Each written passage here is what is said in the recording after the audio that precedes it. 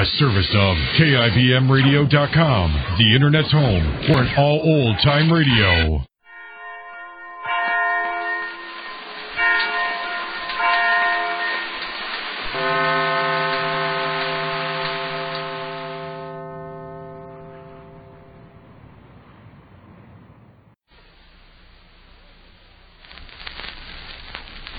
The Adventures of Ozzie and Harriet, starring young America's favorite couple, Ozzie Nelson and Harriet Hilliard.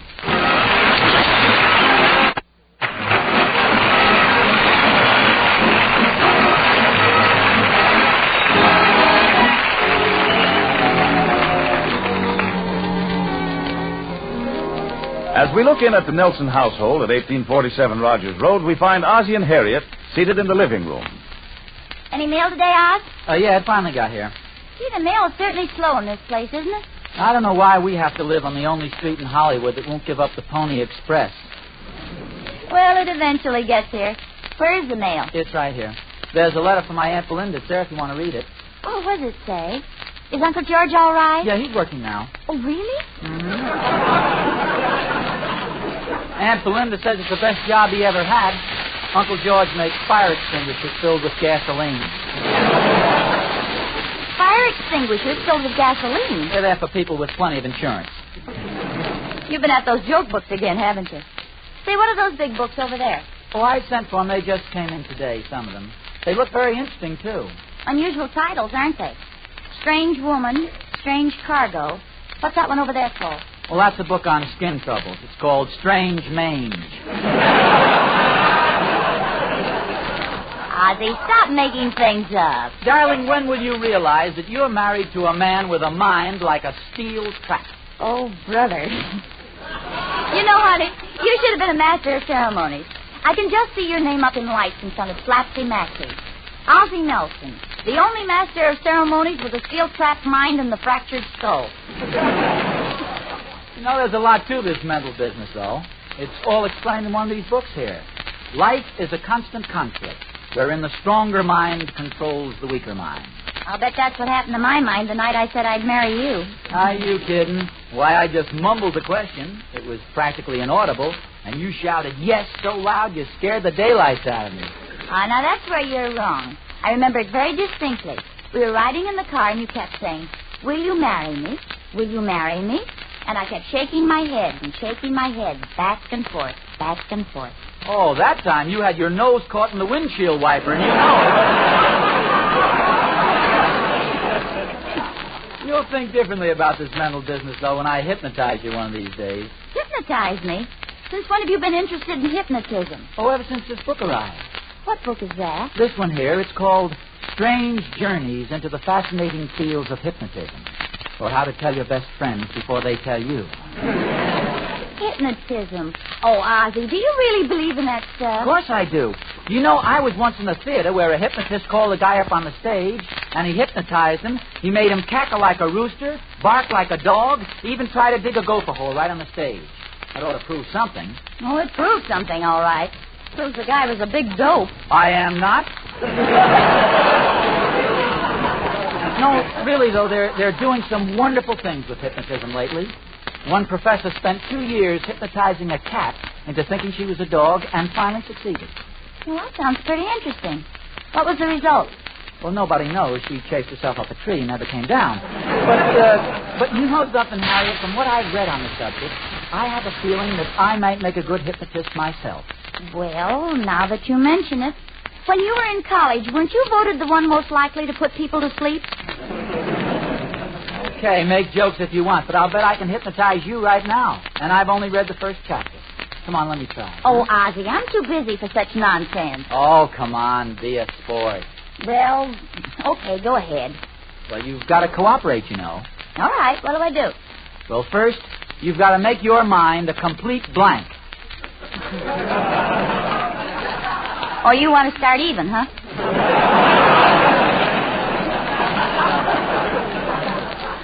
Now, this is the way it's done. Look into my eyes. I am the master. I am your guiding light. Look at me. Look at me. Is that a wart on your nose?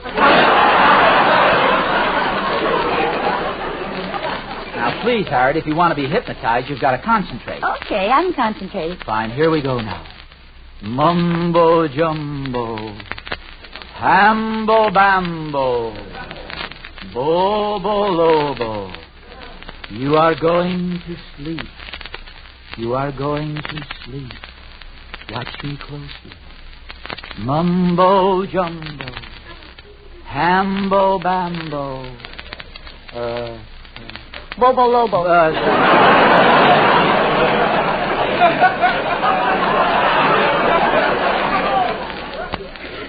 Bobo Lobo, you are going to sleep.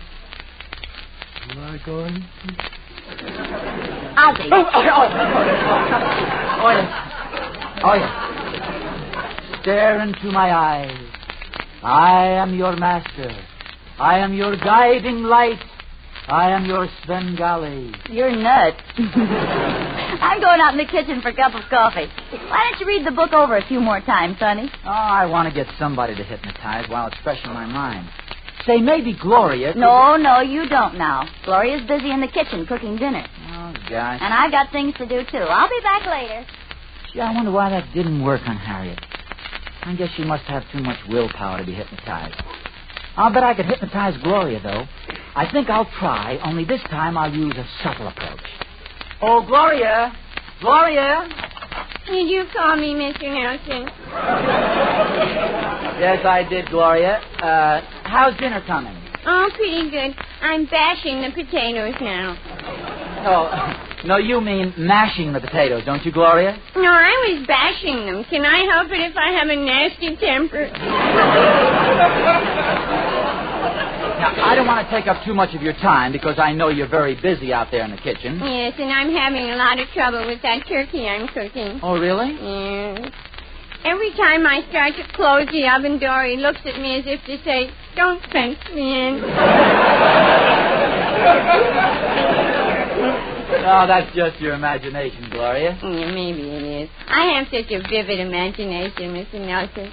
You know, I once thought I resembled Dorothy Lamour. Dorothy Lamour? Isn't it silly? And all along, I'm the spitting image of Lana Turner. You know, Gloria, I saw a little glint in your eye this afternoon, and I was thinking maybe you're preparing some special surprise for me. Well, I was going to mix you one of my cocktails. I call it the Gloria Special. Oh, really? How do you make it? Well, first you take a very large glass. Yeah? Then you pour in 2 quarts of gin. Yeah? That's all.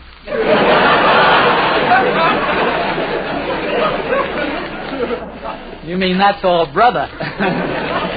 Gloria, I'll tell you what I really wanted to talk to you about. What do you know about hypnotism and clairvoyance? Not very much, Mr. Nelson. I always listen to Abbott and Costello. No, Gloria, hypnotism is the power to make people realize their secret ambitions. For instance, how would you like to become Betty Grable? Betty Grable? That's right. In 5 minutes, I could convince you that you are Betty Grable. You might convince me, Mr. Nelson, but my legs would never believe it. If you only had a secret ambition, Gloria, I could hypnotize you right into it. Oh, but I have. I always wanted to be a great dramatic actress like Ethel Barrymore. Well, wonderful. Why didn't you say so? I'll tell you what you do. Now, you just relax and you look at me. Look me right in the eye. Mumbo jumbo, hambo bambo, bobo lobo. Repeat after me. I am a great dramatic actress. You are a great dramatic actress. So you do like Abbott and Costello, don't you? Oh, yes. Now, look me in the eye. Repeat these exact words. I am making a great Shakespearean picture. Look me in the eye and repeat these exact words. I am making a great Shakespearean picture. The lights are on. The cameras are turning. The lights are on. The cameras are turning. Over in one corner. Quiet on the set.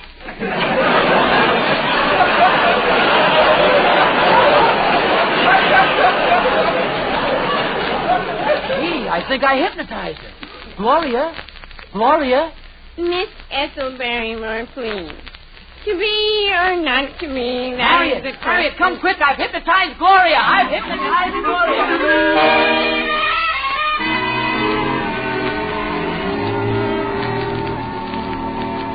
Ozzie, after all, fun is fun, but it's been 3 hours since you hypnotized Gloria, and she still thinks she's Ethel Barrymore. Romeo, wherefore art thou, Romeo? Oh, dear. Can't you possibly snap her out of us? Well, it says in the book to snap my fingers like this.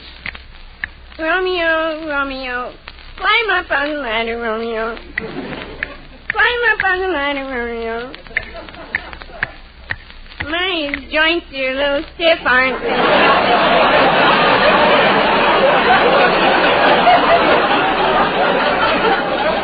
To be or not to be. Oh, Ozzie, this is beginning to be serious. Let's get a professional hypnotist over here right away. Yeah, I'm afraid you're right. But what are we going to do with Gloria in the meantime? She's just standing there, stiff as a poker. Yeah, she really is stiff as a poker, isn't she? Ozzie, what are you doing? I'm moving her over here. I think she'll look better next to the fireplace. Oh, Ozzie, stop clowning and let's get going.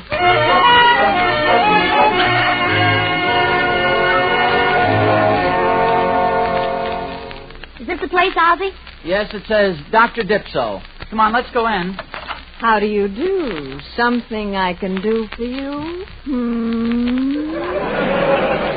Well, Or would you rather come back sometime when your wife's not with you?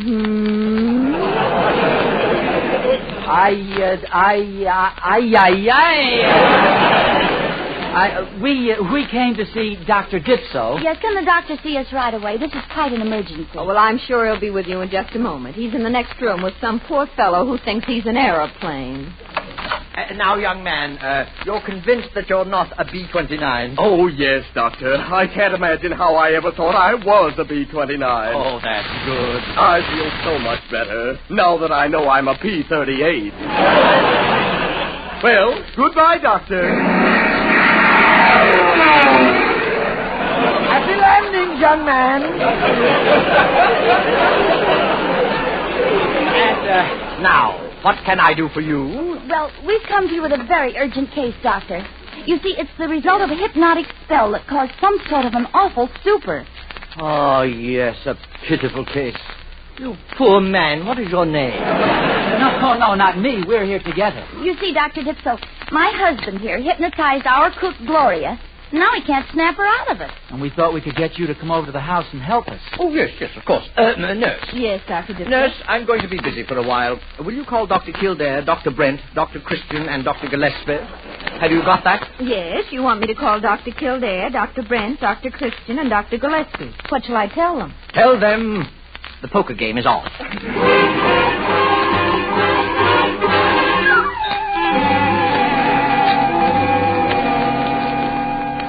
Doctor, this is Gloria, the young lady who's in the trance. How can you tell? Friends, Romans, countrymen, lend me your ears. See what I mean, Doc? You know, this case looks like a distinct schizophrenic tendency with delusions of grandeur and manic depressive syndromes.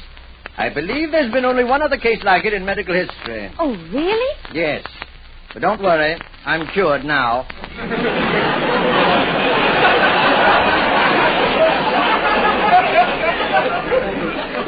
You see, Doc, she thinks she's Ethel Barrymore. Well, let's see what we can do.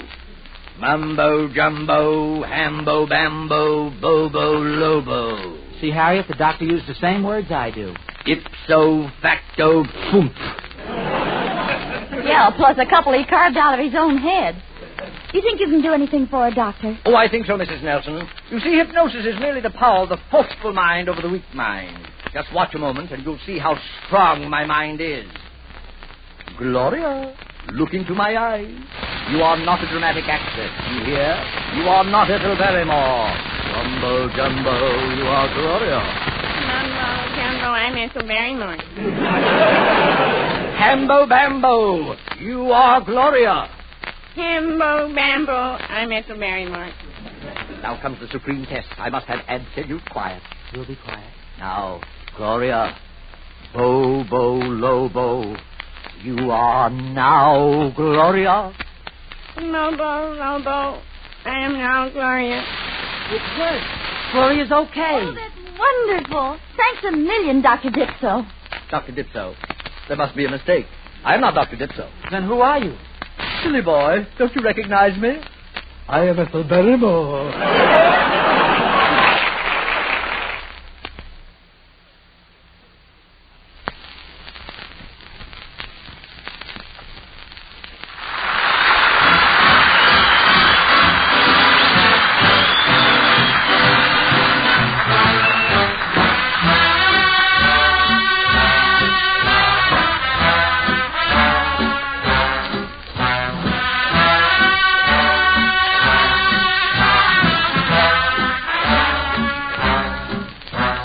I got a gal who's always late anytime we have a date, but I love her. Yes, I love her. I'm gonna walk up to her gate and see if I can get it straight, 'cause I want her. I'm gonna ask her, or is you ain't my baby? The way you're acting lately makes me doubt. You is still my baby, baby. Seems my flame in your heart done gone out. A woman is a creature that has always been strange, but when you're sure of one you find, she's gone and made a change. Is you is or is you ain't my baby? Maybe baby's found somebody new. Is my baby still my baby true?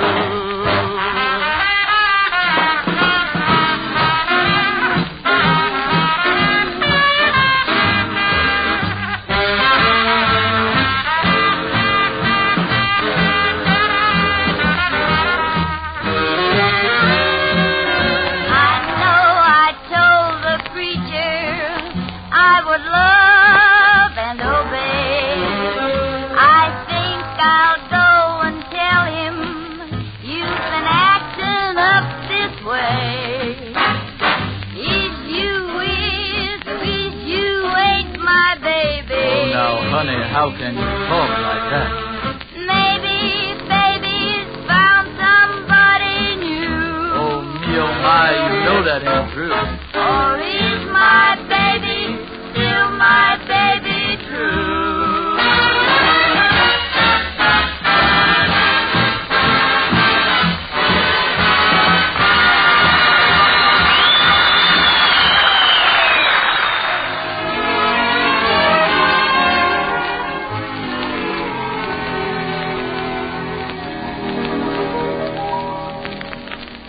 Getting back to Ozzie and Harriet, it seems that Ozzie got more than he bargained for when he started fooling around with hypnotism. Harriet, who knows her husband only too well, is a little worried that he may do some more experimenting in this unusual field. So let's see what happens next. Ozzie Nelson, look. I want you to promise me one thing, that you'll never hypnotize anyone again. You promise? Yes, with two exceptions. You mean you have two people you want to get under your spell? Yeah, Lana Turner and the head of the gasoline board. Oh, that's silly. Really, though, you know, you can get yourself into a lot of trouble by being so positive about these things. Now, you know as well as I do that you wouldn't want me to have a negative outlook on life. Well, it might be a lot safer. Darling, let me pass on to you a little solid philosophy that I recently heard. Such as, for instance? You gotta accentuate the positive, eliminate the negative. Latch on to the affirmative. Don't mess with Mr. In-Between. You gotta spread joy up to the maximum. Bring gloom down to the minimum. Have faith for pandemonium's liable to walk upon the scene. To illustrate my last remark, Jonah in the whale, Noah in the ark. What did they do just when everything looked so dark? Man, they said we gotta accentuate the positive, eliminate the negative. Latch on to the affirmative. Don't mess with Mr. In-Between. Don't mess with Mr. In-Between.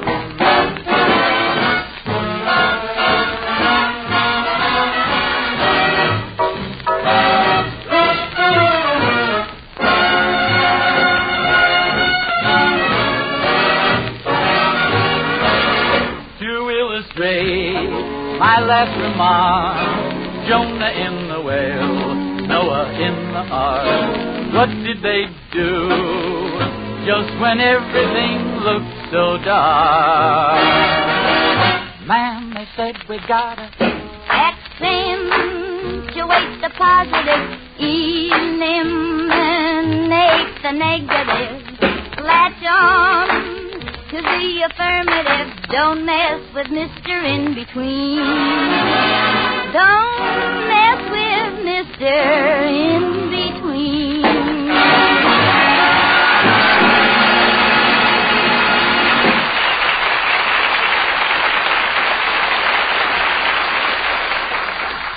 Oh, I'll get it.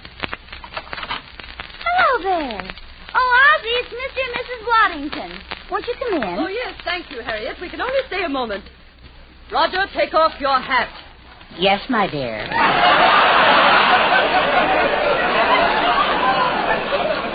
I just love your new furs, Mrs. Waddington. Oh, thank you. They're an anniversary present. Oh, they're very pretty. What kind of fur are they? Weasel, I think. Roger, didn't these furs come from a weasel? Yes, my dear. I gave them to you yesterday. As a matter of fact, we're on our way to the dress shop now. Roger wants me to buy a few new dresses, some new shoes, and a new coat. Don't you, Roger? Yes, my dear. Aren't you going to buy anything, Roger? Well, there is something I wanted to buy, but she won't let me. Oh, why not? Is it too expensive? Well, I don't know. How much does a bubble dancer cost? Hello, folks. How are you? Oh, hello. Ozzie's had a pretty hectic day today. He's been fooling around with hypnotism. Hypnotism? Pure nonsense. Well, that's what I thought, too, until he hypnotized Gloria. Sure, it's really much easier than you think. All it takes is a little practice and a strong mind. Well, I ought to make a good hypnotist because I have a very strong mind. You do? Yes. Of course, it's in escrow now.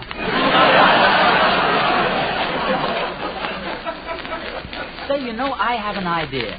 Why don't I hypnotize you, Roger? Oh, stuff and nonsense. Oh, now, Ozzie, haven't we had enough for one day? Roger, what would you like to be more than anything else in the world? Single. You know, really, Roger, I have a wonderful idea. I don't think I'm going to like this. Me either. Roger, look me in the eye. Mumbo jumbo. Hambo bambo. Bobo lobo. You are no longer a mouse. You are a lion. A ferocious lion. Roger, there's a strange look in your eye. What's the matter, Roger? Shut up, you old goat.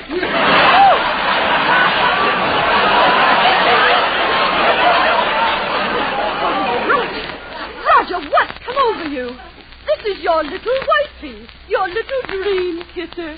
Dream kisser? That's what you've always called me. And you know why? I never dreamed anybody could have such a kisser.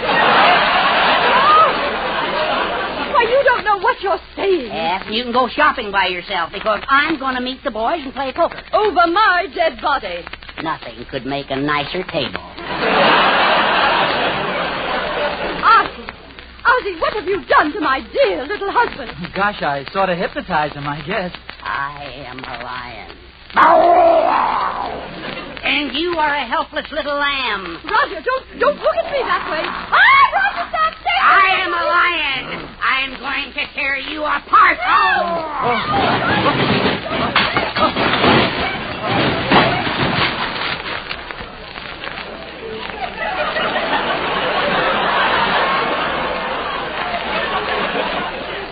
up off that floor and come home with me this instant.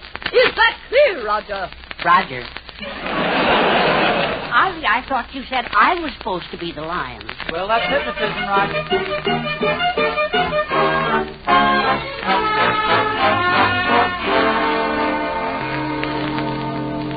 Well, this has really been a mad day, hasn't it? It certainly has. And I hope this has taught you a lesson not to fool around with hypnotism and things you don't know anything about. Well, you're a fine one to make speeches about hypnotism. You of all people. What do you mean, me of all people? I never hypnotized anybody. Oh, no, you can tell that to others, but you can't tell that to me, because I was there when you hypnotized them. Yes, sir. The first time you looked at me, dear, I was lost in a dream. When you smiled, I just melted away. And I hope I remain under your spell for the rest of my life.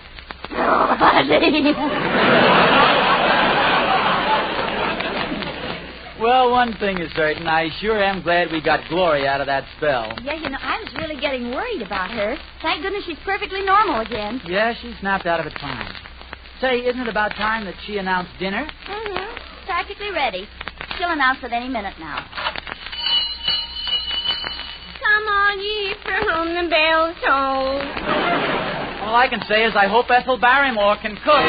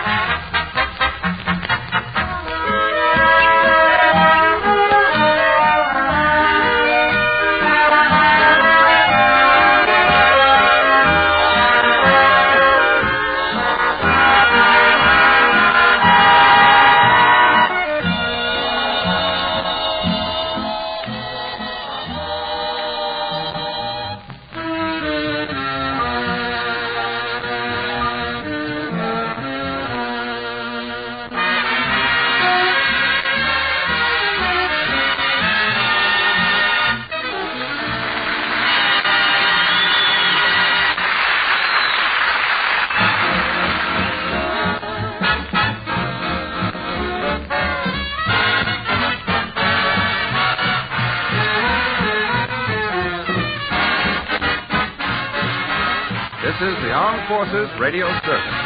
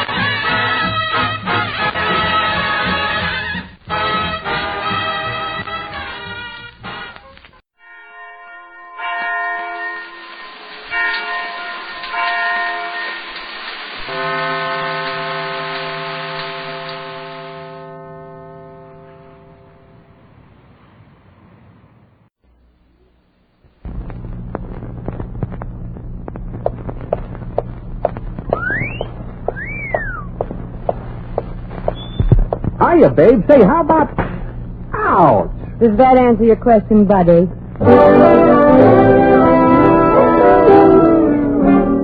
The Adventures of Maisie, starring Ann Southern.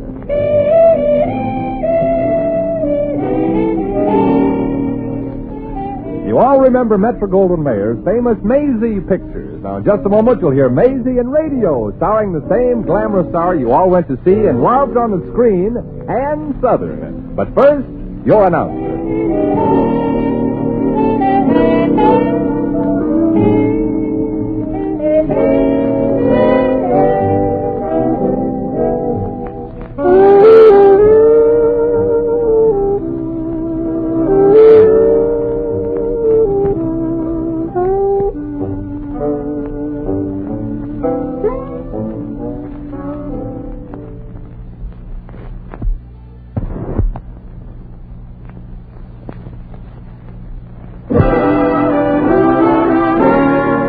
And now here's Ann Southern as Maisie.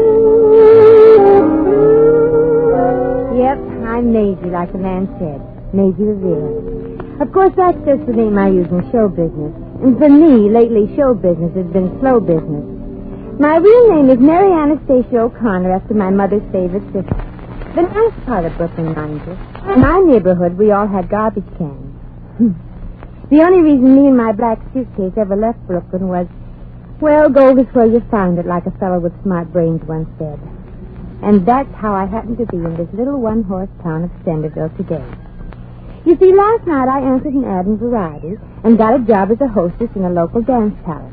The only reason I took the job was because of sentimental reasons. I love to eat. I had danced with at that upholstered foxhole, but the very next morning, me and my suitcase were walking down Main Street headed for the bus station. It was a long walk. My suitcase was heavy to lug and my feet hurt.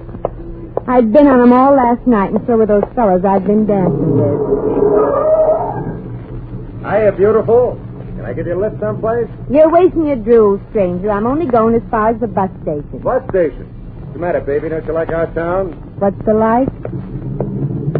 Sure you won't change your mind about a lift, gorgeous, huh? Yeah, mister, I'm sure. And if you don't stop driving alongside me, I'll forget I'm a lady and slap you right in the foot. Long walk to the bus station, baby. Well, don't you worry any of your two heads about it, monster. I'll make it all right. I've got good legs.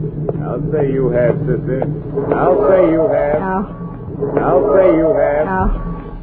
I kind of thought that'd get you.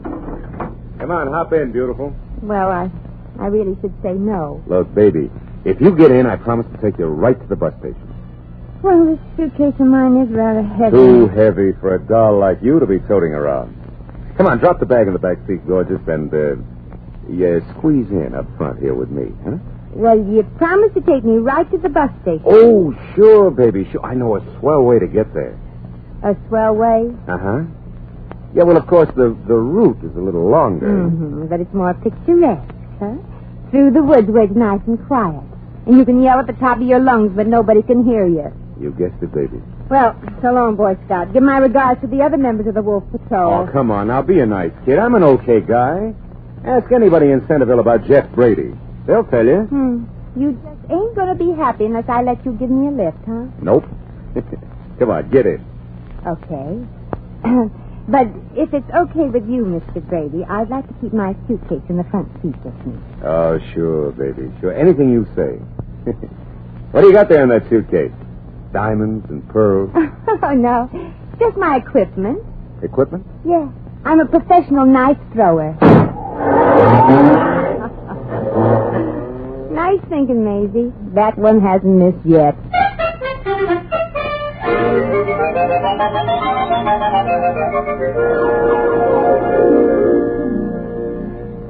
Here's your ticket, Effie. Oh. Don't lose it now. Your bus leaves at 11:03. Gosh.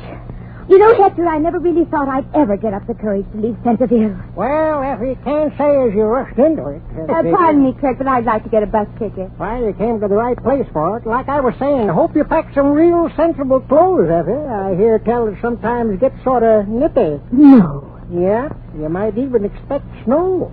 Sonny, if you're through with the frost warnings, I'd like to buy a ticket. Oh, I'm terribly sorry to be detaining you, miss. Hector, go ahead and wait on the young lady.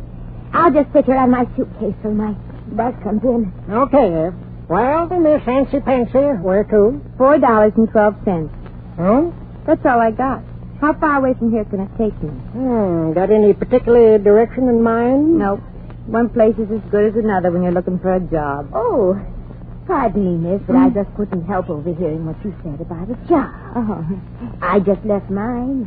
I'm sure it isn't filled yet. Oh, well, say that. Whatever it is, I'm sure I can handle it. Well, the work I get from Mr. Burton, he's my boss. I mean, my ex-boss. The work isn't very exciting. Oh, well, don't let these spit curls fool you, honey. All I want is a job that won't break me of a habit I've had for years. Eating. Gee, if you could help me, I'd be terribly grateful, Miss Effie Baxter. Oh. And this here is Hector Slurpvogel. Slurpvogel? Folks around here always call me just Hector. You're lucky. I'm Maisie Revere, after my mother's favorite sister. Oh, I'm very glad to meet you, Maisie. Ditto. Well, likewise, I'm sure. Now, Effie, exactly what kind of work is it? Well, there really isn't too much to it. I opened the office in the morning and closed up tonight. Oh, well, I won't have any trouble there. I'm very handy with the key, you know. Effie also swept up and brought J.B. his lunch and dinner. Lunch and dinner? We worked late few nights. Oh. Only Monday night, Tuesday, Wednesday, Thursday, and Saturday. Oh. Sort of a part-time job, huh? Well, after all, Mr. Burton deserves something for his money. That's right. He paid her $15 a week. Oh. Well, for that kind of loot, a girl can't expect to just sit around and alone. Well, I'm in no condition to bicker, Effie. How do I find this Mr. Burton slave labor camp? Oh, before I take you over and recommend you, Maisie, I think you should know that there's a little more to the job. You see, Mr. Burton really hired me as an income tax expert. Hector. Yep. $4.12 worth of tickets, please.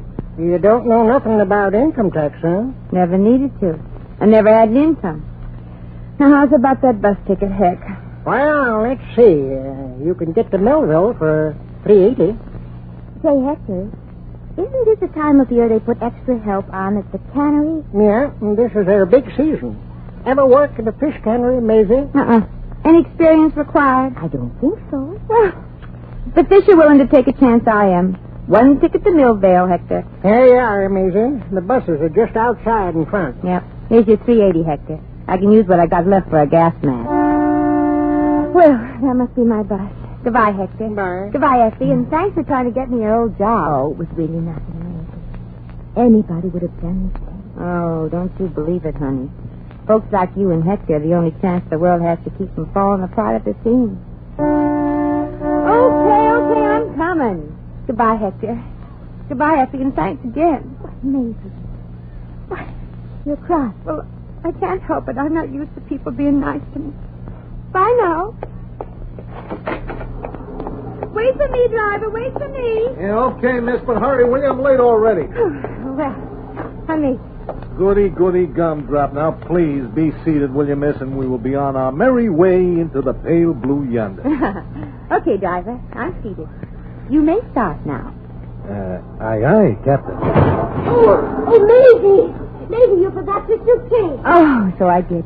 Driver, you'll have to let me off for a moment. Well, all right, okay, but don't take any longer, Princess. I'm 2.5 minutes behind schedule already. Oh, but I'll be right back. Yeah, please hurry. Life is so empty without you beside me.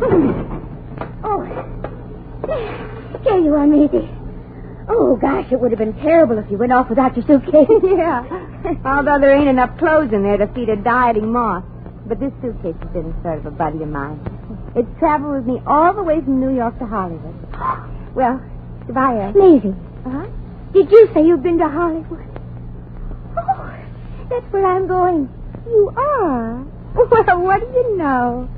Going to Hollywood, huh? Hey, miss, for goodness sakes, you know the bus, the drive, peep, peep, remember? Oh, all right. You don't have to be such a screaming one. Well, bye again, Effie. I hope you have a nice visit in Hollywood. Oh, I'm going to live there, Maisie. And work in the movie studios. I'm going to write songs for all the big singing stars. You a songwriter? Well, I never would have guessed it. But you never can tell, I always say. Of course, I only write the words. But the words are the most important part of the song. I always say... You know what I always say? I always say, them that don't want to ride in my shiny new bus, they don't have to, so there. I think the driver's getting a little impatient, Effie. Here, I'd like to have you have this. What is it, Effie? A copy of one of my song lyrics. I want you to have it as a souvenir. Oh, if you like.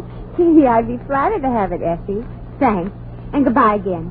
Someday I'll tell my grandchildren that once I met Effie Bascom, the famous songwriter. Oh, well, goodbye, Maisie, and have a nice trip. Yeah.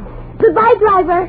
Now, you drive carefully. Oh, yes, I will, lady. And just to make absolutely certain that your friend gets there safely, I will only drive in the safety zone.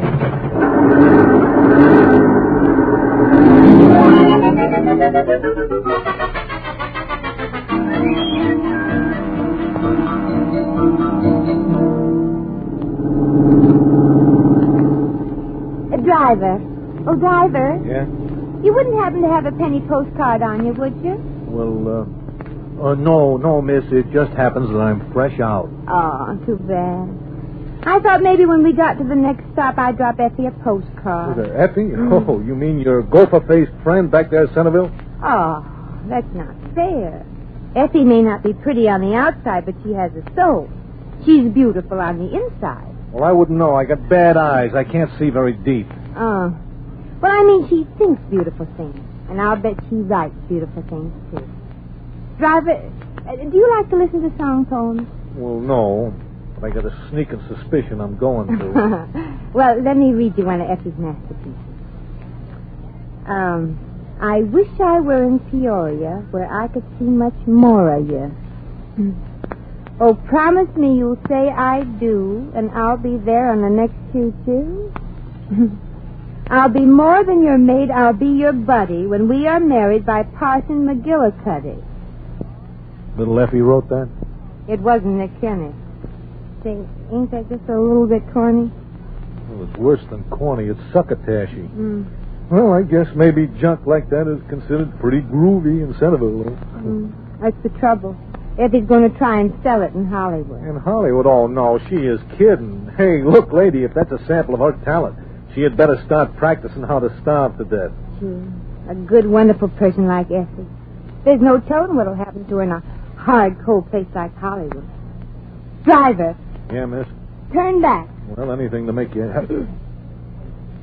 Turn back? Yes, and if you drive real fast, we can get back to Centerville in time for me to try to talk her out of going to Hollywood. But, no, miss, I would like to help. I've got a bus full of passengers. Oh, look, I ain't been late once in 12 years. Driver, would you go out of your way to avoid killing a chipmunk? Yeah, sure I would. Well, ain't people as important as chipmunks? Look, miss, I don't even know this Effie I know. Yeah, I know. After all, what's a total stranger like Effie Bascom to us? We'll probably never see her again anyway. No, it's not that, miss. Sure. Let her go to Hollywood with her corny songs. What's it to us if she wanders around, homeless, broke, without friends? It ain't no skin off our backs if someday we pick up a newspaper and read where another would-be songwriter threw herself in the river.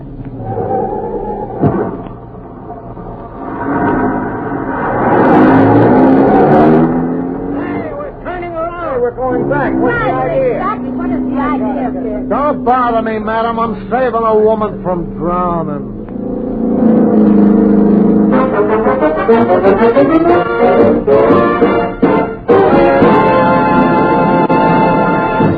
The Adventures of Maisie, starring Ann Southern, will continue in just a moment.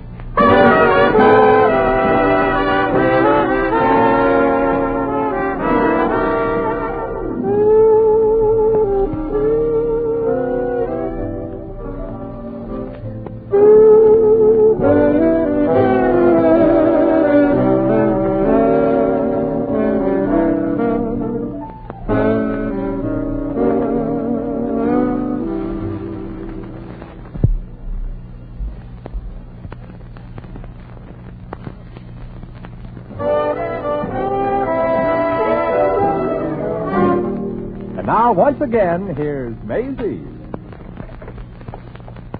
Hector. Oh, it's you, Maisie. What in tarnation are you doing here? Well, I'm not trying to explain. Has Effie left yet? No.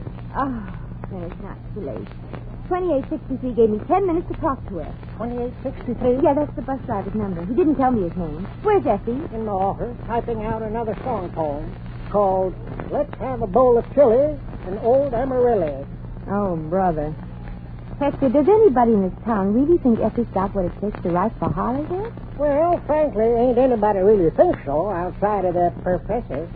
The professor? A young music-writing feller settled here from New York a couple of years ago.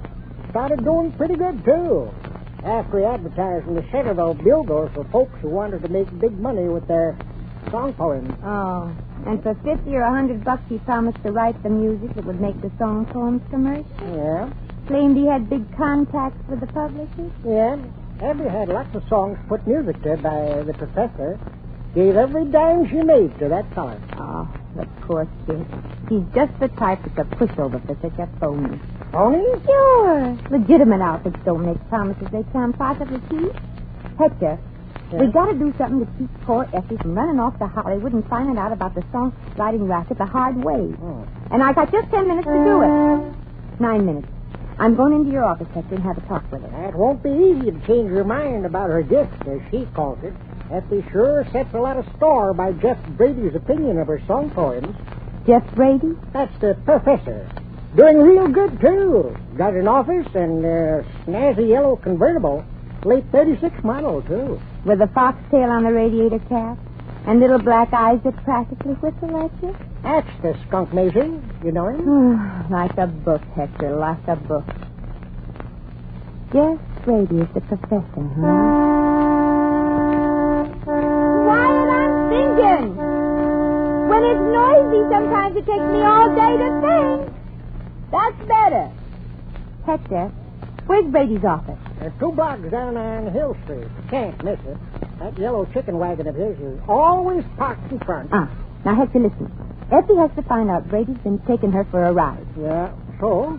So, I'm going for a ride. You? What about Effie? She's going for one, too, in the rumble seat. The rumble seat? Of Brady's car. With the lid down so she can hear, but not be seen. You feeling all right, Maisie? Well, don't try to understand what I'm doing, Hector. I'm not sure I know myself.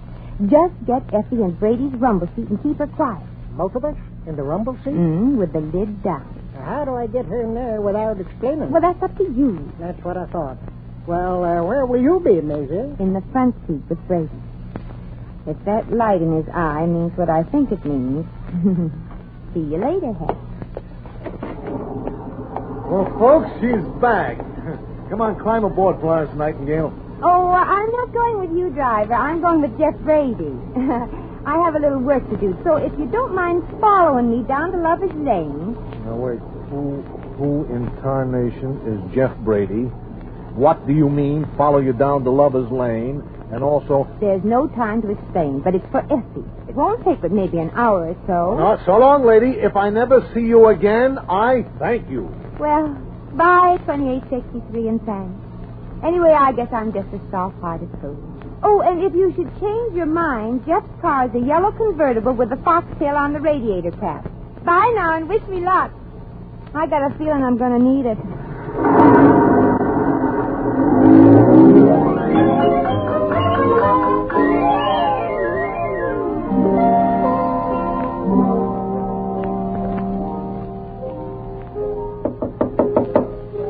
Come in. Hello, tall, dark, and talented. Yeah, you.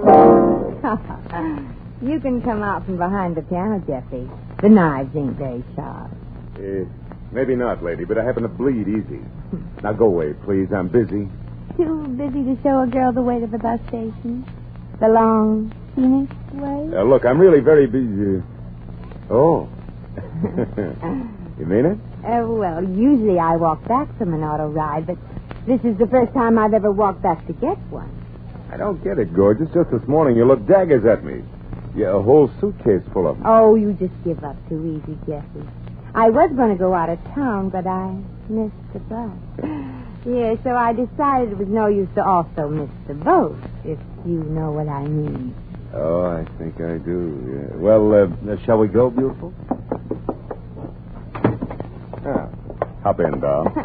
Thanks. Jeffy, when we get out to this romantic spot, I'm expecting you to act like a gentleman. You do. Yes. Aren't I being silly? Oh, but, well, here, I'll put your suitcase in the rumble seat, Oh, huh? no, don't put it in there. Effie is... Effie? Every time I leave my suitcase in a rumble seat, I forget it. Just leave it in front with me by the door. That's better. Yeah, where it won't get in the way, huh? Yeah. Well, here we go. You comfy, baby? Mm-hmm. Uh-huh. I'm not crowding you too much, am I? Oh, not nearly enough, sugar. Not nearly enough. What was that? What was what?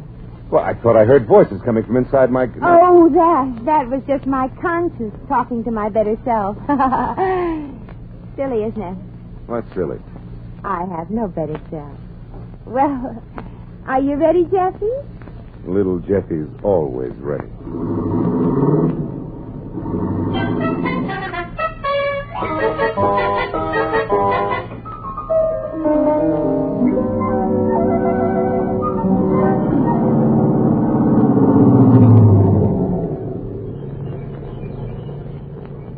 Well, baby, this is it. Sort of like a dream world, isn't it? Uh-huh. It's positively yummy. Yeah. And here we are. Yep, just the four of us. Four of us. You and me, two, and us makes four. You know, baby, you're corny, but you're cute. Mr. Brady. Oh, come on. Let's just be nice. Give us a kiss, huh? A kiss? Why, Jeffy, I don't even know who you are. Of course, I know what you are. But what do you do? Oh, now what difference does that make, baby? Oh, come on. Now, be nice. It said on the door that you're a songwriter. Now, there couldn't be any real money in that racket in this town. Oh, there is, baby. When you got dopes like Effie Bascom on your sucker list, you... I'm sure I just heard something in the rumble seat. I'm going to go out... And leave baby without her great big lover boy. Oh. Yeah. Now you're really warming up. Come on, slip us those lips. Jeffy, darling. Before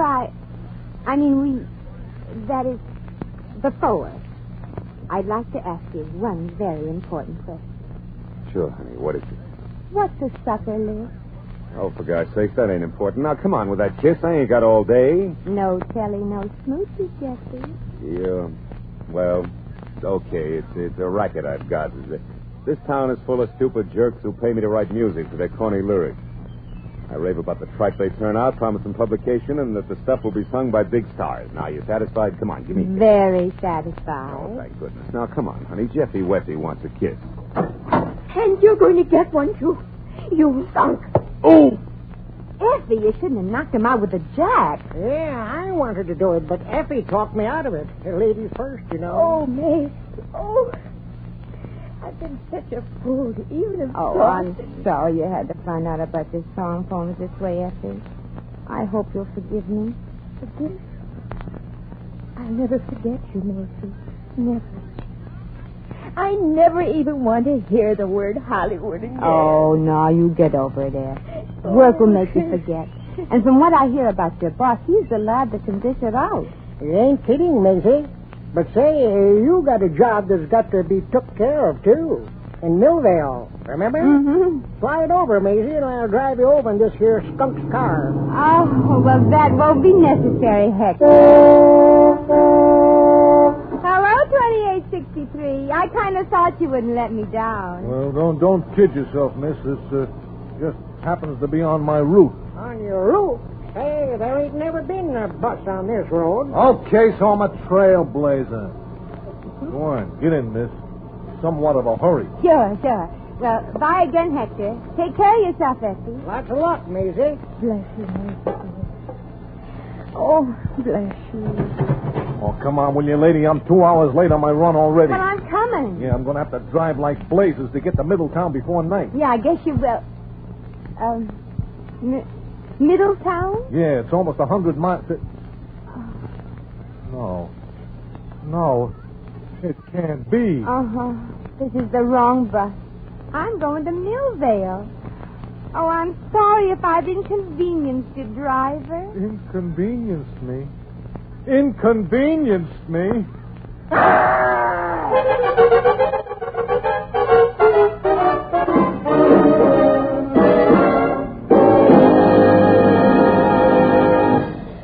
In just a moment, we will return to the Adventures of Maisie.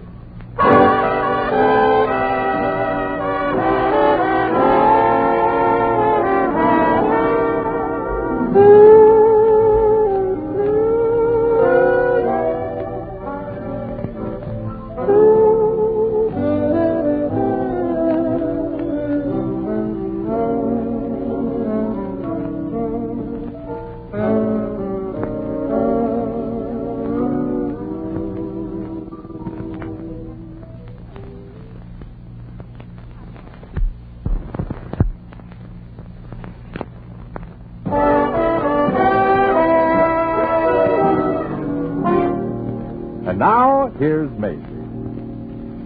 Well, so now I'm on my way to Millville. Maybe I'll get that job canning fish, maybe I won't. Maybe I'll like it, maybe I won't. It probably ain't easy sticking fish in a can with one hand and holding your nose with the other. But maybe I'll run into nice people like Effie Hector and that bus driver in Millville. It may be a small town, but it ain't the number of square miles in a place that makes it a nice town. It's the number of square people. Well, come on, little black suitcase. Just can't wait till tomorrow for that next bus. Gosh, I wish my feet were hydromatic so I wouldn't have to shift them.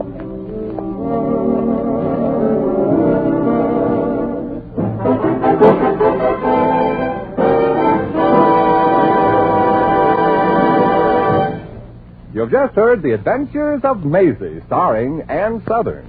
Maisie is presented by arrangement with Metro-Goldwyn-Mayer, producers of East Side, West Side, starring Barbara Stanwyck, James Mason, Van Heflin, and Ava Gardner.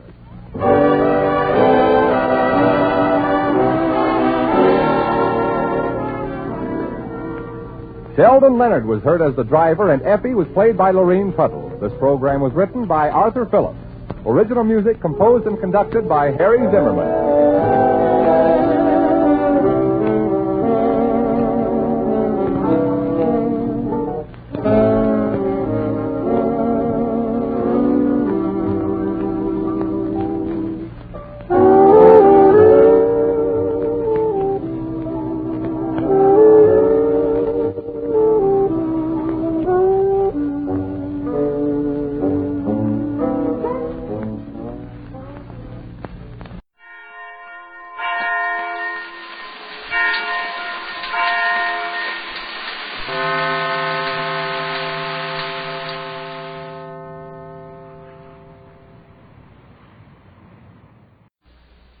Mother, is Maxwell House really the only coffee in the world? Well, your father says so, and your father knows best.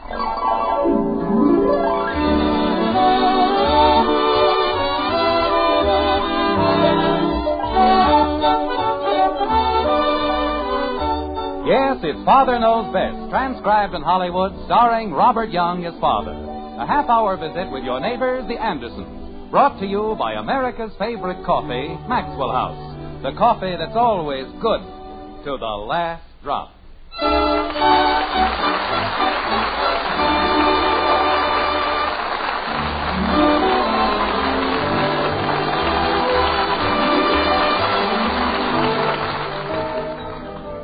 A decade or so before the turn of the 20th century, the city editor of the New York Sun came up with a remarkably simple definition of news.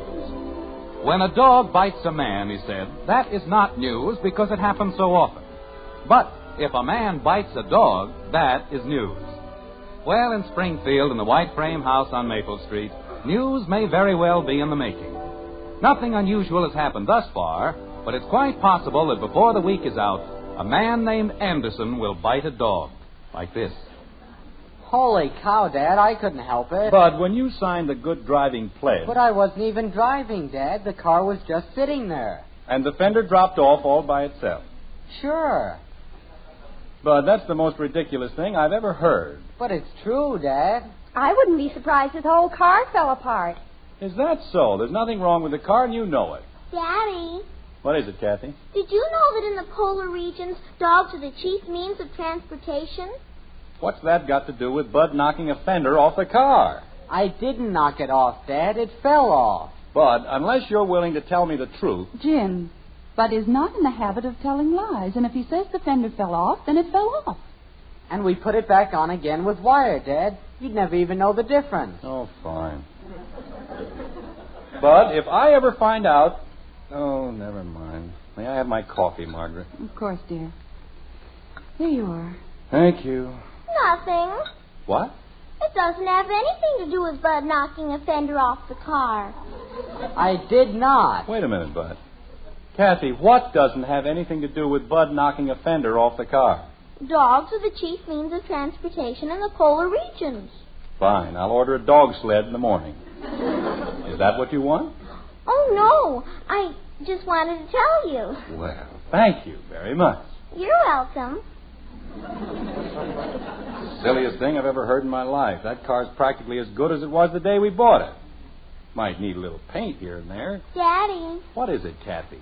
Did you know that the dog has been chosen as the companion of man because of his fidelity and intelligence? Well, I'd heard rumors, but it's nice to have it on such complete authority. You're welcome. Dad. Yes, Bud. Does that mean that I can't have the car on Thursday anymore?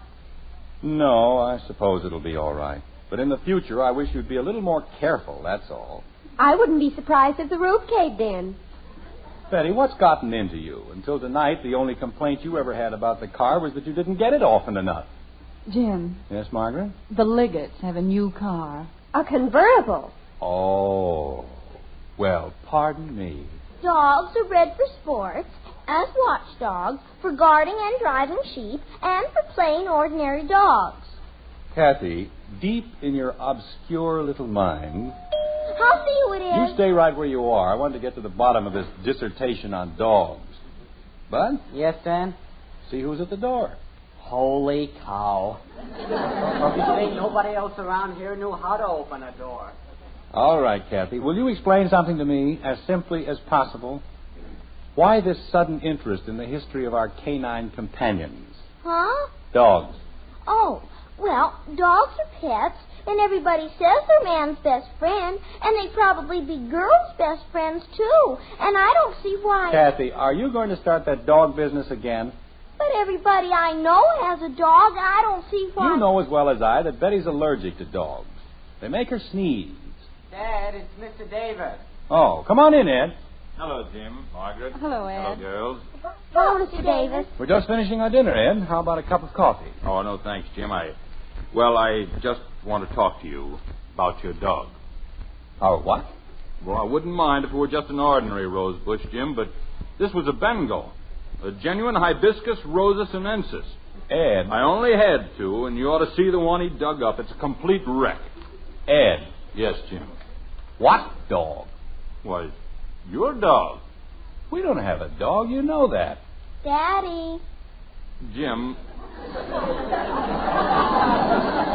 I dislike this whole thing as much as you do, but that bush cost me $13. Ed, we don't have a dog. Daddy. And I wouldn't even know where to get another one. They only had two in town. I bought both of them. Ed. Yes, Jim.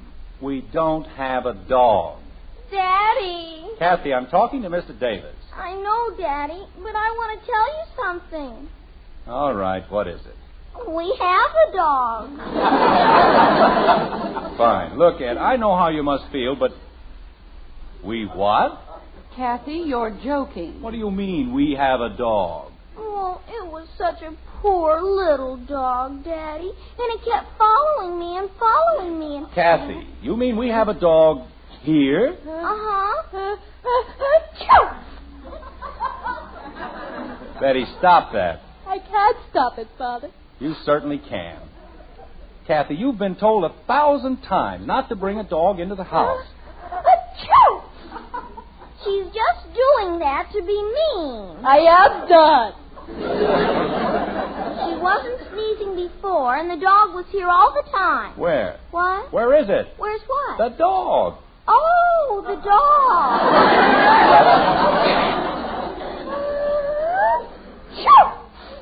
Kathy, where did you put the dog? In the playroom. Well, we'll just see about that. Of course, it isn't the most valuable rose bush in the world, Jim, but If you knew the trouble I'd gone through... Jim, where are you going? Down to the playroom. Oh, Daddy, please don't be mean to the little dog. He wouldn't hurt a fly. Where do you think you're going, Bud? Oh, can I come with you? Gosh, I just want to look at it. I didn't mean to start all this trouble, Jim, but after all, he did dig up the rose bush. I know, Ed. I'll be very glad to pay for it as soon as we... Oh. My aching back. Look at the size of that thing.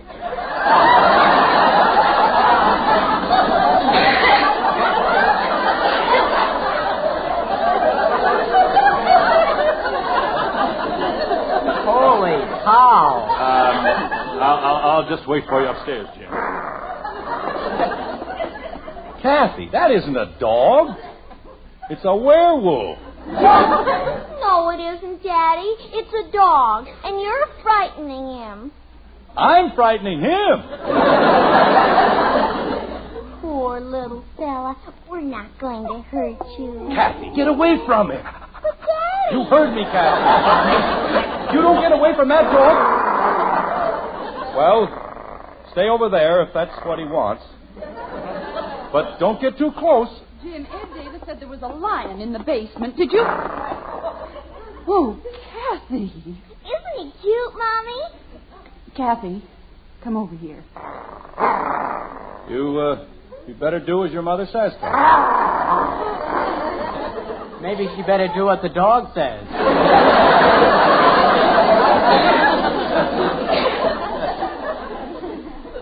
Oh, Jim, what are we going to do? We're going to find out where he belongs and get rid of him. That's what we're going to do. Oh, Daddy, you can't. He's such a beautiful dog, and he's so easy to feed. All he eats is cookies. Bud. See what the tag says on his collar. On his collar? Oh, he won't hurt you, Bud. Will you, George? Well, go ahead, Bud. There's nothing to be afraid of. That's a nice fella. Nice, George. His name isn't exactly George, Bud. I just call him that. Oh, you're a great help. Nice boy. That's a nice boy. Atta boy. What does it say, Bud? Gargantua the Third. Oh, that's how you say it. Property of Michael Reed, Orchard Avenue. Orchard Avenue? Well, that's a mile away. How did he get clear over here? I think he walked. Well, he can walk right back. Bud, call Mr. Reed and tell him we have his dog. Oh, Daddy, no. Oh, Daddy, yes. Kathleen, it isn't our dog, and we've got to send him back home. But, Mommy, I love him so.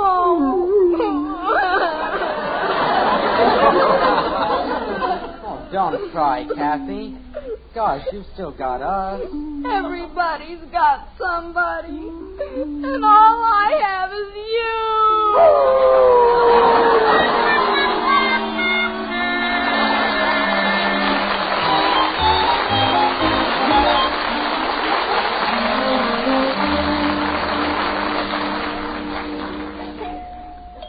You want me to answer it, Dad? No, never mind. I'm right here. Mr. Anderson? Yes? I'm Mr. Reed's chauffeur. Oh, yes. Come on right in. Oh, thank you. Very nice of you to go to all this trouble. Oh, it's no trouble at all. Mr. Reed was quite concerned about Gargantua. Quite concerned. Well, we weren't too happy about him ourselves.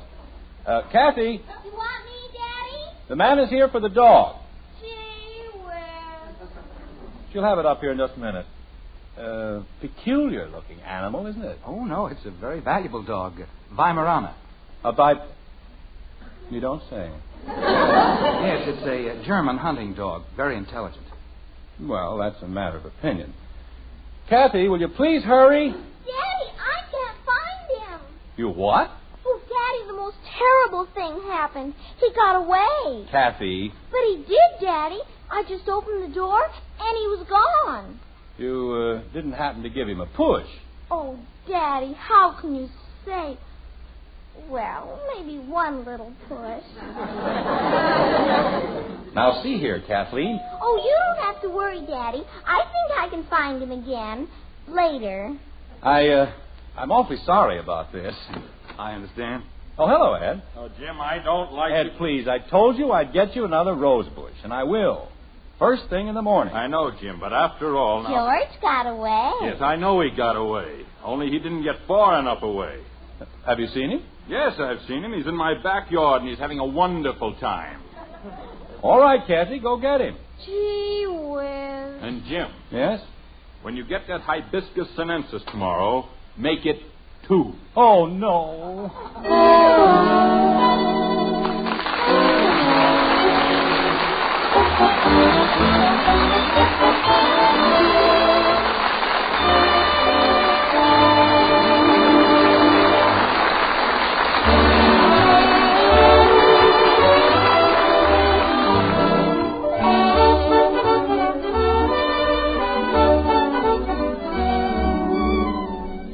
All across the country, there's good news about coffee these days.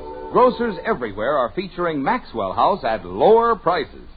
That's right. These days, the coffee with that wonderful good to the last drop flavor comes to you at the lowest prices in months. A mighty welcome occasion for everybody. You, your grocer, yes, and for Maxwell House, too. With Maxwell House coffee, we've always aimed at one thing, to bring you the best in coffee at the lowest possible price. And that's meant a lot. Meant you could always count on more flavor for your money in every cup of Maxwell House, more wonderfully good cups of coffee in every pound.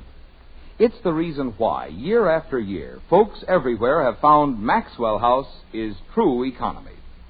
And nowadays, Maxwell House is more than ever today's coffee buy. The world's most famous coffee flavor is yours to enjoy every cup you pour. And the price is the lowest in months. So tomorrow, get your money's worth and more. Bring home a familiar blue tin of Maxwell House and start enjoying coffee that's always good to the last drop.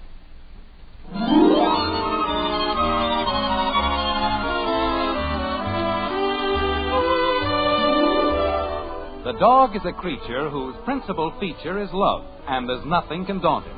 He'll stay by your side as though he were tied, especially if you don't want him. A few days have gone by, and in Springfield we find a most unhappy individual.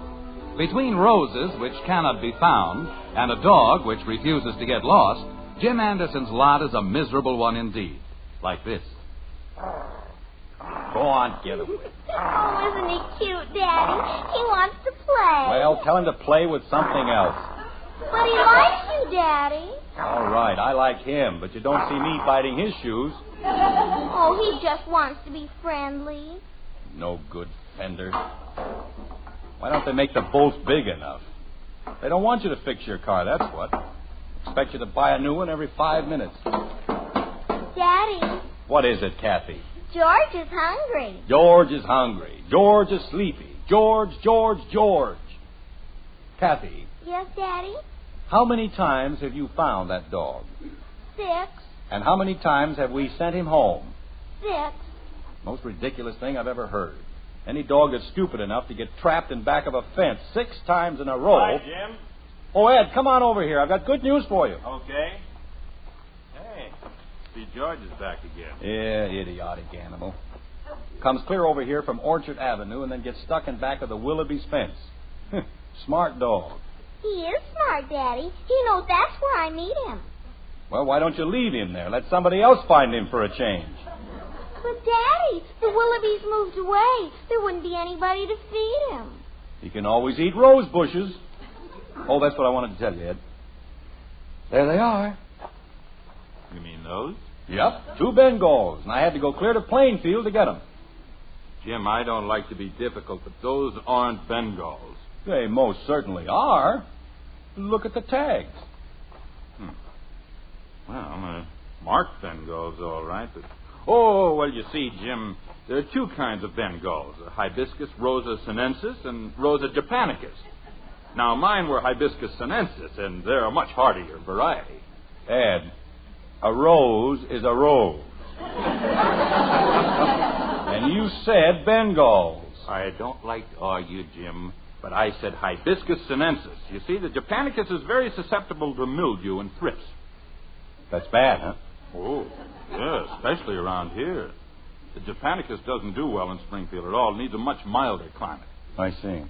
You wouldn't consider moving? Nothing. I'll keep looking, Ed. After all, what's a few more days? I wouldn't be able to do anything but work anyway. Mr. Anderson? Oh, hello there. We're back here near the garage. Mr. Anderson, I don't know what to say. Mr. Reed is most apologetic. Yes, I'm sure he must be. Well, I'll be getting back to my gardening. I've got another bed of geraniums to set up. I'm sorry they weren't the right ones, Ed. Oh, that's all right, Jim. There's no particular hurry, I guess. Mr. Anderson, I want to assure you that we've done everything in our power to keep Gargantua at home. I'm sure you have. I've gone over the fence with a fine-tooth comb. We fixed everything, and still he gets out. Maybe the fence isn't high enough. Well, it's quite high, but we're going to make it higher. And now, if I may have the dog. Yes, Kathy. Now, where the dickens did she go? Kathy! You want me, Daddy? Where's George? George? We call him George. Kathy! I'm coming, Daddy. Maybe if you called him George, he'd stay home. Well, it might be a little confusing, but we'll try. Kathy, why is it... What happened to George? I don't know, Daddy. Isn't he with you? No, he isn't with me. Where'd he go? I don't know. Kathy, why is it that every time Mr. Reed's chauffeur... George. Thank you. Every time George shows up, George... George? Yes, sir. George. Oh. Well, why is it every time George shows up, the dog disappears? I don't know. What do you know? I don't know. I'm sorry, George, but George, Gargantua... George! Jim! Ed, is George over there? He certainly is, and I'm very slowly reaching a point where I don't think it's at all funny. Ed, he didn't tear up another rosebush. No. Well, thank goodness. This time he got the geraniums. George dug up the geranium? No, but I made a bed, and he's lying in it.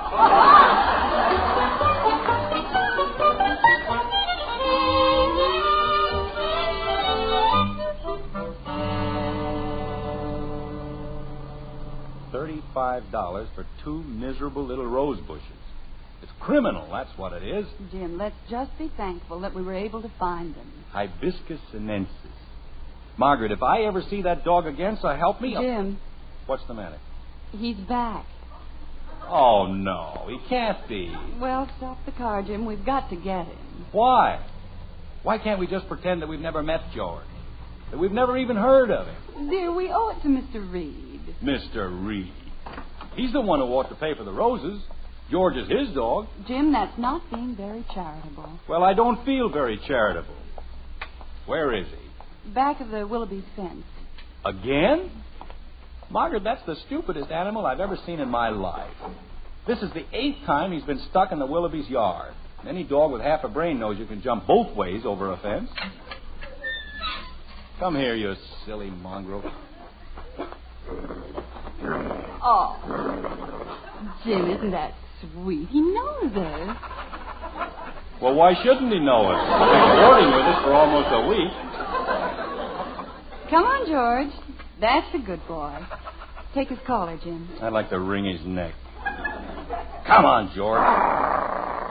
Jim, I don't think you're being very nice to him. Well, I don't think he's being very nice to us. George, will you please make up your mind? You want to come home with us, or are you going to stay here? Daddy! Oh, Daddy, you found him again! Oh, George, I'm so happy to see you. Oh, my wonderful George. Kathy, drag that animal over to our house. Oh, you don't have to drag him, Daddy. Well, get him over there. And this time, hang on to him. Okay, Daddy. Come on, George. I'll race you to the garage. Man's best friend. Intelligent and loyal. A half-witted caterpillar has more intelligence than that George. Jim, how about the car? I'll come back for it later. Right now, I'm going to call that Reed guy and give him a piece of my mind. That's what I'm going to do.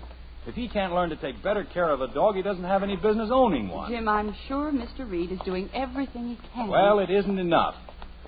Owning a dog is a responsibility to the dog and the neighborhood and everybody else. Let a dog run wild that way, first thing you know, he'll be hit by a car. He's liable to be killed. I thought you didn't like George. I don't. I mean, Well, he's all right, I guess, but they have no business letting him run around the way they do. Jim, please don't be too abrupt. Mr. Reed is just as concerned about George as we are. Well, why shouldn't he be? It's his dog. Hello? Oh, this is Jim Anderson. Yes, he's here again. And look, George, I think it's high time... Well, okay. He's coming right over. Jim, when he gets here, please remember that George isn't responsible for George. After all, he's merely the chauffeur. Which one? George. Oh. He told me this morning that Mr. Reed was going to have the entire fence made higher, and if Mr. Reed thinks that much of George... Hey, just a minute, Margaret. Bud! You want me, Dad? Go outside and hang on to George. Okay. Betty! Yes, Father? Are you in your room? Yes, Father.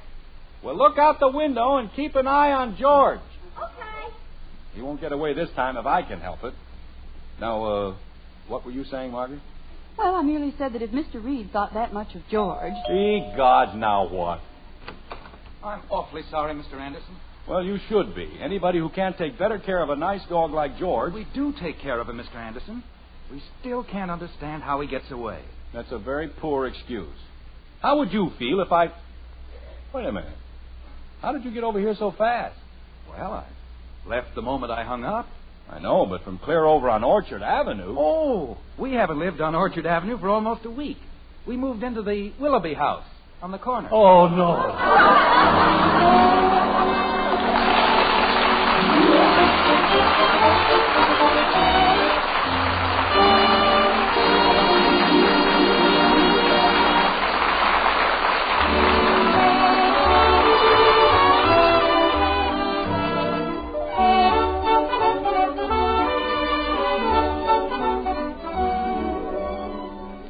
When you go grocery shopping this weekend, be sure to see the welcome news about coffee in your store.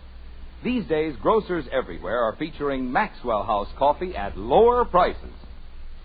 Now, all of you who know and love that wonderful good-to-the-last-drop flavor can enjoy it at the lowest price in months. And for you folks who haven't been getting that famous flavor, now's the time to bring home a familiar blue Maxwell House tin.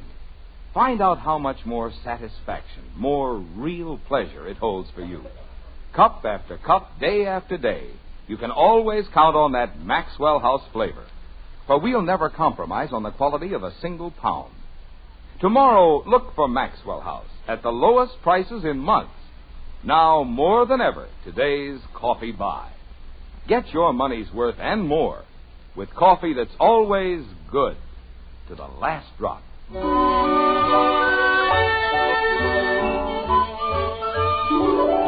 Another day has come and gone, and so has the perennial George. There's peace once more in the Anderson household, but we wonder just how long it will last. It never does it? Like this. Most ridiculous thing that ever happened in my whole life. Stealing a dog out of his own yard. They could have had us arrested. Father. Yes, Betty? Have you noticed how quiet it's gotten around here? I certainly have. Nice and quiet. How was I supposed to know anybody'd moved in? Why didn't they put up curtains or something? That George is a pretty smart dog. And what a character. You know what he did yesterday? Whatever he did, I'm not going to pay for it. Oh, it wasn't anything like that, Dad. Kathy taught him how to play hide and seek. And he was really hiding. Good. I hope it's years before anybody finds him. Why, Jim, you know you miss George as much as any of us. I do? I miss George? Huh. Margaret, this is the first peaceful moment I've had in almost a week. Daddy! Daddy! Kathy, what is it? What's wrong? Oh, Daddy, the most beautiful thing happened. Mr. Reed gave me a reward. Why, how nice, Kathy. Oh, I'm so excited. Well, it was certainly the least he could do. What was the reward, Kathy? I can borrow George anytime I please. No. Isn't it wonderful? Here, George. Oh, my beautiful George. Hiya, boy. Achoo! Hello, George.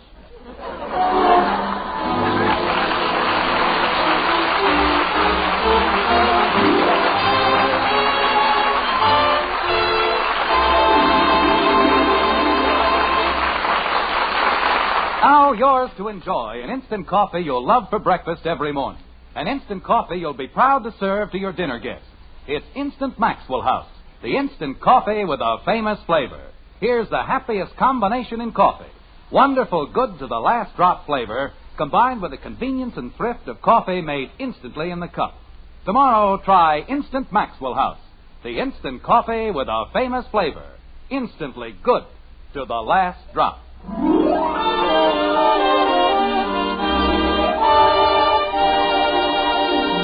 In lands across the seas, many people still lack the simplest necessities of life. Food is inadequate, clothing scarce. Help is needed from each of us who can send it. The time to send that help is now. The way to send it is through CARE, C-A-R-E. For this is National Care Week, and Americans everywhere are joining in sending food and clothing abroad. To send a 24-pound package, mail $10 to CARE, New York. That's $10 to CARE, New York. Enclose your name and address and the address of the recipient. Delivery is guaranteed. Join in National Care Week now.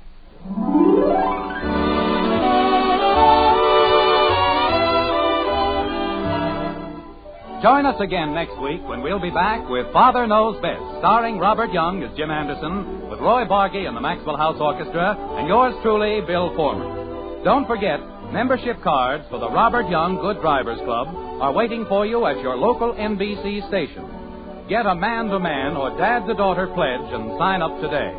Be a good driver. Get your membership card in the Robert Young Good Drivers Club today. Now, until next Thursday, good night and good luck from the makers of Maxwell House, America's favorite brand of coffee. Always good to the last drop. Father Knows Best was transcribed in Hollywood and written by Ed James. Now stay tuned in for Screen Guild Theater, which follows immediately over most of these stations.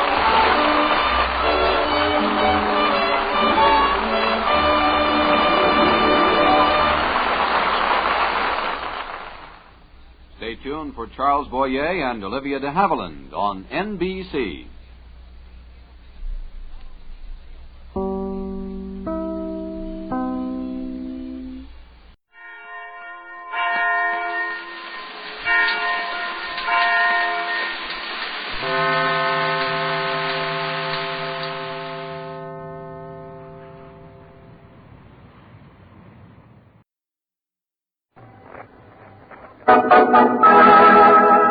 Mary Lee Taylor Program. Brought to you by Pet, America's first evaporated milk.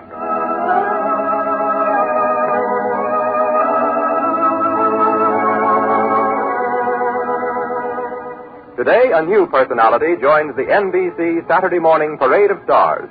Pet Milk's Mary Lee Taylor, with a half hour of entertainment and helpful service dedicated to happier living. Yes, it's Mary Lee on NBC. And here she is, Mary Lee Taylor. Thank you, Del King. And hello, everybody. Joining the NBC radio family is like moving into an exciting new neighborhood. And my kitchen door is wide open, and the welcome mat is out for all of you, my new NBC neighbors. If home and husband and family mean a great deal to you, then I know you'll enjoy this Saturday morning program. The first feature is the story of the week about young Jim and Sally Carter. And the first I heard about today's chapter in Sally's life was when Sally phoned me to say, Mary Lee, I don't know what to do. Jim's taking a job in Capital City, and he's not taking me with him. He didn't tell me. I had to hear it from someone else. Golly, Mary Lee, what happened then?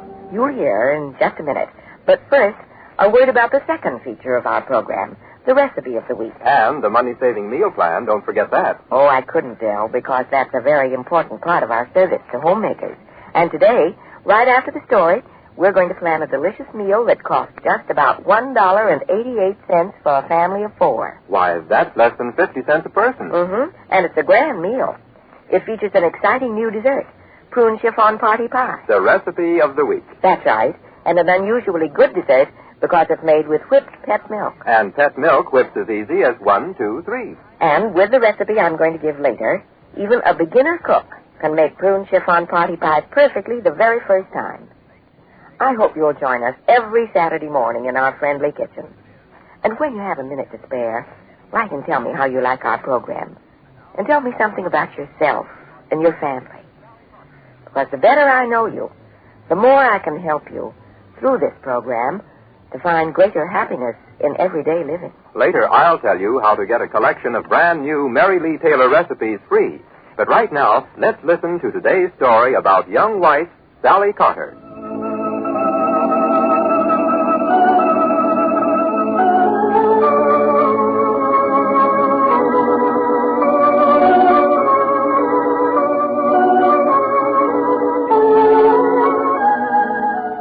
Young Sally and Jim Carter are moving away from Midland, the small city where Sally has always lived. They aren't too happy about the move, but Jim has accepted a job in Capital City, and Sally is determined to make the best of it. However, Sally's parents, Dan and Martha Hayes, don't approve at all, and they are especially convinced that Sally should stay with them in Midland at least until after her baby is born. Right now, Dan and Martha are facing the prospect glumly, talking in circles, as they have every evening for the last week. You don't have to dry the dishes, Dan. Why don't you sit down and read your paper? I don't want to read the paper. I just can't get my mind off Sally's moving. I know. I'd like to keep Sally here as much as you would, Dan. I can't bear it to think of her having her baby off in a strange city with a strange doctor looking after her. But you heard her yourself. She said positively that she's going with Jim when he goes. That's nonsense. Complete and utter nonsense. Maybe so, but I don't see that there's anything we can do about it. And I don't suppose it's our place to interfere anyway. Interfere? Well, what's got into you, Martha? It's a man's duty to look after his own daughter's welfare, isn't it? Well, yes, but Sally's not a child anymore, Dan, and she thinks it's her duty to go with Jim. You know how despondent he is about having to close up his office here and go to work for somebody else. Sally thinks he needs her, and I guess that's that. Yes, I know, but wait a minute. Suppose she thought he didn't need her. Suppose she thought he'd rather go alone. Oh, now you're talking nonsense. You know Jim wants Sally with him. Even if he thought she'd be happier here? Now, if I could just manage to get Jim alone for a little man-to-man talk.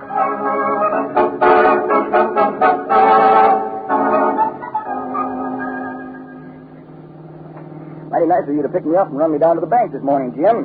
Don't know what's wrong with my car, but it just seemed to go dead last night. Hope this doesn't inconvenience you. Oh, not at all, but as I told you over the phone, I want to stop by the railroad station on the way down to see about the reservations. That's all right. I've got time. I still can't realize that you're actually taking Sally away from Midland. Now, just a minute, Dad Hayes. We've been over all this before, and it's all settled. Let's not stir up another pointless argument about... No. I don't want to stir up any more arguments, Jim. There's been enough of that. Well, Martha and I have finally resigned ourselves to your move. We understand. Oh, you do? Yes. Of course, we hate to see Sally leave just at a time like this, but her place really is with you. We realize that now. Well, I'm glad you're finally seeing things our way. I didn't like to seem bull-headed about it, Dad Hayes, but, well, Sally and I belong together, and this move to Capital City is something we just have to work out on our own, together. I guess you're right, my boy. I'm afraid we've been a little selfish. We've been just looking at it from Sally's side. What do you mean by that? Well, naturally, Sally'd be better off staying here in Midland with us until the baby comes. Well, I don't see... Now, Jim, what I was going to say is, that's just half the picture. It's going to be tough for you, too, getting settled in a strange city, adjusting yourself to a new job. Well, you don't need to worry about me. I'll be all right. Sure. Just the same, it is plain that you will be needing Sally more than she'll be needing us. It's not that. I don't need Sal. I mean, of course I need her, just as she needs me, but... Well, I certainly don't have to have someone go along and hold my hand just because I'm starting a new job in another city. That's not the point at all. Of course it isn't, my boy. I know you're perfectly self-reliant and capable of making out all right alone, but, All right, say it, but what? You know how women are. They think men can't get along without them, bless their hearts. And in this case, I guess it's a good thing Sally feels that way. It'll take her mind off herself. Keep her from worrying too much about the baby coming. Now, wait a minute. You don't think Sally's worried about leaving Midland now, do you? Well... And that she's just going along with me now out of a sense of wifely duty because she thinks I'm depending on her to help me keep my chin up? Oh, now, I didn't say that, Jim. Oh, there's a parking space, Jim. Better grab it quick. Okay, but... come on. Let's go in and make those reservations, Jim. And don't give another thought to what I've been saying. Well, how can I help but think about it? Darn it all, I don't want Sally to go with me just because she thinks she has to. Now, I didn't say that, Jim. No, you didn't say it, but what put the idea into your head? Why, nothing. But when Sally was over at the house the other afternoon talking to Martha... All right, let's have it. What did she say? Nothing special. I shouldn't even mention it. Now, just forget it, Jim. Let's go into the station. But I want to know. Come on, Jim. You might have to wait in line. Wait a second, Dad Hayes. I want to know... for Springfield, capital city in Point C. Have your tickets ready, please.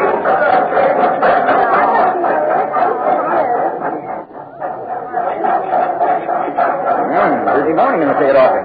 People at that window. Here, better get in line, Jim. Okay. Now, did Sally actually say anything about being uneasy about leaving Midland before the baby's born? Well, you know how it is, Jim. I suppose the security of home and mother and the familiar family doctor loom pretty important to a girl when she's having her first baby. Oh, yeah, but she's never said anything about that to me. Of course not. Sally keeps her feelings pretty well to herself, you know. Naturally, she wouldn't say anything to upset you when you have so many other problems on your mind.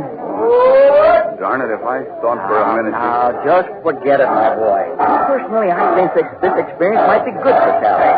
She's had a rather sheltered life here in Midland. High time she learned to stand on her own feet. She won't be on her own. I'll take care of her. Yep, sure. You take care of her, Jim, when you can be with her. And she's got plenty of spunk. I know she won't complain or be a burden to you. Here's your change, baby. Who's next? Don't worry about her being a burden to me. But, well, if I thought she was worried about leaving home and changing doctors... All right. Who's next? Excuse me. I'm next. Well, where do you want to go, son, and how many tickets? I don't know. I wanted to, but, well, maybe now I'd better just get one. All right. Lots of people waiting. Make up your mind. Okay, mister. My mind's made up. I'll tell you exactly what I want.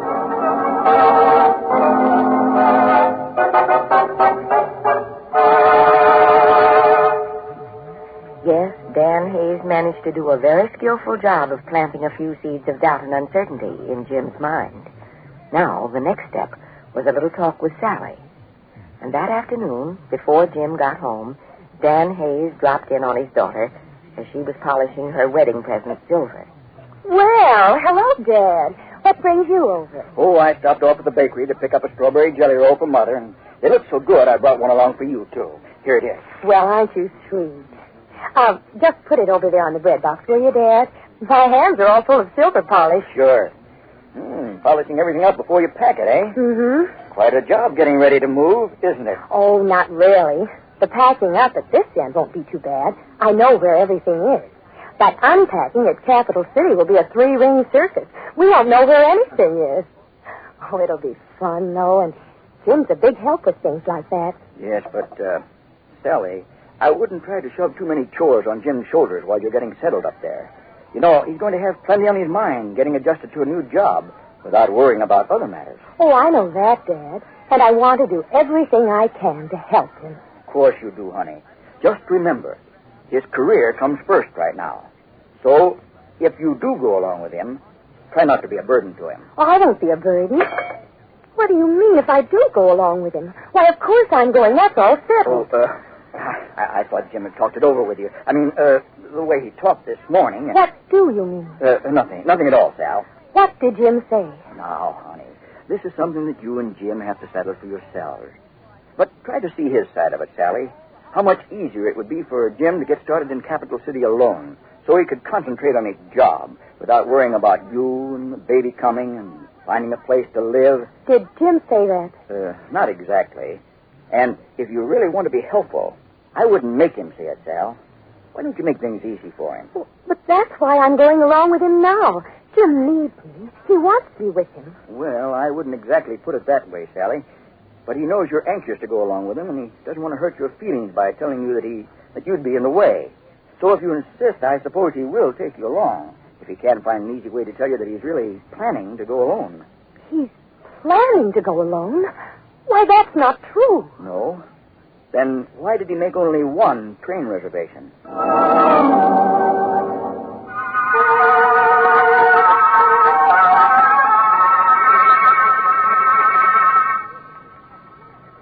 Sally couldn't bring herself to believe that Jim would actually prefer to go to Capital City without her, until the station agent unwittingly helped Dan's case by telephoning.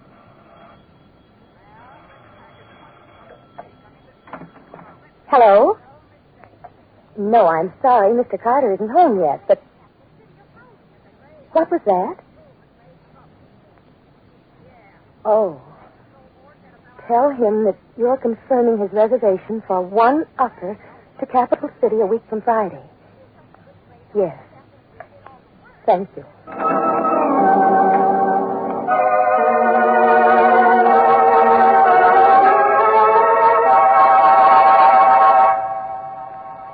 And so, by the time Jim got home, the stage was all set. Sally and Jim had carefully rehearsed what they were going to say to each other, tactfully, considerately. Did you see Dr. Babcock this morning, Sal? Yes, I did. The routine kept up. He says, I'm fine and nothing to worry about. That's good. You think a lot of Dr. Babcock, don't you? Oh, yes. Why, Dr. Babs is like the Rock of Gibraltar. He brought me into the world, you know. Yeah, I know. And, Sal, I've been thinking. Now, we want the best for you and our youngster. Wouldn't you feel a little easier about things if you stayed here with your family until the baby was born so Dr. Babcock could take care of you? Well, I don't know. Perhaps, if you'd feel better about it that way, darling. It might be best, Sally. Oh, there's no telling what kind of a place we might find in Capital City. Maybe a cold water walk-up flat or even a park bench. Yeah. Well, there's no sense in starting the kid out with an inferiority complex. I guess you'd both be better off here until I got things ready for you. Well, it would probably be easier for you, too. Well, to keep your mind on your work and get a good start in your job. Yeah, sure. I guess it'll work out better all around that way, baby. And... Oh, Jim. I will miss you terribly, darling. I'll be so lonesome without you. Yeah, I'll miss you too, sweetheart. But it's the sensible thing to do, and it won't be for too long. No, just a few months, and then... I'll get it. Hello? Yes, this is Mr. Carter. Who? Oh, the station agent? Oh, I forgot. He called before, Jim. There was a message. What? Oh, you can? Oh, well, no. Never mind. Now, just let it stand. Yes, thanks. No, just forget about it. Well, can you beat that, Eddie? Here this guy Carter raises the roof this morning. He's got to have a compartment to Capital City on account of his wife's going to have a baby. So what? So I give him one upper temporarily, which is all I could get. And I break my neck getting the compartment for him and his wife. And you know what? Now he don't want the compartment. He'll just use the upper. Sometimes I wonder what makes people tick.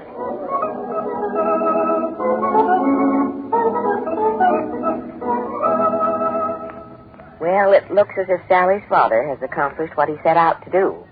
But just how long he'll manage to keep Sally away from Jim is another story. Be sure to be with us a week from today for our next story about Jim and Sally Carter.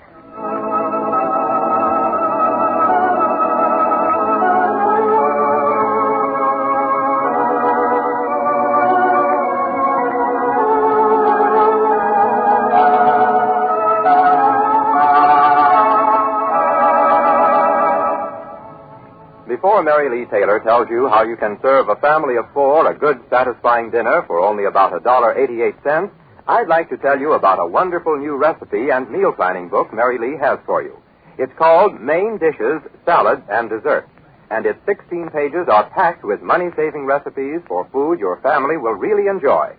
All you do to get a free copy is print on a postcard your name and address and the title of the book, Main Dishes, Salads, and Desserts. Send the card to Mary Lee Taylor, care of this station, or to Pet Milk, St. Louis, Zone 1, Missouri. And if you have a baby, add the word baby book to that same postcard, and Mary Lee will send you a gift copy of Pet Milk's remarkable book called Your Baby, a book that makes it easier for you to care for your baby and teach him the kind of habits you want him to have. Remember, the baby book and the recipe book are yours for the asking. And now about that $1.88 meal for a family of 4. We'll start with oven-brown pork chops. Pork chops? Don't they cost a lot of money? Well, you can, if you're not watching your pennies, buy the loin chops. But if you're a smart shopper, you can save around 10 cents a pound and get chops that are just as good and just as nourishing by asking for end chops or neck chops. Okay, that puts me in my place. Another thing, I figured 1 chop per person, which is plenty, really, taking the rest of the meal into consideration. But if anyone has a hard-working man who insists on having an extra chop, we might as well face it. That will add about 15 cents to the meal. And I'd say it'd be worth it. Now, what else do we have besides the nice, juicy oven-brown pork chops, Baked sweet potatoes. Pork chops and sweet potatoes. Ah, perfect combination. And creamed onions. Say, you've been reading my mind. And a fresh apple salad on lettuce with your favorite salad dressing. Sounds better and better all the time. We'll also have heated pan rolls. With Pet butter spread? Of course. And hot coffee.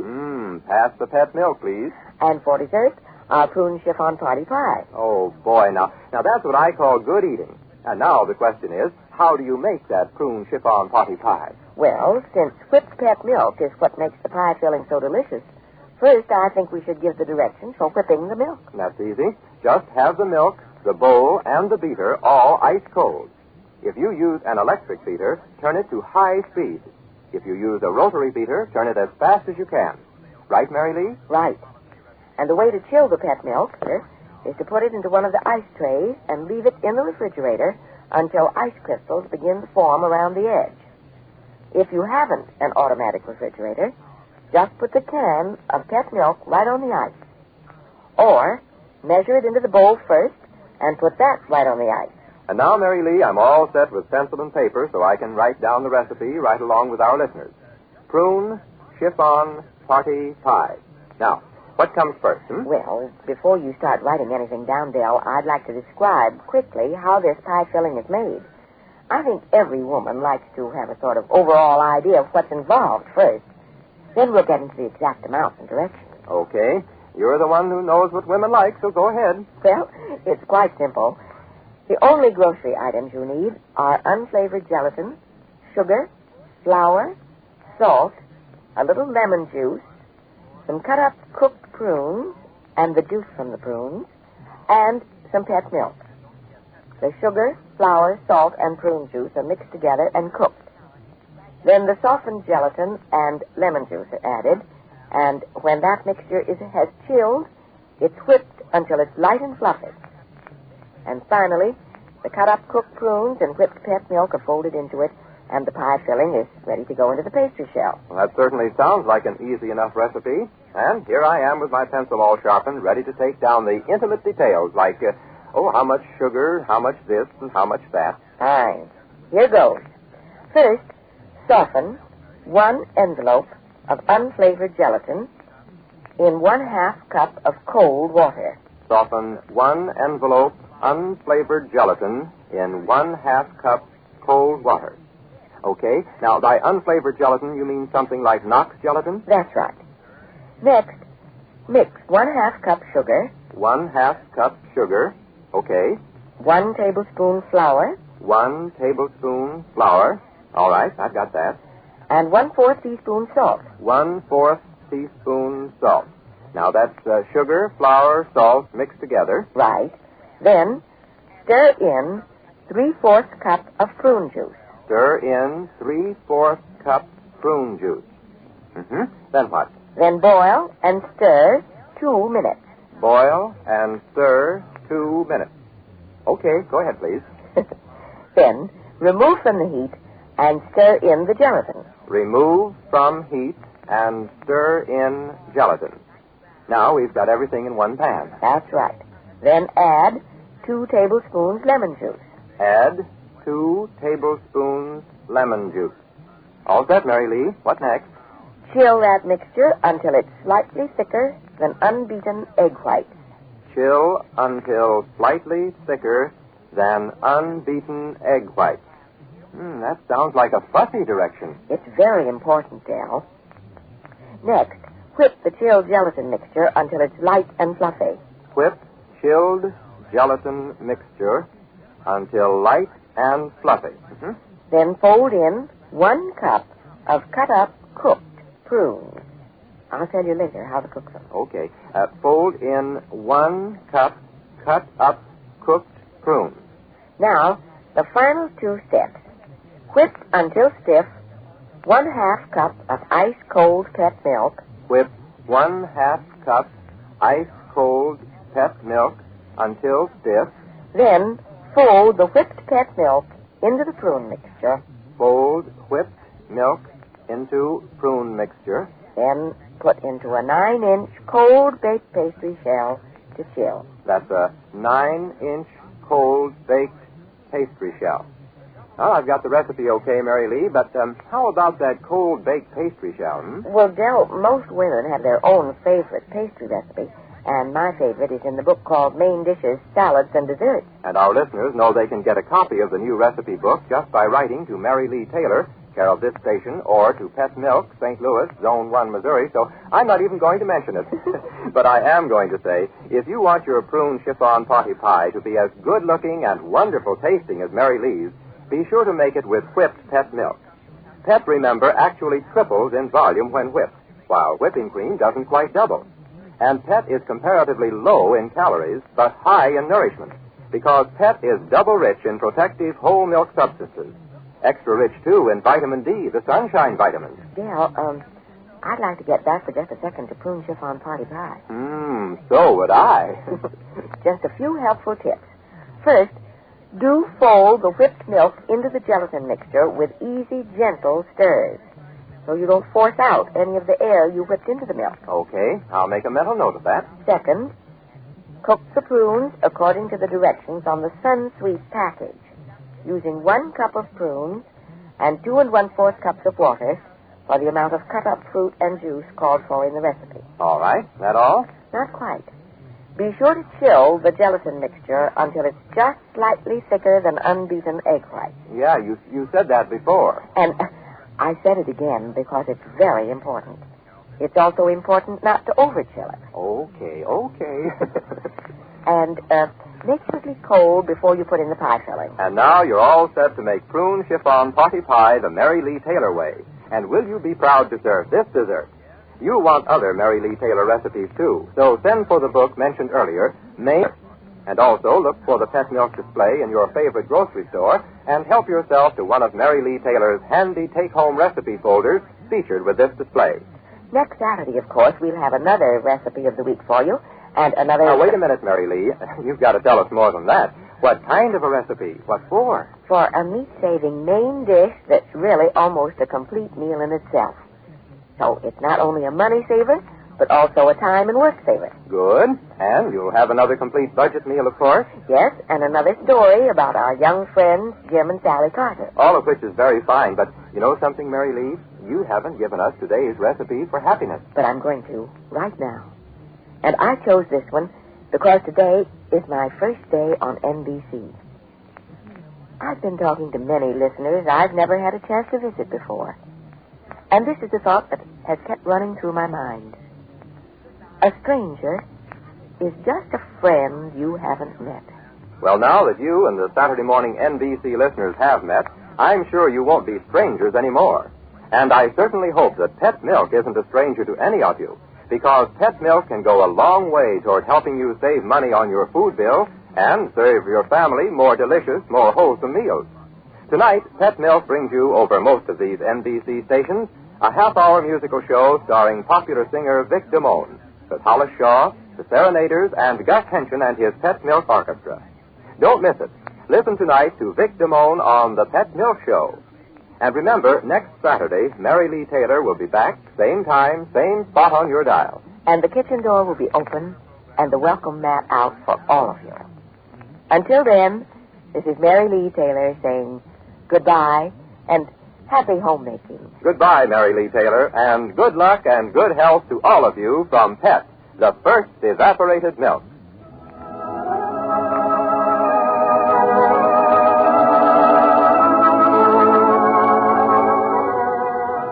Pet milk is the all-family, all-purpose milk that has been a favorite in millions of homes for more than 3 generations. And you save money when you use Pet milk because Pet costs less, generally, than any other form of milk. So when it's milk you need, get Pet. Today's story was written by Jane Spencer and directed by Al Shant. Del King speaking.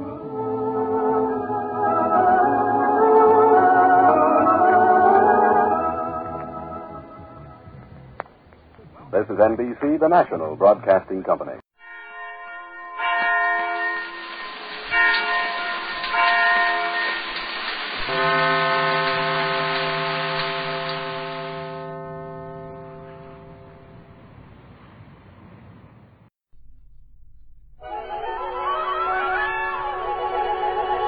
We present My Favorite Husband, starring Lucille Ball with Richard Denning.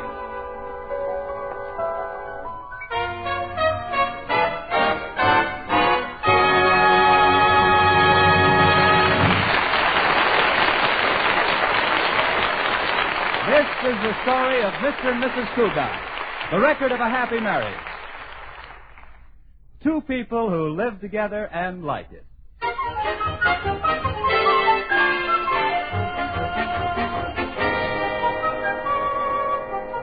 The comfortable front bedroom of the comfortable suburban home of the Cougats doesn't look very comfortable this morning. Articles of clothing are strewn about the floor and across the bed. George hurriedly plows through the debris getting dressed, while Liz tries to cram all of their things into 3 suitcases. Liz, dear, what's all this stuff you're packing? We're only spending the weekend at your mother's, not the whole summer. Well, I'm only taking the bare necessities. Slacks, sunsuit, a few dresses, shoes, cosmetics, hose, undies. Well, what have you packed for me? Your toothbrush and trunks. Is that all? I want you to get a good tan. Pack some clothes for me, Scatterbrain. I wish you were driving out to Mother's with me, George. No, it's impossible, darling. Can't miss my board meeting. I wonder what the surprise can be that Mother's been telling us about. I'm afraid to guess. Her last surprise was the wrestler she was sponsoring. Remember? Mm-hmm. He called himself the Hawk. Oh, what a wrestler. Yeah, in his first match, the Hawk flew clear out of the ring. Well, if she has another wrestler, I'll just throw him out of the house.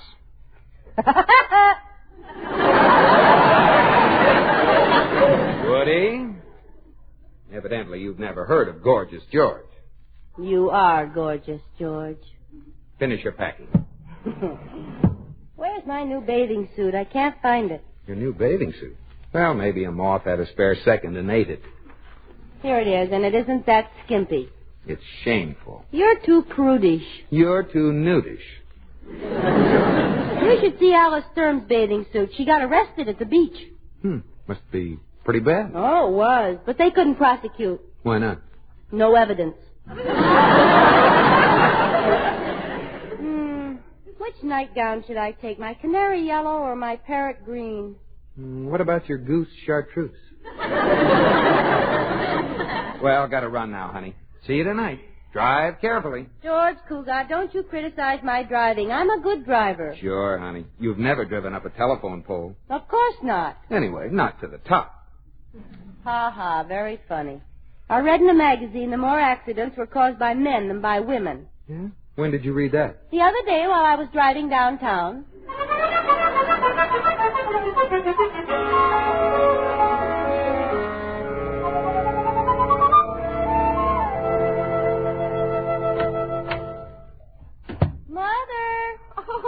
Liz, darling. Mother, you look marvelous, so young and healthy. Oh, it's this country life, dear. I found there's nothing better than fresh milk and clean soil. Well, it's certainly done a lot for you. Yes. Makes a wonderful mud pack. Where's George? Well, he had to attend the board of directors meeting. He'll be up later. Oh, they're having them during the day now. That's nice. Your father always had to go to the board meetings at night. At night? Yes, poor dear. Tell me, are they still holding them at the Whoopee Club? No, Mother. Now the bubble dancer comes to the bank. Oh. Mom, what's this big surprise of yours? I've been wondering about it all the way up here. Oh, well, see if you can guess. Well, some of the things you do, Mother, I'm almost afraid to guess. Oh. Let's see now. Pole vaulting? No. Motorcycle hill climbing? No. Skywriting? Oh, no, you're way off. Well, I'll have to think of something a little more sensible. But this is very sensible. Chickasaw Indian tap dancing. Oh, Liz, really? Chickasaw Indian tap dancing? Oh, I wonder if they teach that at Arthur Murray. Now, we're not talking about Arthur Murray. What's your surprise? Well, you'd better sit down. I don't need to sit down. What is it? I'm going to get married. I see you decided to sit down. I always do when my knees buckle. You seem so surprised, dear. I suppose you thought that I was too old to get a husband. I thought no such thing. You're very beautiful. Oh, I do have a few wrinkles, though. Of course, just on the outside. That's right, Mother. And they're just happy little crow's feet. Oh, I know you're going to love your new father, Liz. Tell me all about him. Who is he? Where'd you meet him? What's he like? Well, his name is Daniel Carson, and I met him in Houston. Oh, he's a real Texan, Liz. He's just like Gary Cooper. Not quite that tall, of course, and a little older, and he wears bifocals. Oh, but he's just like Gary Cooper. Well, they're both men. Well, he sounds grand, darling. How'd you meet him? I was walking past the theater, and as he rushed up to buy his ticket, he knocked me down. He was in quite a hurry. It was a Randolph Scott picture. He really did sweep you off your feet. Skinned both my elbows. He apologized, and he asked me to see the picture with him. But, of course, a young girl couldn't accept an invitation from a man she didn't know. Of course not. But I'm not a young girl, so I accept. Mother, do you suppose this man could be after your money? Not that you aren't beautiful. Oh, no, dear. He's quite wealthy himself. He owns several oil fields. Oh, he has a huge ranch, factories, and... oh, dear. What's wrong, Mother? You don't suppose I'm after his money, do you? See now. You were in Houston last April. Have you been engaged all this time without telling us? Oh, no, dear. Dan and I have been corresponding, and it just happened. He asked me in his last letter. What'd he say? Dan isn't a man of many words, dear. Well, here's his letter. You read it. My dear Louise, howdy. Love, Dan. P.S. Will you marry me? Oh, I've read it over and over again. I almost know it by heart.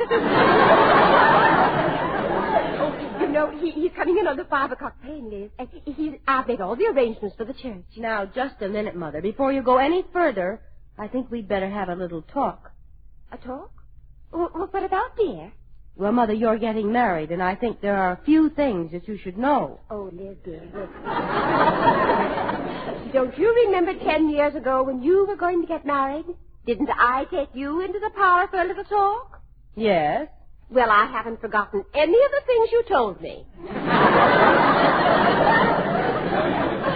Dear, I thought little Susan Palmer could be the flower girl, and maybe George could be the best man. Oh. Why, Liz, dear, what's wrong? I'm just so happy for you. Well, then why are you crying? Well, you cried when I married George. Well, that was different, dear. Oh, Mother. My little mother. Oh, Liz, darling. Please don't cry. Oh, Mother, I can't help it. You'll understand someday when you have one of your own.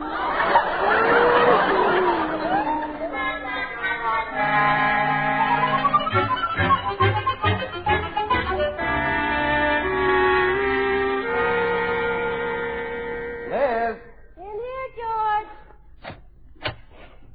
Oh, hello, honey. Kiss. Come on, give me a kiss. Kiss. I want a kiss. Give me a kiss. What's the matter? I never board a train when it's moving. Well, it's standing in the station now, ready for refiring. Nut. Okay, conductor? Mm-hmm. Steam's way up. Careful you don't burst your boiler. When there's any danger, the whistle blows. Kiss me again. Watch out, George. Can I carry your bags, ma'am? Oh, George, wait till I tell you about Mother's secret. Yeah, what is it? I can't tell you. It's a secret. Les. George, a secret's only a secret if it's kept a secret. You know about the whispering grass. The grass told it to the trees, and the trees told it to the breeze. You understand, George? Yes, very clear. Your mother's been out in the grass whispering to trees. Just forget about it, darling. You'll find out. Better get dressed for dinner. Won't tell me, huh? Uh-uh. All right. You have your secrets. I have mine. I just thought of something.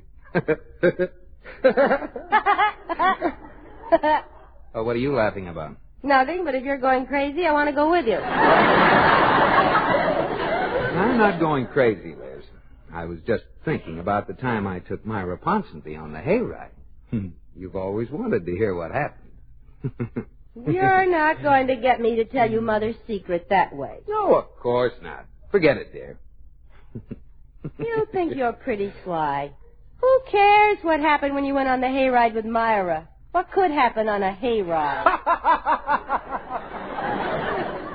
You're just trying to arouse my curiosity, but it won't work. I've gone on hayrides, lots of hayrides. They were all in the spirit of good fun. We'd go down some dark, lonely country road, stop the wagon. Some of the couples would go blackberry picking. We'd just sit there in the hay and... George, Cougat, what happened on that hayride? It's a secret, remember? The grass? The heck with the grass. What about the hay? Well, you tell me your secret, and I'll tell you my secret. All right, Mother's getting married. Now what... George, what happened? I bit the stem off my pipe. Your mother's what? Getting married. Now what happened on the hayride? Oh, Jimmy Paterno dropped his cigar and we had a weenie bake instead. Now, Liz, now what's this business about your mother getting married? Well, we're going to meet her fiancé tonight. Mother met him in April. They've been corresponding, and in his last letter he proposed. Where'd your mother meet him?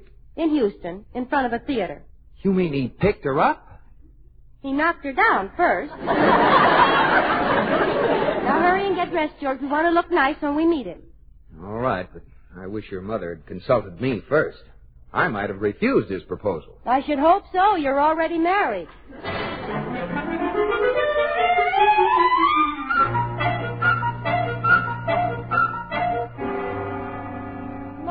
Mother, sit down and relax. I can't, Liz. Dan will be here any minute. Now, you've got to calm down, Mrs. Elliott. Yes. I remember how nervous I was when Liz and I got married, but I had a simple formula for overcoming it. What was it? He fainted. I didn't faint. I just relaxed. All of a sudden. I'm so nervous. I haven't been this upset since the day my scales were broken, and I thought I gained 200 pounds. There's your man, Mrs. Elliott. Now, don't all of you stare at me. I'll let him in. Hello, ma'am. Hello, Dan. Will you come in? Reckon I will. Are you embarrassed, Dan? Nope. Well, reckon I'll be going now. Dan, you just arrived. Well, just don't know what to say, Louise. I ain't a man of many words. Had me a long-winded speech wrote down on the back of cigarette paper. Forgot and smoked it. Well. Yeah. Mother. Oh, Liz, dear, I'm sorry. Well, I guess we kind of forgot our manners, Louise, standing here chattering like a couple of blue jays. Yes. Dan, this is my daughter, Elizabeth. Hello, Mr. Carson. Even prettier than the picture your mama sent me. Mother sent you my picture? Yep. Laying on a blanket, taking your bottle. Well, I've changed quite a bit since then. Yeah. You're a lot longer now. Got a little more hair, too. Well, when I was a baby, I used to wear my hair very close to my head, under the skin. I'm George Cougat, Liz's husband. How do you do, Mr. Carson? Well, hiya, George. Say, I like the way you shake hands. Real tight, like you mean it. Oh, you have quite a grip yourself. Yeah, hate wishy-washy shakes. Like to feel a friendship there. Ain't never forgot Herb Jackson, the friendliest feller I ever met. Broke 7 bones in my hand. We'll be having dinner in a moment, Dan.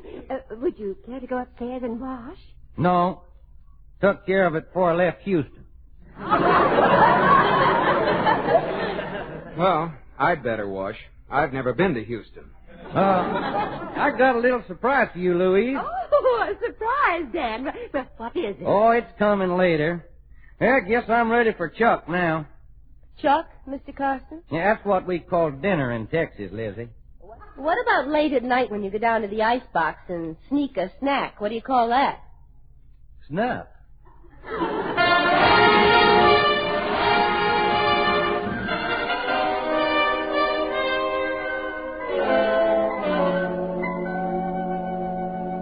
Enjoy your dinner, Mr. Carson? Oh, I reckon it did, George. It's mighty fine grub. Grub? What's grub? Chuck. I'm waiting for that surprise, Dan. Well, it ought to be here in a little while, Louise. Mr. Carson, I understand you have some oil property in Texas.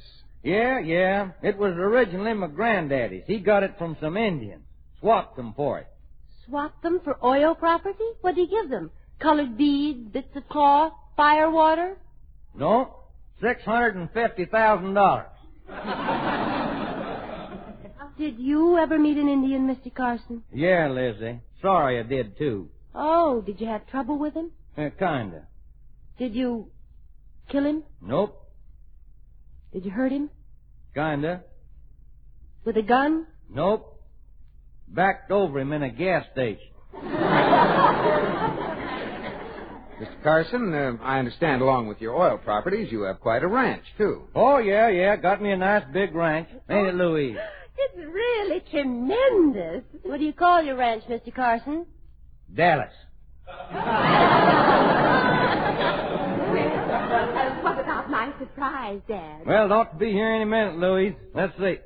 Well, this is sure going to be a fine wedding. A pretty bride. And you'll be a rather handsome groom yourself, Dan.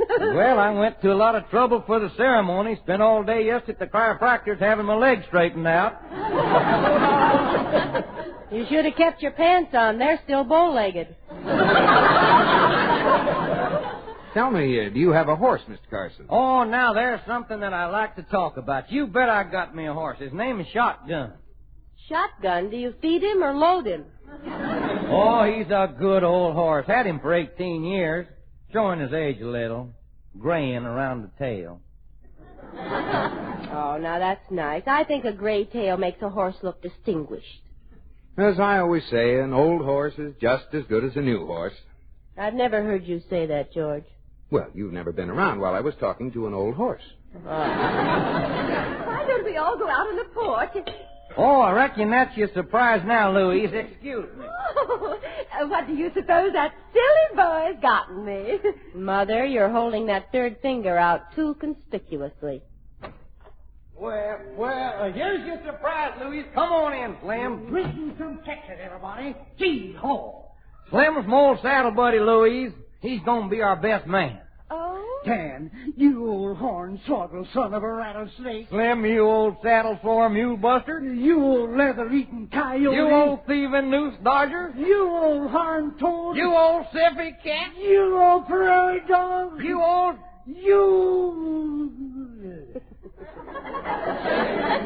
Dan, he's going to be our best man? Yeah, some surprise, huh, Lou? Slim, this year is Louise. So that's her. Well, doggone. Twang my banjo, bust my bridget, doggone. Gull dern, ding, dong, darn. Dan. Slim says he likes your figure, Lou. Oh, Mother's always had nice Goldbergs. Here's a little Goldern something I brung you, Miss Lou, for when you and old Ding Dong Dan set up Goldern housekeeping. Doggone. Thank you. Towels. How nice. Aren't they, Liz? Oh, yes. Look, George, a set. Hers and his'n. I'll be right back, Liz. I think we're going to need some smelling salts. I heard that. If you don't like my vapor, just open some windows. Doggone, Dan. Who's the strawberry roll? Oh, this is my daughter, Liz. God darn it, she's pretty. A ding-dong redhead, too. Makes me want to kick off my boots and jump smack dab barefoot into a doggone tub of sowbelly. Bust my britches. Bust my britches. Bend over. Doggone, Dan, I just can't wait no longer. I got a darn surprise for you outside. Music for your wedding. Music, Dan? Yeah, just a minute. Oh, I mean, just a doggone minute. Oh, Slim, you brought the Sons of the Singing Sagebrush. You are my sunshine, my only sunshine. You make me happy when skies are gray. You'll never know, dear, how much I love you. Please don't take that sunshine away. Whoa! Howdy, Clem. Dan, what did Slim say about music for our wedding? Oh, I know they ain't the best, Miss Lou, but Spade Cooley weren't available. Oh, there ain't no finer music in the Sons of the Singing Sagebrush. Sing some of that there wedding music for 'em, sons. I'm ahead for the last roundup. Oh, horse, make up your mind. Ben! Son! Mr. Carson, have you ever thought that Mrs. Elliott may have other plans for the music at her wedding? Lou? Why, Lou is loco about the Sons, ain't you, Lou? Well, Dan, they were all right when we went to the barn dance in San Antone, but I had planned on other music for the wedding, and I more or less thought that George could be the best man. Oh, I'm being the best man. Who's George? I'm George. Now, look at here, George. Shoot him, Slim. George is going to be the best man, aren't you, George? I say I'm going to be the best man. What do you say, George? Well, Liz, I think Slim really has his heart set on it. Is this going to be a wedding, or is this going to be a wedding? That's a very good question. Well, let me hear some more of that wedding music, son. Oh, promise me that someday you and I will take our love together to the sky. Wahoo! Son! Oh, shut up! Shoot him, Slim! Shotgun sure would love this. George, where are those flames going?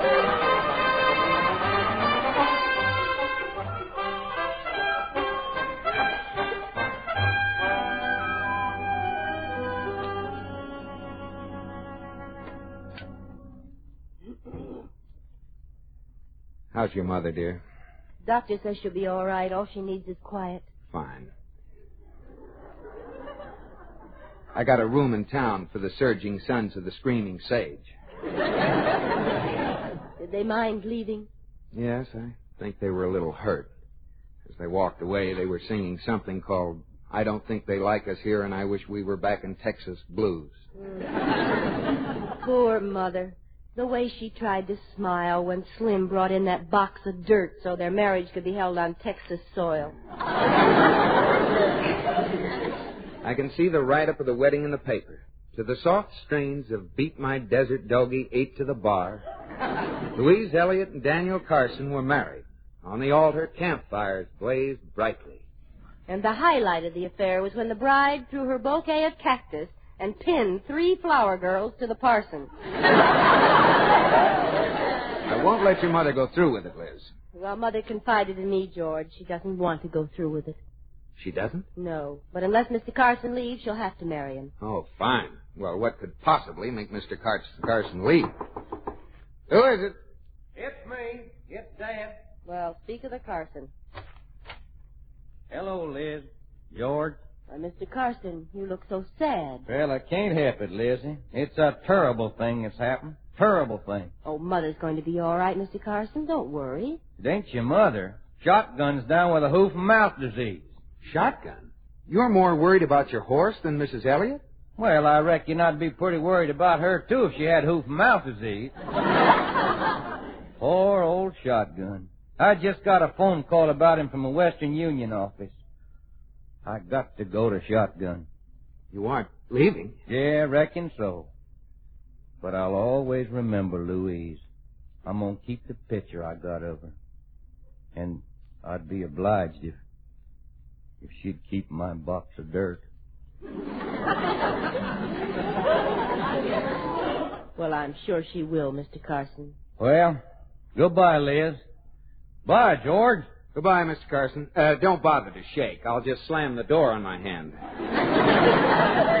Goodbye, and I hope Shotgun gets his hoof out of his mouth.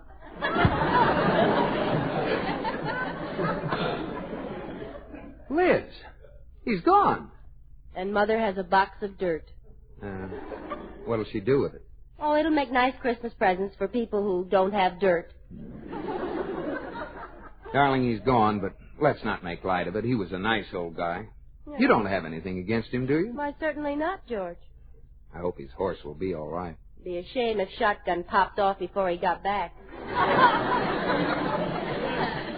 Liz, I can't get over the coincidence of this thing. Here we're sitting in our room, and you're saying how nice it would be if Mr. Carson left. Mm-hmm. In walks Mr. Carson. Had a phone call from Western Union, and he's leaving. Positively amazing. Well, I guess we can go break the news to your mother. She already knows about it. What? I made the phone call from her room. Liz. Want to send a telegram?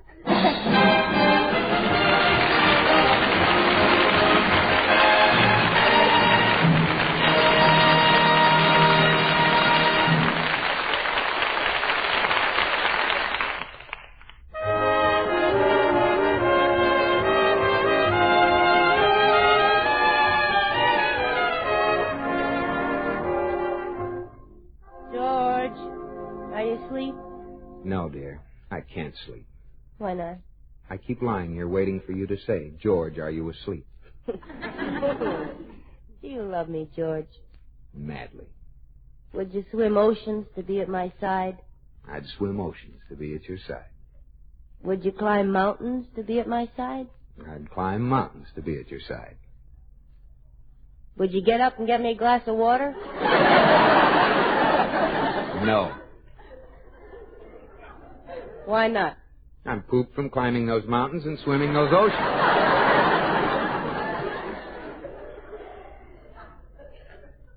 Please get me a glass of water, George. All right. What smells so good? I left the top off my taboo. I thought it was night-blooming jasmine.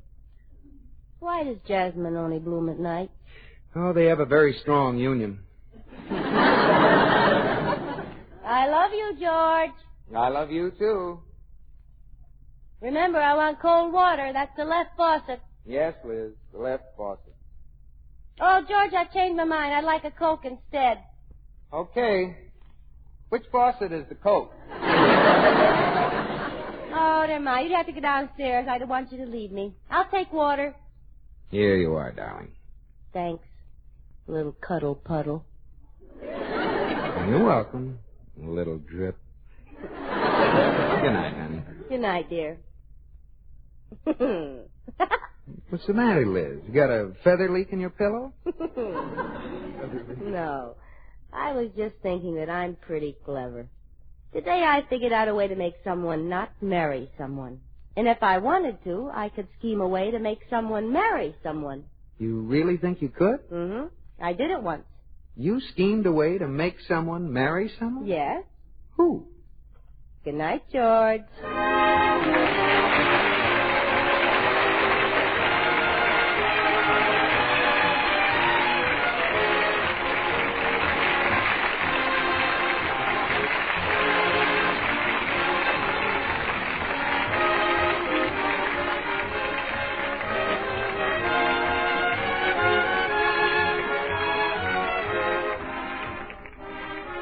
My Favorite Husband has been presented through the worldwide facilities of the United States Armed Forces Radio and Television Service.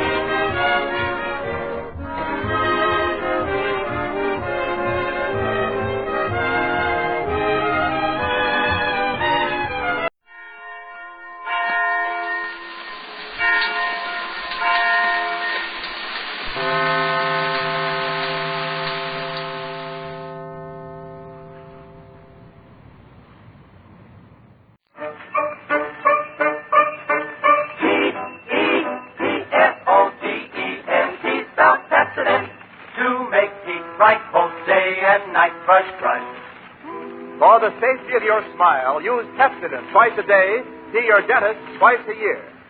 P-E-P-S-O-D-E-N-T, spelled Pepsodent. Use Pepsodent.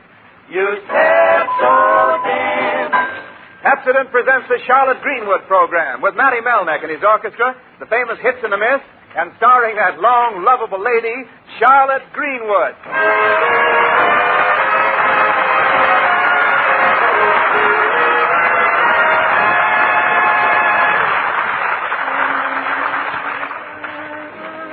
An annual event of some importance is taking place today at 114 Hinkle Street. Properly dressed for the occasion, and with her sister and their star boarder in attendance, we find Charlotte Greenwood cleaning out the attic. Jane, just set those old books over there. We'll put them out in the garage. My, what a mess. Oh, yeah. I didn't realize we had so much junk, Charlotte. I think it grows here. See, I've lived in a lot of places, and they all had attics, but I never saw one as full as this one. Don't you ever clean it out, Charlotte? We clean it out every year, but somehow it never seems we never get rid of anything. Well, hey, you're not going to throw away these old books. Gee, I'd like to read these. That's what I mean. Oh, look at it. Look, Dick Merriwell tries again. I bet that's interesting. Yeah, you'll find a fascinating copy of Ned Crabtree's Triumph or Never Say Die in there, too. Oh, here's a book by a man named Jones called How to Be a Successful Novelist. That's the only book he ever had published. But come on now, this isn't getting the attic cleaned up. Here, that old chair goes downstairs. Oh, I set it by the sink. Pinky, Pinky McCleaver, what are you doing? Huh? Oh, I was just looking over some old letters. Here's a whole box of them, Charlotte. Yes, I know. Put them back in that drawer. They're personal. Oh, are they yours? I didn't know. No, you couldn't tell by the envelope where it says Miss Charlotte Greenwood. Oh, I didn't look at the envelope. I couldn't tell by the letters either.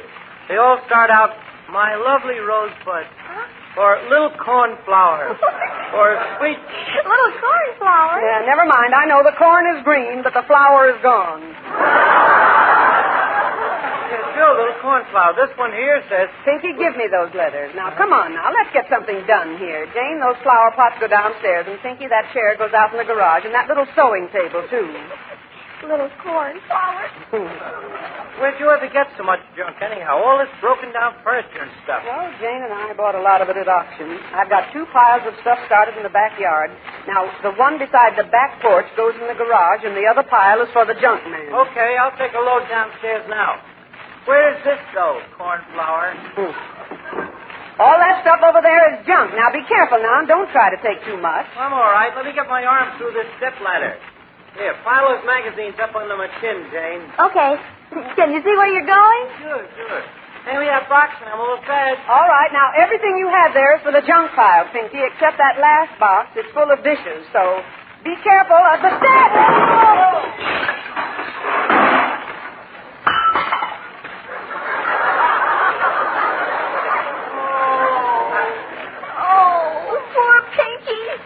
Pinky, about those dishes, just put everything in the junk pile.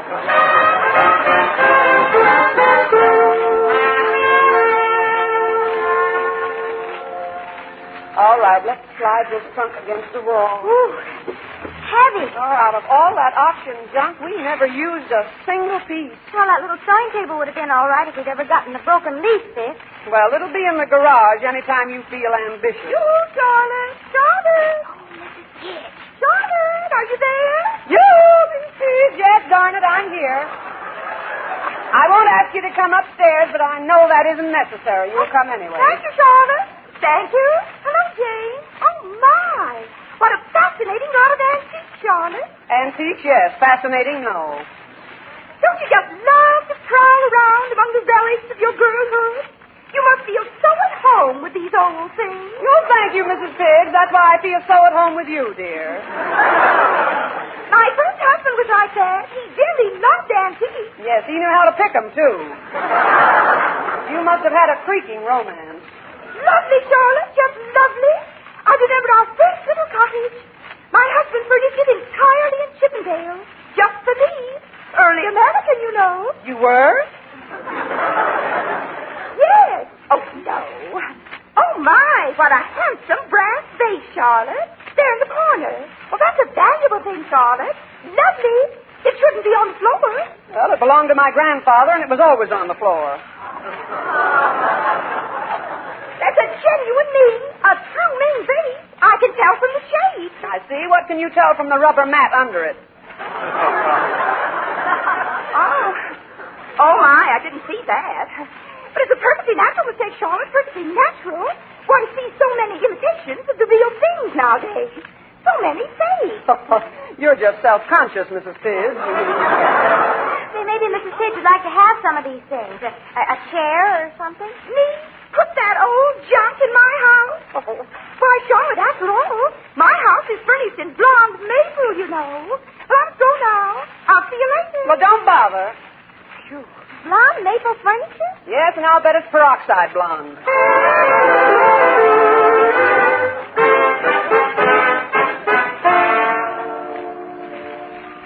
This place looks so neat, it doesn't look natural. No. You know what? I think I'll get all that junk of mine from the basement and put it up here now that there's room. Here we go again. Hey, Charlotte, the mailman came. Here's a letter for you. It's addressed to Little Cornflower Greenwood. Now, Pinky, enough is enough now. No, it just says Miss Charlotte Greenwood. Oh, Logan and Brogan, auctioneers. And the junk man came too, Charlotte. And boy, did I ever drive a hard bargain with him. That's good. How much did you get, Pinky? $4. $4? With those old magazines, that broken old step ladder and all? Hey, this is interesting. Listen. It's from that auctioneer, and he wants to buy back a piece of that furniture, Jane. Buy back? Yes, that little sewing table with a broken leaf. I told you that was a nice little table. He says, a client of mine is interested in securing a table of the type you purchased at the Stonehill auction. I will be in Cranston on the 15th. 15th? That's today. Yes. He says, if you still have the table in its original condition, I am authorized to offer you good heavens, $50? $50? Charlotte, that's wonderful. Yes, that is a pleasant surprise. We paid about $1.50 for that table. Gee, 50 smackers. Oh, boy. Let's go bring it back in the house, Pinky. Okay, where is it? I put it on the back porch with the stuff that goes in the garage. It's out on the back porch? Oh. What, Pinky? What's the matter? I sold that pile of stuff to the junk man. What? Oh, Pinky! I thought you said Chip. Oh, Pinky, have you ever been on a treasure hunt? No, why? Well, get your hat. You're going on one now.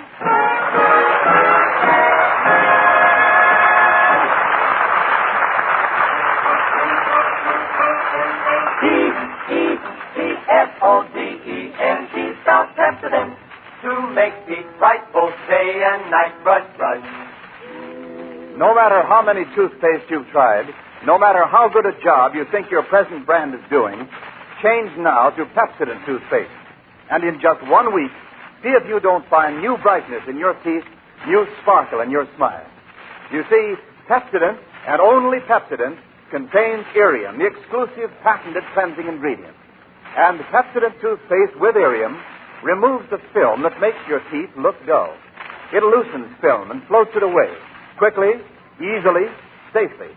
Because it removes film, Pepsodent toothpaste with Irium brings new brightness to your teeth.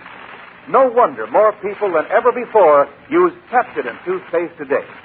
No wonder it's number one with the armed forces. So forget other brands you've tried.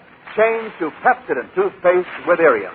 And in just 1 week, see if your teeth don't feel cleaner, look brighter.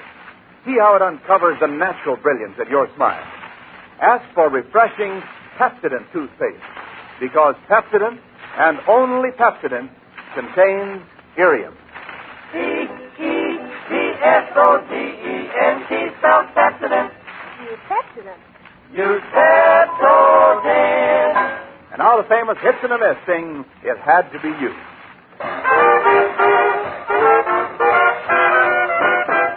It had to be you. It had to be you. I wandered around, finally found somebody who could make me be blue, could make me be true, Could make me be sad, even be glad. thinking of you. Some others I've seen might never be mean, might never be cross, to try to be false, but they wouldn't do. For nobody else gives me a thrill. With all your faults, I love you still.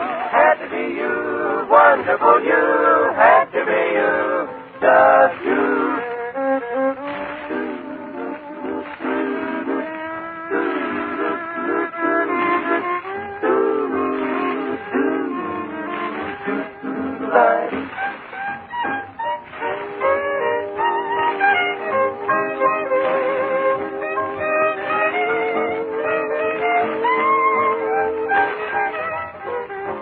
Some others I've seen might never be mean, might never be cross, or try to be boss, but they wouldn't do.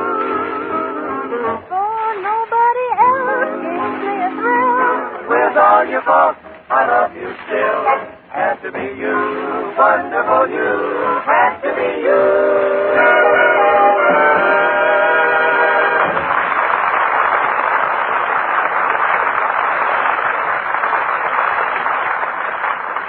And now back to 114 Hinkle Street. Gee, Charlotte, I don't know his name. He's just the junk man, that's all. Well, that's great. That helps a lot. We not only sold a $50 table, but we don't know who we sold it to. Oh, and I asked all around the neighborhood, too, Charlotte. Nobody knows his name. Well, I'll try some more phone calls. Let's see now. I've made 8 calls so far, and I'm only down to the D's. Gee, junk men must do all right if there's that many in town. Well, I know one that's done all right today, at least. Junk man, keep the table quiet. I hope we can locate him. Gee, $50. Dunk Junk Company. If you bought it from Dunk, it's junk. Oh, fine. Hello, this is Charlotte Greenwood. I called to, Miss Greenwood. Greenwood, I'm calling. Lady, you got the wrong number. We don't even handle dry wood, much less green wood.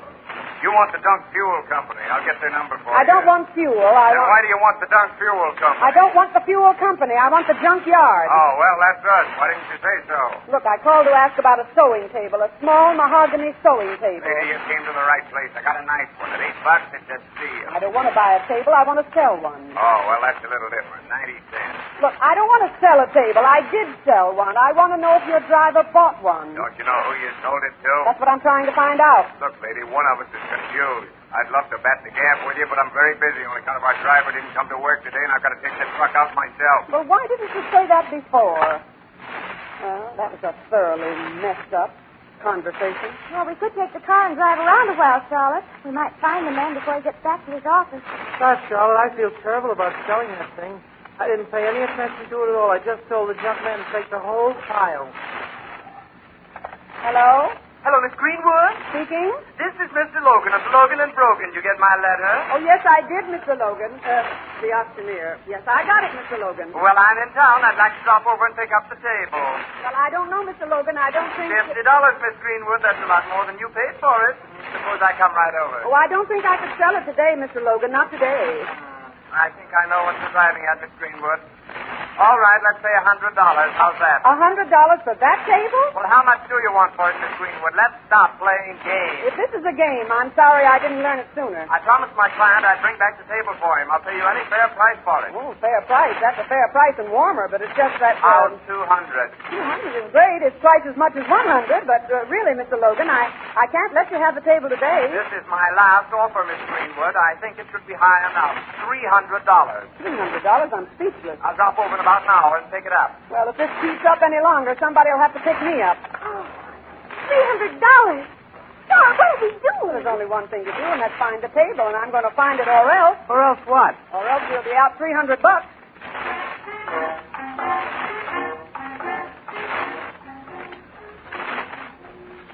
Well, that's 11 places so far, and nobody's been any help yet. Yeah, gee, I hope Jane is doing better than we are. At least we can get around faster with the car. Hey, Charlotte, look, it's him. It's him. What? There he goes. Well, what is it? The junk man down the street. Hey! Oh, he's getting in his truck. Hey, Mr. Junkman, wait. Oh, he can't hear us. That's the guy. Catch him. Oh, now you're talking my language. Just stand back and let somebody run his thing right. Junkman, here I come.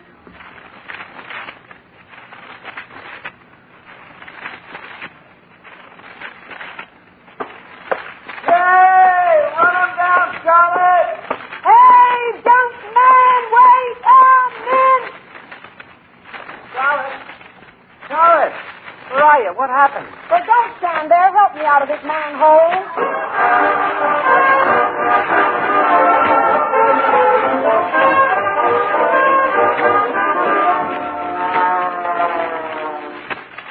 Well, as far as I'm concerned, that's the end of the sewing table. I'm through.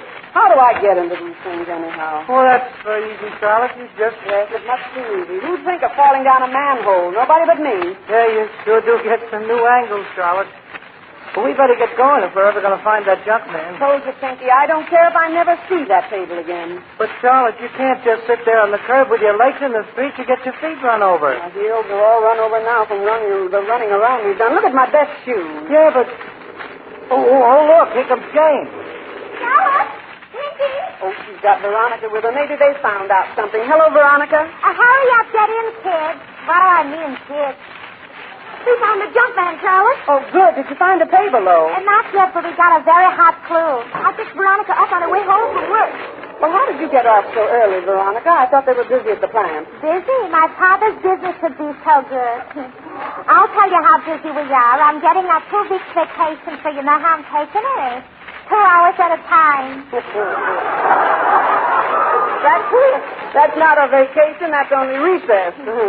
So anyhow, I'm coming home, and Jane picks me up, and she's explaining the dilemma, you know. How Pinky sells the sewing table to a junkman, and who is he? And the auctioneer wants to buy it for $300, and there it is. Yes, we know all the questions, but what are the answers? Veronica, remember the junkman's name. Oh, please, Jane, I'm telling it, please. Oh, sorry. So I'm ting-ting and ting-ting, and I'm beating my head so hard, and what happened? You remember the junk man's name. Oh, you see, Jane, point killer. Look, kids, I don't like to be too inquisitive. So we waited at the junkyard till the truck came in and asked the man about it. Would you mind starting at the end and telling this backwards? Where's the table? I'm coming to that. But when? Well, he remembered buying a whole lot of stuff from Pinky. But we looked all through the truck, and everything was there except the sewing table. So then he remembered selling a table to a woman somewhere along here, on Lake Street. Keep watching, everybody. I don't mind watching, but what are we watching for? A mahogany sewing table to come slapping its drop leaves down the street? Oh, no, for a white house with a small porch. And here it is. Oh, 213 Lake Street. Oh, I'm so excited. $300 for a little biscuit table. Well, I hope this is it. Well, I hope the woman will sell it to us. This has got to be the place. If the guy bought it from me and this is the only place he sold the table, this has got to be it.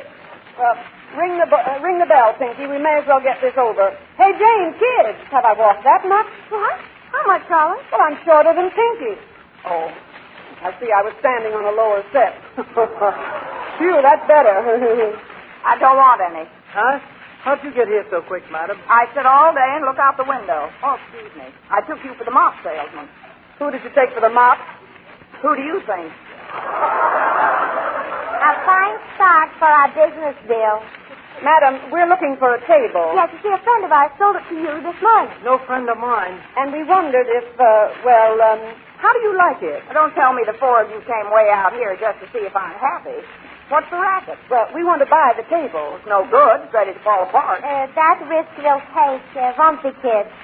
If you don't want it, we'll buy it. How much? I paid $5 for it. Fair enough. I'll take 20. What? 5. That's a very fast profit. There's a war on, sis. Things go up fast here. We'll take it. Just a minute. I don't get it, but the table's right here. Well, here's your money. Well, I've heard about these things, but it never happened to me before. That's how inflation happens. A lot of people running around with money that they aren't used to, paying fancy prices. Never mind the commentary, Mrs. Kaltenborn. Let's have the table. Here you are. It's a horrible shade of green to begin with, and the legs are ready to fall off. Hey, that's not the table. That's the one I bought this morning from the junk man. My, such a deal. That's all I need. Let's go home. But, Charlotte, that's not our table. It is now for $25.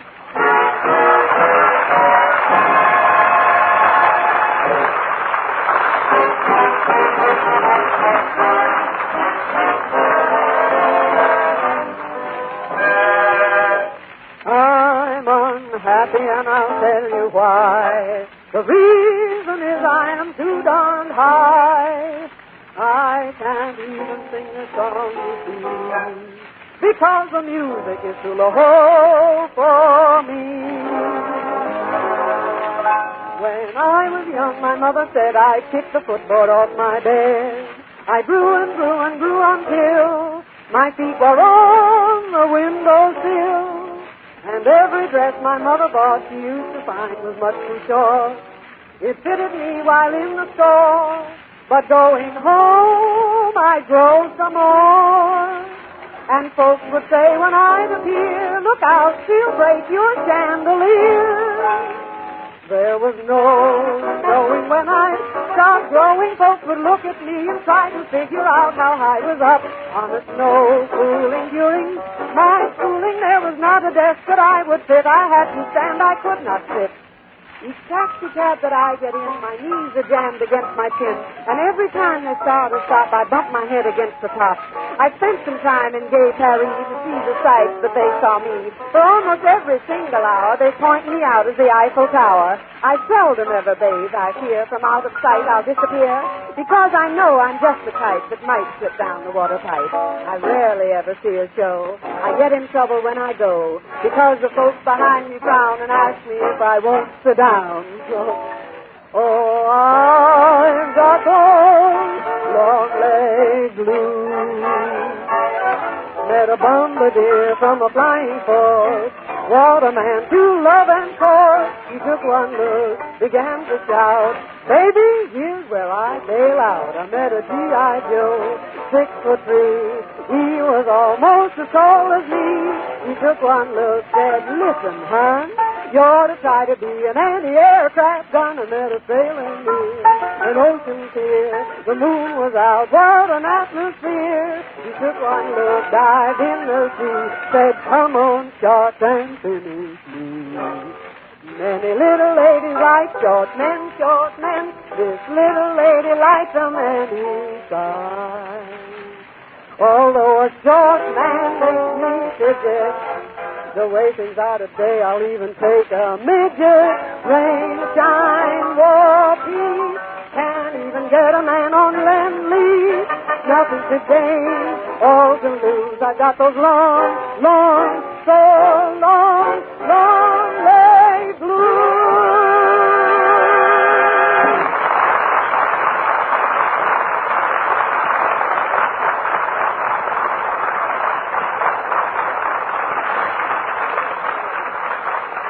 Despite years of faithful brushing, despite any other toothpaste you've tried, see if your teeth aren't noticeably brighter in just 1 week after you change to Pepsodent toothpaste.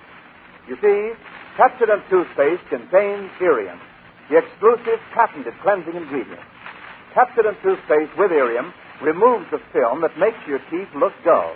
It loosens film and floats it away, quickly, easily, safely, brings new brilliance to your teeth. So forget other brands you've tried. Change to Pepsodent toothpaste, and in just 1 week, see the difference in the brightness of your teeth, the sparkle of your smile. Ask for refreshing Pepsodent toothpaste. because Pepsodent, and only Pepsodent, contains Irium. P-E-P-S-O-D-E-N-T spells Pepsodent. Use Pepsodent. Use Pepsodent. And now back to Charlotte Greenwood, who's just entering her house with 3 other people who are tired, perplexed, and disgusted.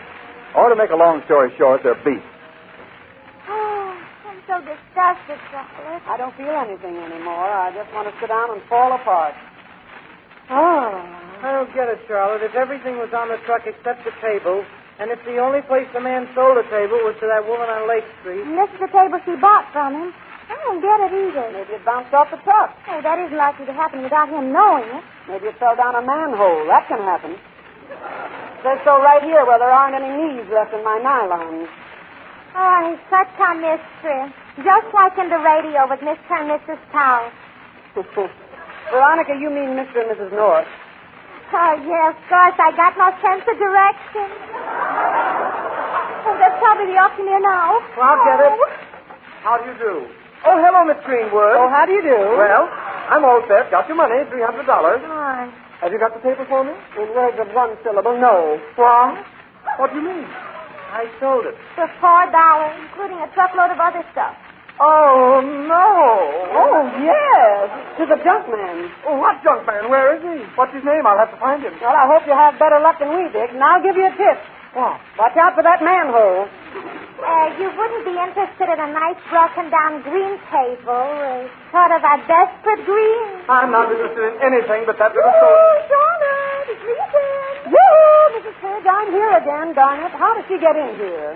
I just dropped in to see if... Oh, I didn't know you had company. Heck, you didn't. This is Mr. Logan, Mrs. Pidge. How do you do? I'm delighted, simply delighted to meet any friend of Charlotte. Mrs. Pidge is a local distribution center for news, Mr. Logan. How do? Now, about that table, Miss Greenwood, if you can give me any help at all. Well, that's why I came over, Charlotte, about a table. I wanted to thank you for that little sewing table. Oh, that's a... What? Sewing table? What do you know about it?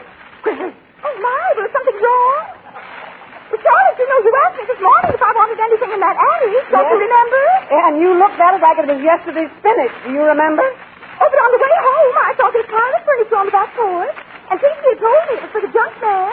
So I decided to take the little sewing table along. Oh, you've got it, Mrs. Pidge? Oh, you're a lifesaver. Yes, I love them, Charlotte. I eat them all the time, and I find them... Mrs. Pidge, would you mind rushing home and getting that table for us as fast as your little legs will carry you? Oh, bye, Pinky.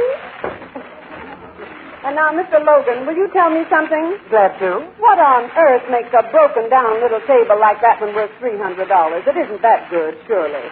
Well, I don't know why I can't tell you now that we've made our deal, Miss Greenwood. You see, the family that owned that furniture we auctioned had made $1 million business out of a secret recipe for a chili sauce they manufactured. Chili sauce? Yes. And when the old man died, nobody knew the formula. He'd always kept it in his head. Or so we thought. Sounds like a plot for a novel. Oh, it is. Uh-huh. Recently we found out that he had written it down. Not on paper like anyone else would have done, but... Well, watch this. You can still fall down and smash it, you know. Here's more, Charlotte. Here's the table. Isn't that good, Winnie? It's awfully rickety. Now, mine's blonde maple. Yes, we know, Mrs. Pidge. We know. Ah, thank heaven. Well, here's what happened, Miss Greenwood. Instead of writing the recipe down on paper, the old man wrote it on the bottom drawer in this little table. I hope you notice how much nicer it looks, Charlotte. Somebody has scribbled all over the drawers, but I washed every bit of it off with soap and water. Oh! The recipe. Gone. Mrs. Pidge, you know you just washed out $1 million business with a 5-cent piece of soap, but confidentially you did a good job because that chili sauce was terrible.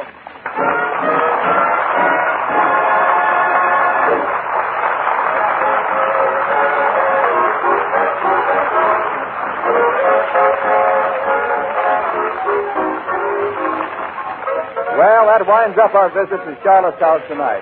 But we invite you to come over next Tuesday and every Tuesday night at the same time to enjoy the Charlotte Greenwood program, written by Phil Leslie with Matty Malnick, the hits and the miss, yours truly, Wendell Niles, Lorene Tuttle, Arthur Q. Bryan, Sarah Berner, and starring Charlotte Greenwood. The door is never locked at 114 Hinkle Street. And so until next Tuesday night at the very same time, this is Charlotte Greenwood saying... So long, friends, until we meet again. So long, neighbor, till next Tuesday. I'll just say so long. So long.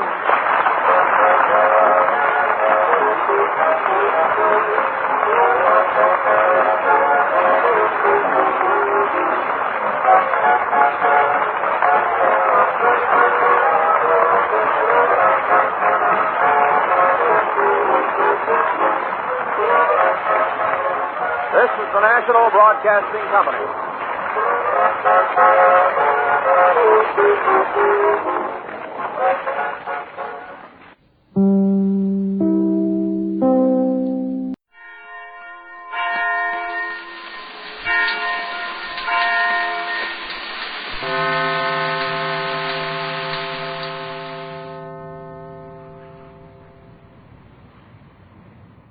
And now, the Goldbergs, radio's most lovable family, brought to you by the makers of Oxidol. But first, are you disappointed in your washing machine?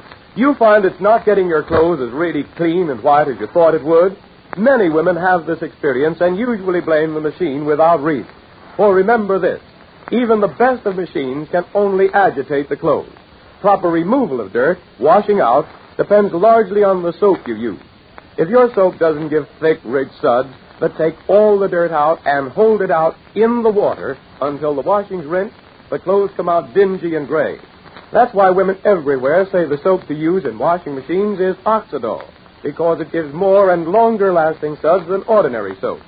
Tests show that 1 cupful of Oxidol makes as much rich, lively suds as 3 cupfuls of other soaps tested, well-known granulated soaps included. In other words, you use just 1/3 as much soap to get the same amount of suds.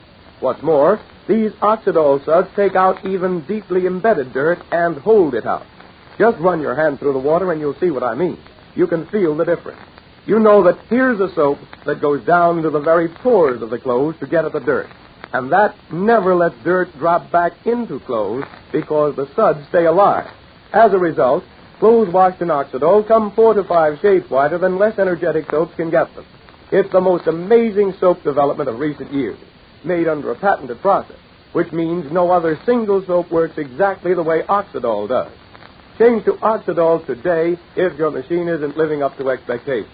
You'll notice how much whiter your clothes come first time you use it. Don't fail to get a box the next time you go to the store. You'll always be glad you did. And now, the Goldbergs. The townspeople of Lastonbury face a crisis today. It's their last opportunity to buy up the option on the Lastonbury mill, and so far, they've been unable to raise the necessary money. The fund collected by the women by selling flower seeds would be enough, but the women refuse to give it up. Meanwhile, at the Goldberg home, the crisis in little Rosalie's illness has arrived. Molly and Uncle David are waiting outside. Stop, Porter. Stop. Lay down, Porter. Just lay down. Fine Passover, huh, Dave? Molly, please. Where's Jake? Where's Jake? Sorry. Waiting for the doctor to come out of Rosalie's room. David, she's sick. Sicker than I know even. I'm afraid, David. Molly, please. Please. David, Emily, the doctor said... The doctor said. There's got to, Molly. He's got something to say, too. Ma, please. Oh, what is the doctor doing in there so long? What? Don't go in, Molly, please. Oh, again the phone. You sit there, Ma. I'll take it. Oh. Hello? Yes? Yes, Miss Wilberforce? Oh, me, I can't, Emily, darling. I can't speak on the phone. Yes? Yes, well, the doctor's here now, Miss Wilberforce. No, my mother can't come over. Well, we don't know yet. No. That's all right. Uh-huh. Yes, all right. Where you going, Molly? I want to see what Rachel's doing. What takes so long? Yes. What takes so long? All right. Yeah. Goodbye. What is it, Sammy? Huh? Oh, they're having a meeting. All the women are over at Martha Wilberforce's house. Well, what are they going to do? Give the money from the latest fund to the mill? Well, that's what they're having the meeting about now.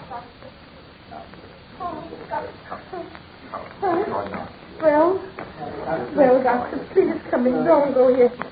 Don't go yet, Doctor, please. I want to hear more than just one word, Doctor, please. We're waiting. Waiting for what, Doctor? Can't you do anything, Doctor? Maybe we should We're not waiting with our hands folded. We're waiting to help. Waiting to help? Yes, Mrs. Goldberg. It's the crisis. Oh. People, and that means doctors too, can only go so far. And that's as far as we did go. What do you mean, Doctor? Doctor? Oh, please. We've done everything we could do for Rosie. And now we have to wait. It's up to her. Up to her? You mean there's nothing you can do to help her? Not over this part. She's got to help herself. She's got to be strong with the desire to get better. Oh. In every man's body, there are two forces, and they're both very powerful. One of them wants to make you give in, let go, drift down and away. It's called catabolism. It's the running down of energy, the breaking up of cells in the blood and in the body. When everything moves that way. What, Doctor? But there's another force, too. It's called... I don't care what it's called, Doctor. Oh, please. What's happening to Rosie, Doctor? We have to wait. Molly, please. It's the crisis. You have to wait. How long? Just as soon as we... But where's your faith, folks? I've been a doctor long enough to know that faith cuts right across science. Everything I've seen and learned in my life has taught me to trust God for everything I haven't seen and don't know. Doctor, you don't think we should... We've given Rosie the best chance we could. Now we've got to wait. I'll be back a little later. You have a very competent nurse, and she has her instructions. Goodbye. Well, I'll take it to the door. Goodbye, Doctor. Goodbye.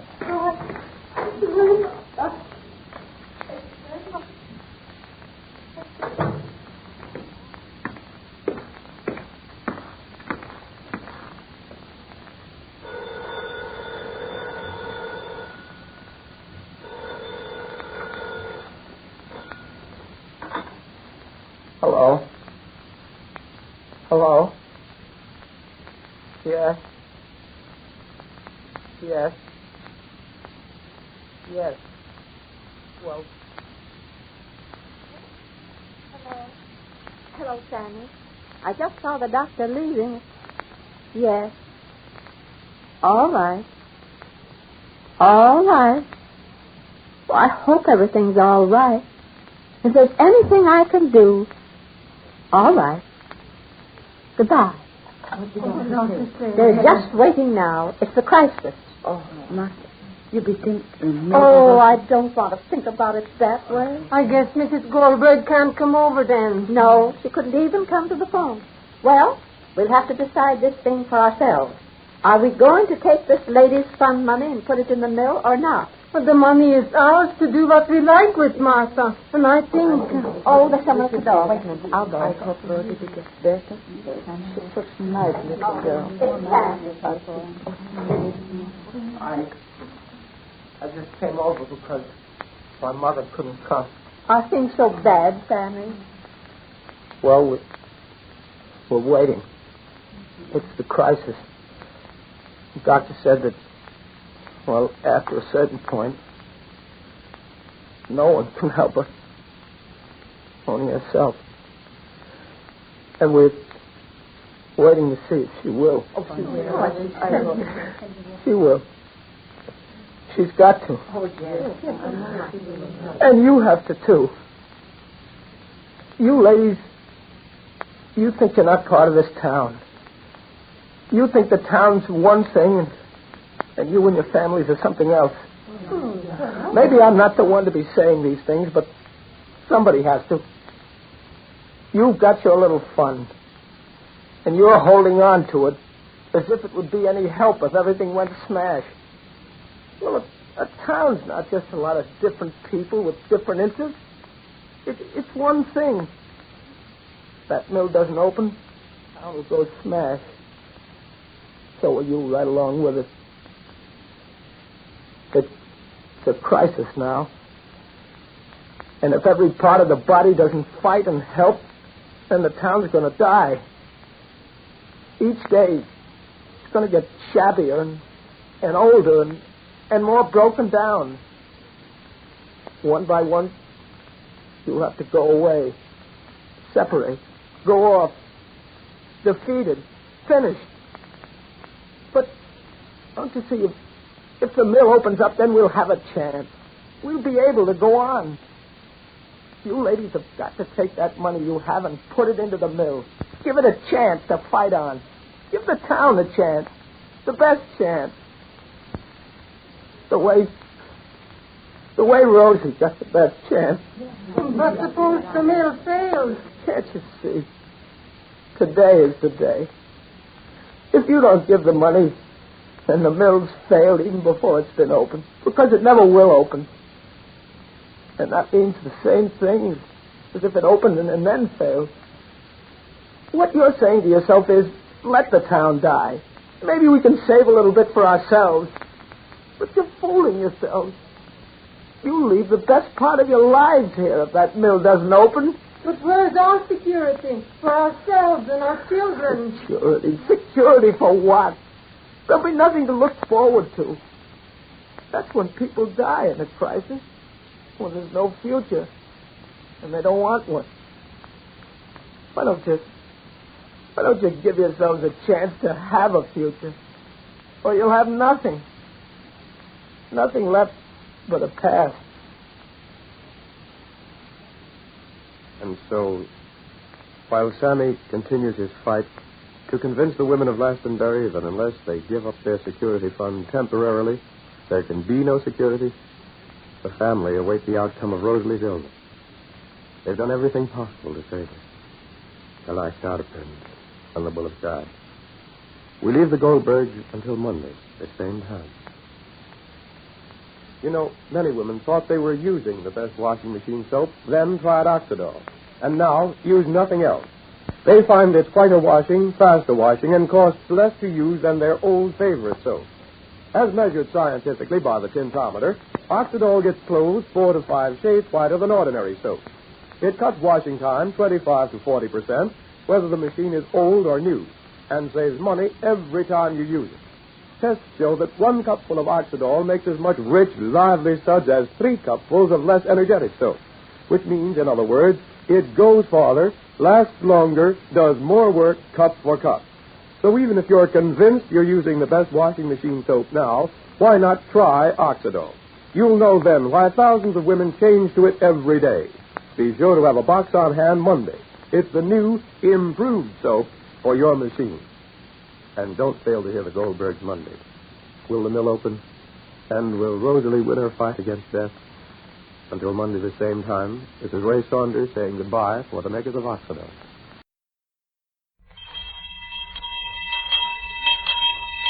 We're on the air with the School Kids Questionnaire, brought to you by the makers of Alka-Seltzer and One-A-Day brand vitamin tablets. And here they are, the Quiz Kids.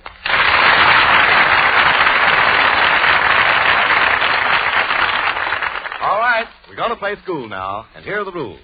You listeners send in the questions, and 5 Quiz Kids answer them. Incidentally, the children never hear or see the questions before the broadcast. We give a Zenith portable radio for every question we use on the show. We may reword them, and if we get similar questions, we're the sole judges.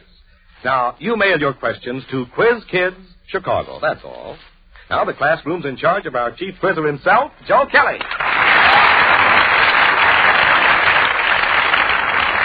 Thank you, Fort Pearson, and good evening, everybody. Well, Quiz Kids, at the end of our school session tonight, we will hear from a special guest listener in New York who will talk to us by special wire. She is a woman whose name will go down in history with such names as Florence Nightingale and Madame Curie. She's the Australian nurse whose work has meant new hope for victims of infantile paralysis all over the world, Sister Elizabeth Kenny. And now, just like in regular school, we start out with roll call. Harvey? I'm Harvey Bennett Fishman. I'm 12 years old, and I'm in 7A at the Bradwell School in Chicago. Gerard? I'm Gerard Darrow. I'm 10 years old, and I'm in 6A at Bradwell School in Chicago. Margaret? I'm Margaret Mary. I'm 14 years old. I live in Western Springs, and I'm a sophomore at Lyons Township High School. And our kindergarten department, Joel? I am Joel Kupperman. I am 6 years old in 2B at Fulton School. And a new quiz kid who's currently playing in that famous stage hit, The Watch on the Rhine, Smila. I'm Smila Brind. I'm 14 years old, and I'm in second year high school in Professional Children's School in New York. Smila, where have you attended school before you went on the stage? I went to kindergarten in Vienna, and then we went to Paris, and I went to school there for 4 years. And after that, we went back to Vienna several times and to visit grandmother. And once it was 5 days before Hitler came over, and that was the last time I saw her.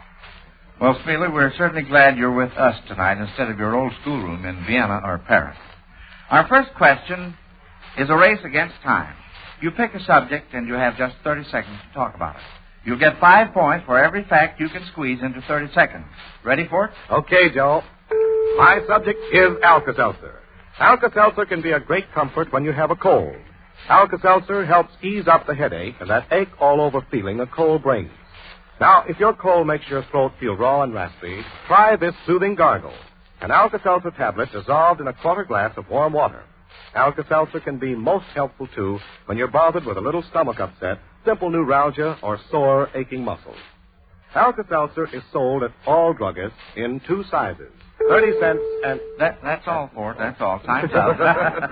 Let's see. Now, you brought out 13 points, which gives you a high score of 65 points. Well, that was all right, Fort. Nice going. And now then, our next question is all for the quiz kids. Your first question tonight comes from Arthur A. Gladstone of Arlington, Virginia. Would you be pleased or displeased if varicella paid you a visit? Margaret? Well, I wouldn't be pleased because it's some kind of a disease. You say you wouldn't be pleased? I wouldn't be pleased. You wouldn't. Well, that's all right. Let's see if we can find out just what that stands for, what it means. What disease? Smila?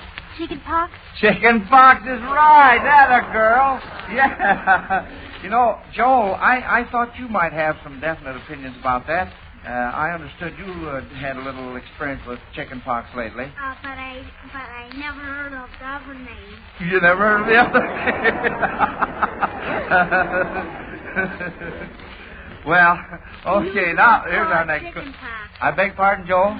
They usually call it chicken pox, not the other name. Yeah, well, that's the best to say chicken pox. Then you really know what you've got. Mrs. Ida Glenn of San Francisco, California, submits this current events question. Why were each of these men in the news of the last year? The only joker in this question is that Mrs. Glenn makes it really hard by giving you first names only. Now, here's the first one. Fulgencio. Margaret. That's Fulgencio Batista, the president of Cuba, who visited the United States and President Roosevelt recently. That's right. All right, now here is the next name. Jawaharlal. Harvey? Well, that is the first name of... Well, his real name is Nehru, his last name, and he is the second leader in India, next to Gandhi. Very good, Harvey, very good. And here's the next name. Chester. Smila? Nimitz. He's ambassador. No. That's as far as I know. No, you gave me the right last name. Joel? I think he's the leader of the ships of the fleet in the Pacific. Good! Very good, Joel.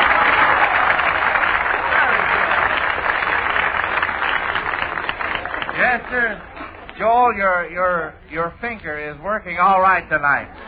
Admiral Chester William Nimitz, Commander-in-Chief of the U.S. Pacific Fleet. I'm getting to talk like Joel here. Well, it sounds cute anyway, doesn't it? 2 out of 3 on this one.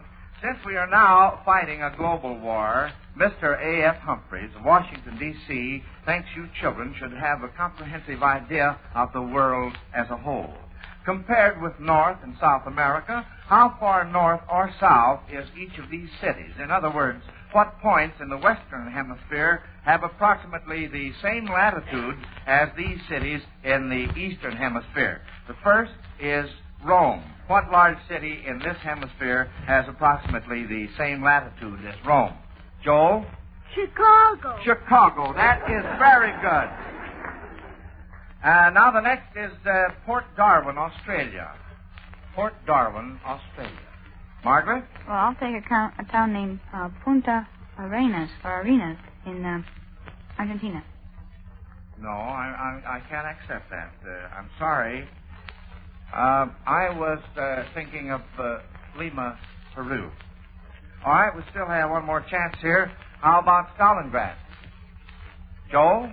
The northern boundary line between the United States and Canada above the state of Washington on the map. That's just right, Joel, my boy. Just right. Joel, you're going to have to get the chicken pox again sometime. All right. By the way, I received a novel wire this week from Columbia Pictures Corporation in Hollywood. They've been looking for a cute little 2-year-old girl smart enough to handle dialogue. They want her for their next Blondie picture, Blondie Buys a Horse. I guess they figured we had a corner on the bright youngsters department. Of course, 2 years old is a little young even for quiz kids, but that didn't stop us. We just sent them pictures of Margaret Merrick's little sister, Susie. Margaret, think Susie would be all right? Well, I suppose so, but if I know that little youngster, I think she'll make her own dialogue. She will.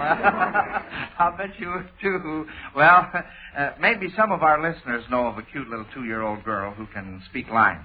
Well, we better get back to the radio business. All of us know the old counting out rhyme, eeny, meeny, miny, mo, but James N. Rasmussen of Tacoma, Washington, thinks other rhymes are now used on schoolyards to count players out of games. Do you know any others that are used to see who gets first turn? Well, we'll start out with Harvey. Well, this isn't exactly a rhyme, but we always do odds and evens, and that is we throw our fingers out, then we count around, and the one who has the last number usually drops out or is picked to do something. Uh-huh.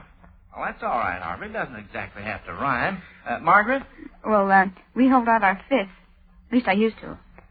Say 1 potato, 2 potato, and on the 7th one, you put one fist behind you, and you go around till one person is out. Uh-huh. And that way we figure. That's a good way, too, yeah. Smeela? Well, that rhymes. It's 1 potato, 2 potato, 3 potato, or 4 potato, 5 potato, 6 potato more. Well, good for you, Smeela. Joel? And there's one that's called 1, 2, 3, 4. Mary at the college store. 5, 6, 7, 8. Eating cookies off the plate. and there's another one that's 1, 2, 3, 4, 5. I caught a fish alive. 6, 7, 8, 9, 10. I let him go again. And there's still another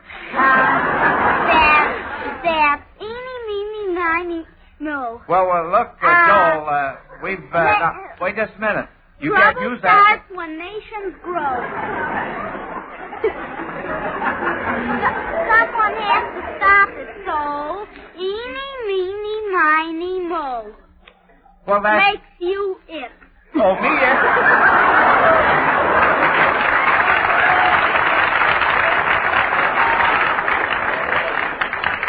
All right, I'm it. Margaret? Well, 1, 2, 3, 4, 5, 6, 7. All good children go to heaven. And you say that, and the person that's on heaven is up. Uh-huh. Yeah, that's right. Very, very good. That was a lot of fun. That sort of takes me back through the years. Oh, dear. I can't tell you how many. Well, all right, next question now. Miss Elizabeth Pignatelli of Providence, Rhode Island, wants you to count legs a while. How many legs has a laughing jackass? Margaret? I think it's 2, or rather 4. It's a hyena. Well, let's see what Gerard has to say. Oh, the laughing jackass is a bird from Australia, and that has 2. That is right. That's right. Uh-huh. All right, how about a spider? Harvey? I think it's about 8. 8 legs. What were you going to say, Margaret? That's what I was going to say. Well, 8 is correct. Uh-huh. All right, how about a centipede? Margaret? Well, he has anywhere from 26 to 109 legs. And he doesn't always have to have 100. No, that is right. However, let's see if we can get some more on this. Gerard? Well, I have a specimen at home called a millipede, and that has 19 legs. 19 legs. Uh-huh. Harvey? Well, I had one that somebody sent me. I think it had 39 or 40. Yes, it has 40, and 20 on each side. Mm-hmm. Well, you kids were all right. There's 2 sources on authority. One of them is from 30 to 170 legs, and the other from 38 to 400 legs. Well, kids, that's just about all the time for the questions right now. Friends, with a shortage of doctors in many communities due to the war, and with the possible scarcity of certain foods, here are some questions that every mother should be prepared to answer. What can I do to safeguard the health of my family? What facts should I study about food to make sure my family is getting a healthful, nourishing diet in spite of possible food shortages? Well, Mrs. America, vitamins are going to play an important part in answering those questions. And here's one suggestion that we would like to make. Why don't you supplement your meals with one-a-day brand vitamin tablets? The Miles Laboratories make 2 kinds of one-a-day tablets. One to supply the A and D, or as they are also called, the cod liver oil vitamins, and the other to give you those very important vitamins of the B complex. Just think. One-a-day brand vitamin A and D tablets contain the same A and D vitamins that you get in butter, cream, milk, cheese, and the fish liver oil. Yet there is absolutely no fishy, oily taste to them, and no aftertaste. And just a single tablet contains a normal day's supply of these A and D vitamins. So even if those foods aren't as plentiful as they used to be, you're still guaranteeing your children that safeguarding supply of A and D vitamins. And not only that, Fort, but you're doing it at a cost of just 1 1/5 pennies a day. Let's not limit this to children, Charlie. Grown-ups as well as children need those A and D vitamins, especially with the cold season in full swing. We should all do everything we can to build up resistance. So ask your druggist today for one-a-day brand vitamin A and D tablets made by Miles. And, Mr. Kelly, the quiz kids wait with bated breath for the next question. All right, Fort. This literature question is from Mr. Jerry M. Holmes of New Orleans, Louisiana. What literary character would you be if you found yourself face to face with these distressing situations? You are facing a wild bison who has a beautiful girl tied to his horn. Mila? Well, that's, I think, in Quo Vadis, the monster. I mean, the giant, the Legion giant that, I know the princess on it, her name was Legia, and Ursus, maybe. Ursus, that's right. Good for you, Mila. All right? Now, listen. You are facing what appears to be a large army, but when you attack, the soldiers turn out to be peaceful sheep. What literary character would you be? You are facing what appears to be a large army, but when you attack, the soldiers turn out to be peaceful sheep. Well, that would be Don Quixote from The Adventures of Don Quixote by Cervantes. Now, here's the next one. You don't care especially for children, and now, unexpectedly, 6 of them are dependent on you. Harvey? Well, that's in the Pied Piper, and, in the screen version, Monty Woolley is burdened with 6 children whom he has to take back to England to safety. That's right. Harvey, can you give us the Pied Piper's name? I think it's Mr. No, I don't. I don't know what's wrong with Joel tonight. Every time he raises his hand, he squeaks. Now, wait just a minute. We want to give Harvey a chance on this. Well, I don't believe I remember it. Well, that's really beside the point, Harvey. I thought maybe we could get his name. Let's see. Joel has his hand up. Mr. Howard. Mr. Howard, that's right. John Howard. I guess it was as cold in Ithaca, New York last week as it was here in Chicago because Chester L. Marks, who lives there, wants you to sing out some song titles that might have warmed us up a little. Can you think of any titles that might alleviate winter weather? All right, Margaret? There's one that goes, I don't want to set the world on fire. Mm-hmm. And it's been so long ago that I think I can do it, but I'm not sure. Well, just the title is all you have to give us. I don't want to... No. Well, I've forgotten that, but maybe somebody else could sing it, but there's one that Keep the Home Fires Burning. Keep the Home Fires Burning? And I think it's I don't want to set the world on fire. That's it. That's right, Margaret. All right, let's have some more, kid.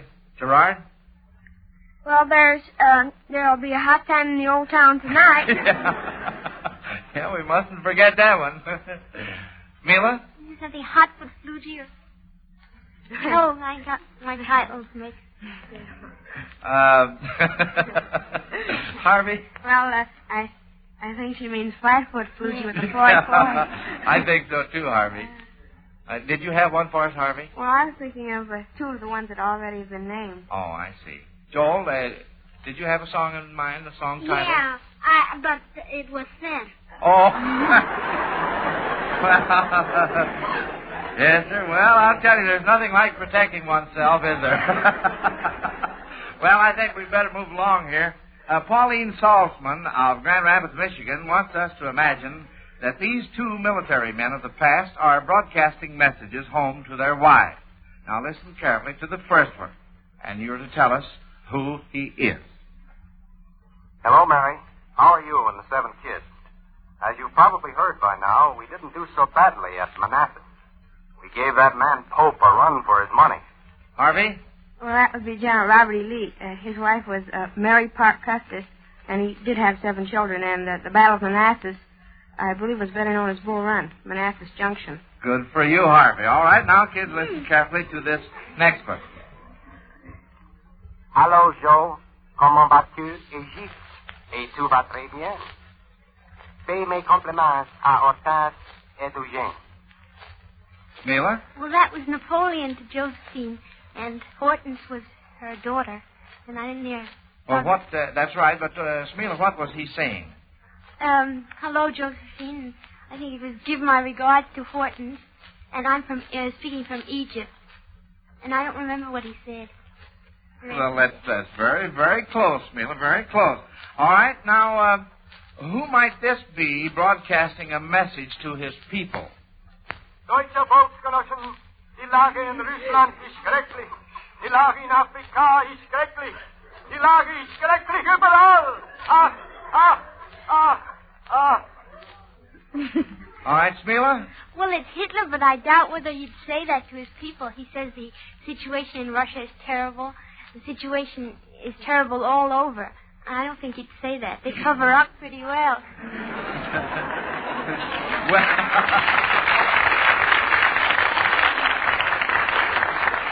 All right, kids. Franklin Shaw of Battle Creek, Michigan wants you to put on your thinking caps, not your nightcaps, and think of 3 kinds of beds that you wouldn't ordinarily sleep in. 3 kinds of beds. Gerard? Well, there's a trundle bed. Most kids nowadays don't sleep in that. That was very right, old-fashioned. Right. And then the Eskimos are usually, they have beds on blocks of ice. And then the natives in Africa, they usually sleep on straw or grass. Very good. Gerard, Margaret?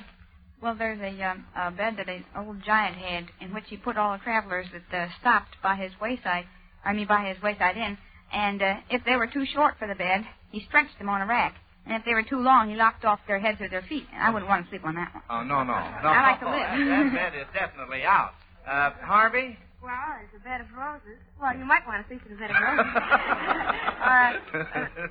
There's these beds that the Egyptian men sleep on. They're full of nails.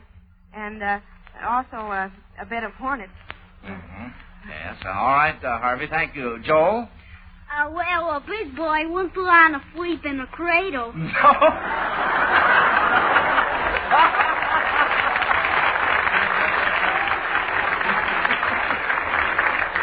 We certainly would. And now we'll let you catch your breath a minute before this next question, quiz kids. Fort Pearson, would you like to continue your vitamin lesson? Yes, thank you, Joe. We covered the A and D vitamins the last time, so now I'd like to mention the B vitamins, the ones you get in one-a-day brand vitamin B complex tablets. These B vitamins are found in meats, whole grains, various fruits, and vegetables. They're extremely important where energy, digestion, and nerves are concerned. So if you're feeling sort of all tired out and nervous, it could be you're not getting enough of those B vitamins. And just so you won't have to bother with them 3 or 4 times each busy day, the Miles Laboratories developed this single one-a-day brand B-complex tablet to give you the full minimum daily supply of all the B vitamins for which requirements have been established. Yes, all in one little pleasant-tasting tablet. And what's more, they're pleasantly low priced, too. A whole month's supply for just 90 cents. Now, that's a name to remember when you're buying vitamins. One-a-day brand vitamin B-complex tablets. One-a-day is the registered trademark of the Miles Laboratories, who also make Alka-Seltzer. Now, on with the brain battle, teacher. All right, Fort. Mrs. L.M. Friel of Rochester, New York, sends this question. She wants you to tell how the following military men fooled the enemy through subterfuges. What subterfuge did Richard the Lionhearted use against the Saracens at the citadel of Acer? Can you answer that one? Well, let's go on to the next one. What subterfuge did Ulysses avoid by stuffing his men's ears with wax and tying them to the ship's mast? The men, not the ears. Smila? Well, the siren, they were going between Cirrus and Charybdis. Charybdis and... Well, the siren would bewitch the men, and so he stuffed their ears with wax so they wouldn't hear it and wouldn't stay there. And Charybdis was a whirlpool, and they were going through that, so I guess that's why he tied them, so he wouldn't want to be taken in the water. Well, that's all right, Smila. Now let's see if we can get some more, Margaret. Well, the sirens I guess must have had beautiful voices because nobody could withstand their power. Must have been something like a lodestone or a magnet. And so he stuffed their ears with wax so they couldn't hear him. That's right. And I think he tied them to the mast because they might have heard a little anyway. But he tied himself to the mast, too, I know, because somebody had to steer the ship and then he couldn't. That's he right. Couldn't go away. All right, thank you. Now, on this next one, how did General Zhukov fool the Germans not so long ago when his heavy artillery crossed the river near Rzhev on an invisible bridge? Margaret? Well, he had his men build a bridge backwards underneath the river, starting from the German bank so it was higher, so that tanks could go over and get the Germans. That is absolutely right. Good for you. Well, that's all there is. There is no more, kids, except those report cards, which let us know which 3 of the 5 children win the chance to come back next week. Joe, how about those important rewards? Oh, yes. Quiz kids, there's a $100 war bond for each of you, winners and losers alike, from the makers of Alka-Seltzer. You know, Joe, with a little girl like Smila on the program tonight, it brings home to us the real purpose of those war bonds. The reason why every father and mother should buy them. For every youngster like Smila who escaped the Nazi bullets and starvation, there are thousands who didn't escape. So that it may never happen to our children, buy war bonds. Now, I see you have the report cards, Joe. Yes, they're ready for it, and here's what they say.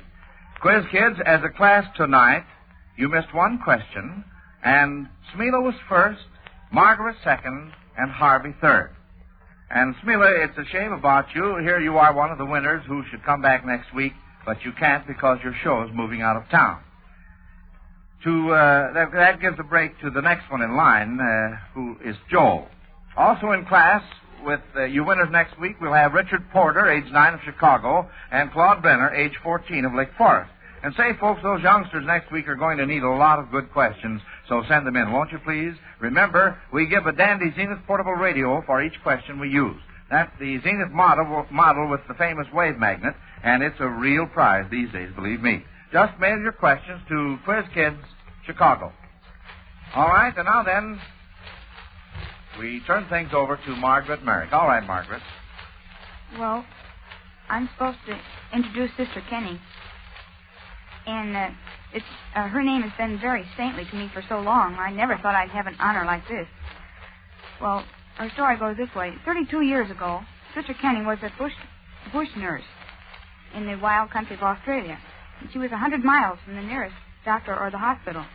An epidemic of infantile paralysis broke out, and she didn't know how doctors treated this disease, so she just did the best she could. And she discovered a treatment which gives normal life back to 80% of the victims. And before her treatment, only 17% recovered. I met Sister Kenny last Friday. I'm sorry I didn't meet her a year and a half ago, when infantile left me with a crippled leg.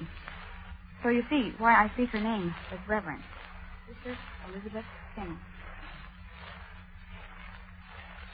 I'm sorry, Margaret. My treatment was not available in Chicago the morning you woke to find both your legs paralyzed. It still isn't available in many parts of the country.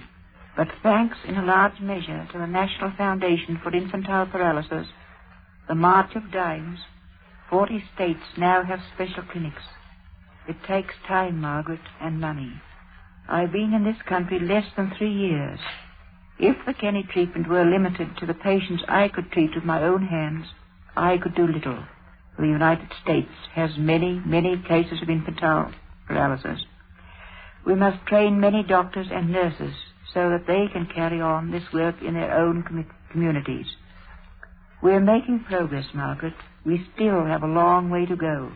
We'll get there, mile by mile, dime by dime, as people give those miles of dimes in this campaign which ends next Saturday with President Roosevelt's birthday.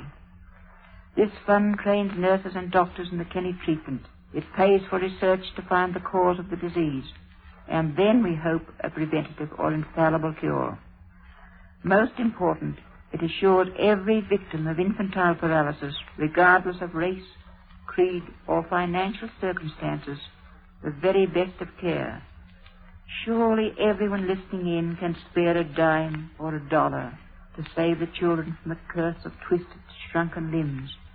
Please send your contributions to agencies in your own communities, or directly to the President in the White House. And remember, you may be helping yourself, because next year, from 8 to 10,000 of you will have infantile paralysis. And, Margaret, don't give up hope about improving that leg of yours.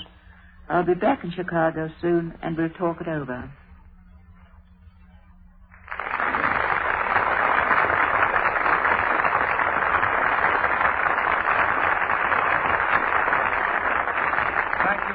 Sister Kenny, it was a great honor to have you speak on our program.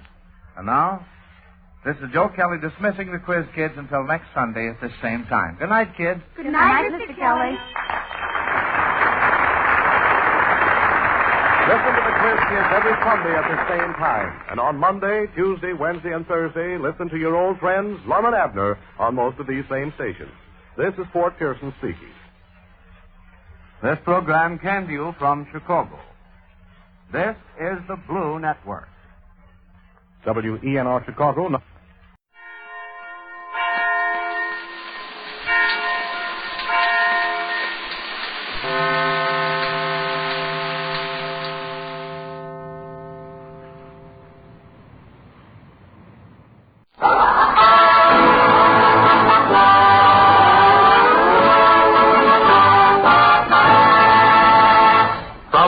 California, we bring you the Smiths of Hollywood. So just stop whatever you're doing and... Oh. I'm sorry, madam. I didn't know you were doing the dishes. Well, as I say, it's the Smiths of Hollywood, a program about people just like you and me. Only more interesting. Yeah, well, that was Arthur Treacher, hereinafter referred to as Uncle Cecil Smythe. Later, you'll hear from Brenda Marshall as my wife, Nancy Smith. Jan Ford is our problem child daughter, Bump Smith. And, of course, my name is Bill Smith. Although, when the withholding tax is withheld, they take it from a fellow named Harry Von Zell. So, as I said before, just drop whatever you're doing and listen to the Smiths of Hollywood.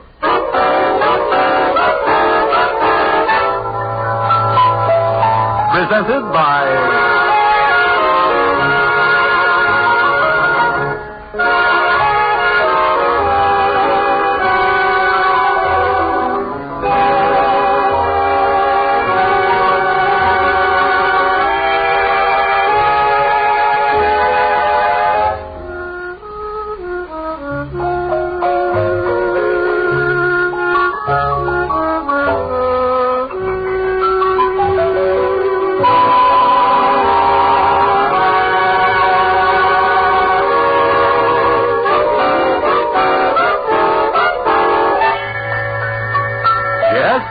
The Smiths of Hollywood.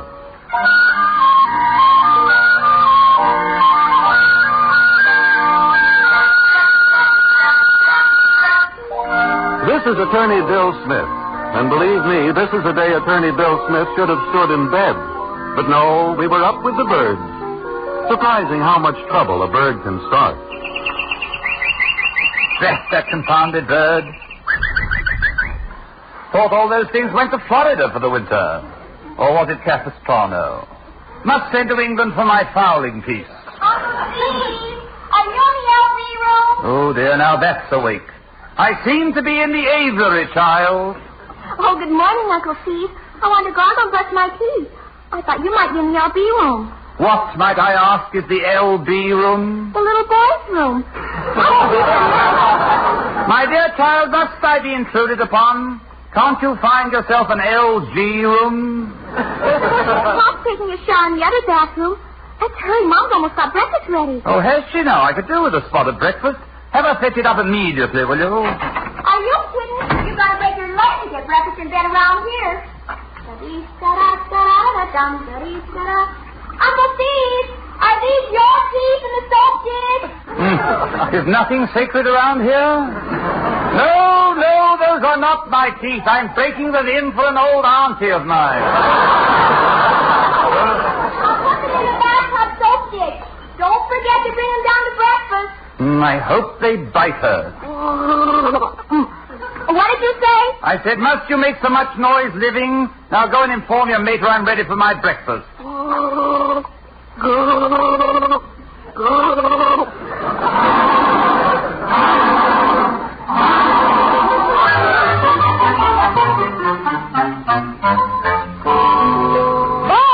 Breakfast is ready. Hurry, dear. I'll be down in a jiffy. I don't want you to be late for school again. Oh, hello, darling. Good morning, my darling. I was just wondering, did I kiss you this morning? Phil, I'm trying to dish out this mush. Phil! Heck, much again for breakfast. Your child, Mrs. Smith? Bombs, aren't you glad I picked such a wonderful man to be your father? Yes, but I wish you'd finished your honeymoon before I came along. Hurry with your breakfast. Is Uncle Cecil awake? He said to tell you he wants his breakfast in bed. What? Huh? Breakfast in bed he wants. Even I don't get breakfast in bed around here. Now, darling, we won't make it a habit. Well. But he deserves it this once. He's tired. He's tired. What about me? I sat up with him till 2 o'clock listening to the old boar hunt Bengal tigers. Believe me, I'll be glad when he leaves. I think he's with us for good. He's having his stuff sent over from England. Oh, no, he isn't. I'll stop that. Like you stopped him from having breakfast in bed? Eat your mush. I ate a bowl already. Well, eat another bowl. Well, now, who could be calling at this indecent hour? I'll answer it. Hello? Bill, this is April Day. It's finally happened. Charles has left me. What will I do? Hang on till I put Pop in the wire. Gosh, oh, Friday, Pop, it's a whistle. The what? It's the whistle. Don't you ever read movie magazines? No, thank heavens. Here, give me that phone. Hello? Bill, what will I do? Charles has left me. Again? We've gone cleverly since. We've only been married 11 months. I did so want to be married a whole year, just once. Oh, yes, you poor child. Is there anything I can do, Miss Day? Yes, I wanted to start divorce proceedings at once. Oh, now, Miss Day, hadn't you better think this over? Well, I'll see you at your office at 10. Bye, now. Bye. So the April Days have agreed to disagree. I know it wouldn't last. You eat your mush. I've had 2 bowls already. Well, have another. Eat mine. Why can't everyone be happily married like your mother and me? Most parents don't have such a nice child to bind them together. Bumps, listen, the nice one in this family is your mother. And since business is looking up, I'm finally going to get your mother that fur coat. Oh, really, Pop? Oh, you're wonderful. Well, competition for my own daughter, huh? Oh, sure. Did the old fossil enjoy his breakfast? He wants more. More? I'm going to have a talk with him about looking for a place of his own. When, Pop? Well, one of these days. He's got your buffaloed. But I'm not afraid of him. Well, my little dragon killer, suppose you beard the beast. I'll think it over. Well, you start thinking over what you have to take to school. Now, hurry. Okay, I just got one little thing to attend to.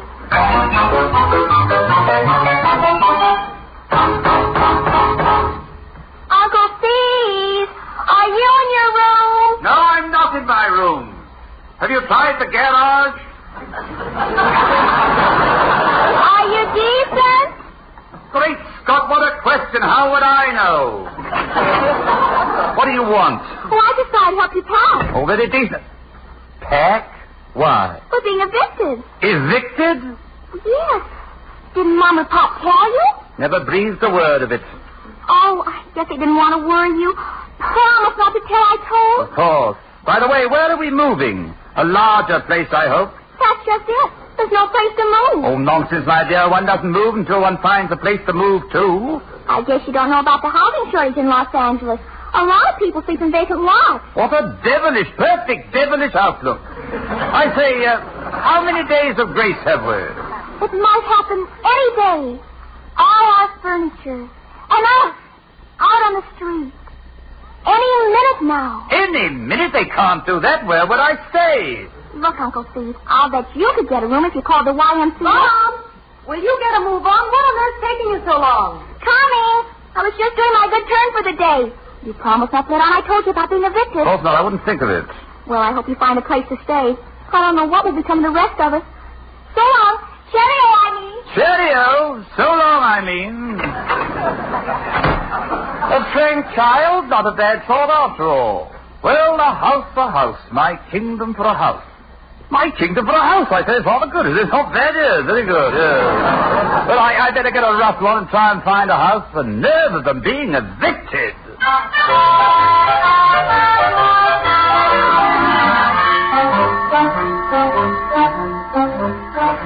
Louis Catchpole, real estate rentals, ring bell. Yes, I think I'll be obstinate and knock. Hello in there, I say, are you there? Well, now, if I was out there, I wouldn't be in here, and I ain't out there. I must be in here. I say there. You stay here. I'm in here. Oh, forget it, man, forget it.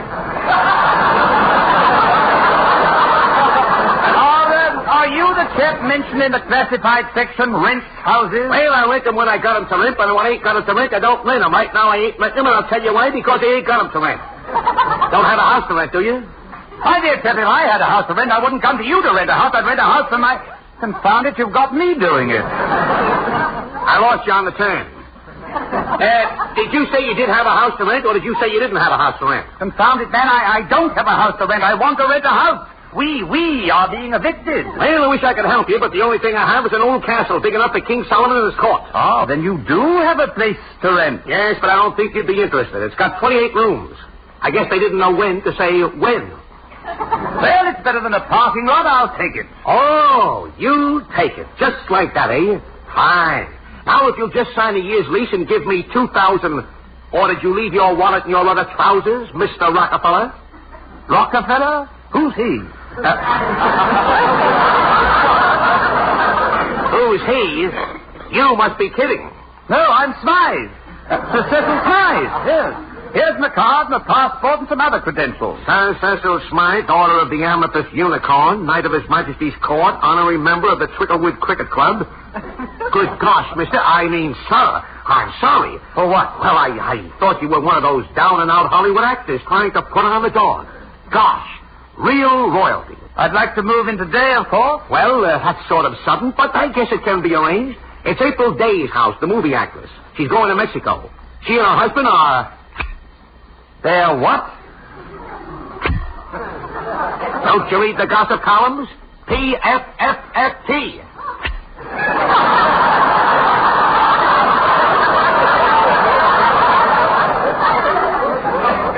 Wipe your chin, old chap. Tell me, what is... May I have the handkerchief? Well, it means they've got weddings. They're renovating, lifting. You know, divorce. How fortunate for me. Do I have to sign a lease? Oh, there's no rush. Oh, I'll do it now and get it over with. Send the bill to my nephew, William Smith, the barrister. He handles all my affairs. 2,000, eh? He'll be delighted I found such a bargain. I must find a mover. I say, where does one find this Van Johnson who moves people?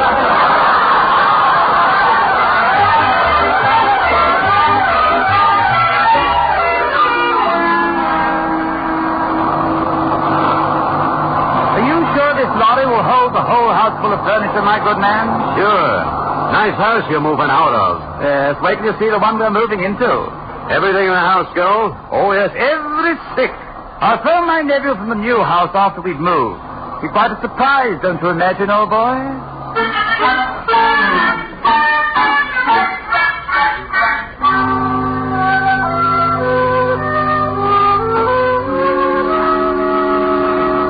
Nancy, listen, if I knew getting you a fur coat was going to make you cry, I wouldn't have done it. Oh, I'm so happy. I'm glad, darling. Look, Bill, I know I shouldn't ask this, but, I mean, where did I get the money for the coat? I knew you were going to ask that. April Day's divorce. Oh. Oh, now look, Stoop, be sensible. I'm a lawyer. It's business. I know. But money for someone else's misfortune. Well, darling, how about doctors and firemen, dentists, anyone else you care to name? They make their living on other people's misfortunes. Well, I never thought of that before. Well, I have, often. And I'm not sure I like it, but it's a fact.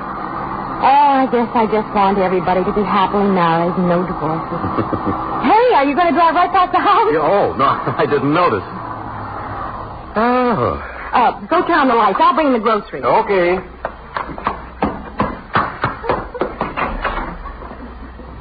Cheese, avocados. Oh, I forgot soap powder again. Nancy, come here, quick. Is anything wrong? Wrong. We've been robbed. Look inside. Oh. Is the bedroom bare? There is a tomb. Anything in your study? Not even my pipe. The dining room? Empty.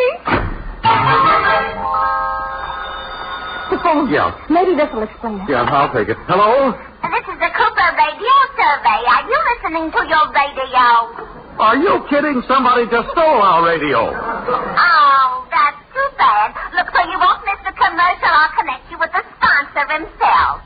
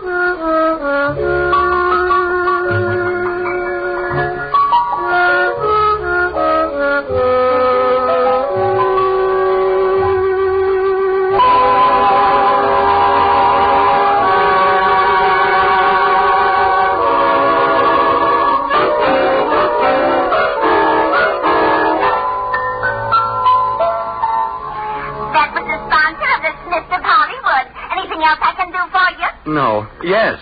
Locate my furniture. Any news of the furniture, darling? No, it was a radio survey. Say, I wonder where Bumps is. And Uncle Cecil. That's a cheerful thought. What? Maybe Uncle Cecil's been stolen, too,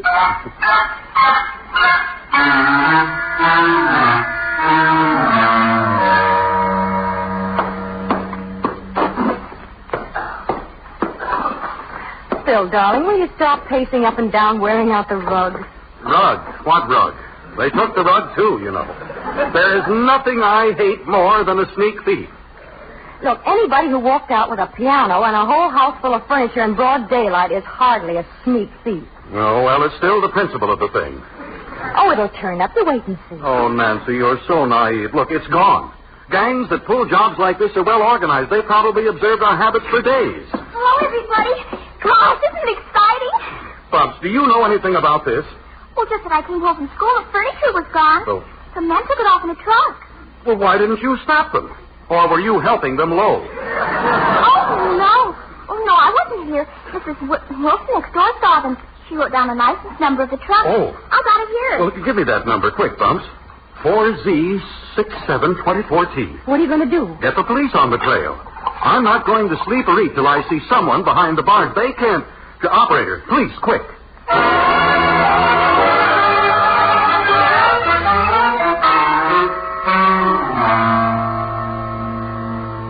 My gosh, a truck shouldn't be so hard to find. What is wrong with those police? Oh, sit down and relax. Relax where? In the Morris chair that isn't here? Or in the sofa that isn't here? On this orange crate with me. After all, we started marriage with only a bed and a coffee pot. Now we don't even have a pot.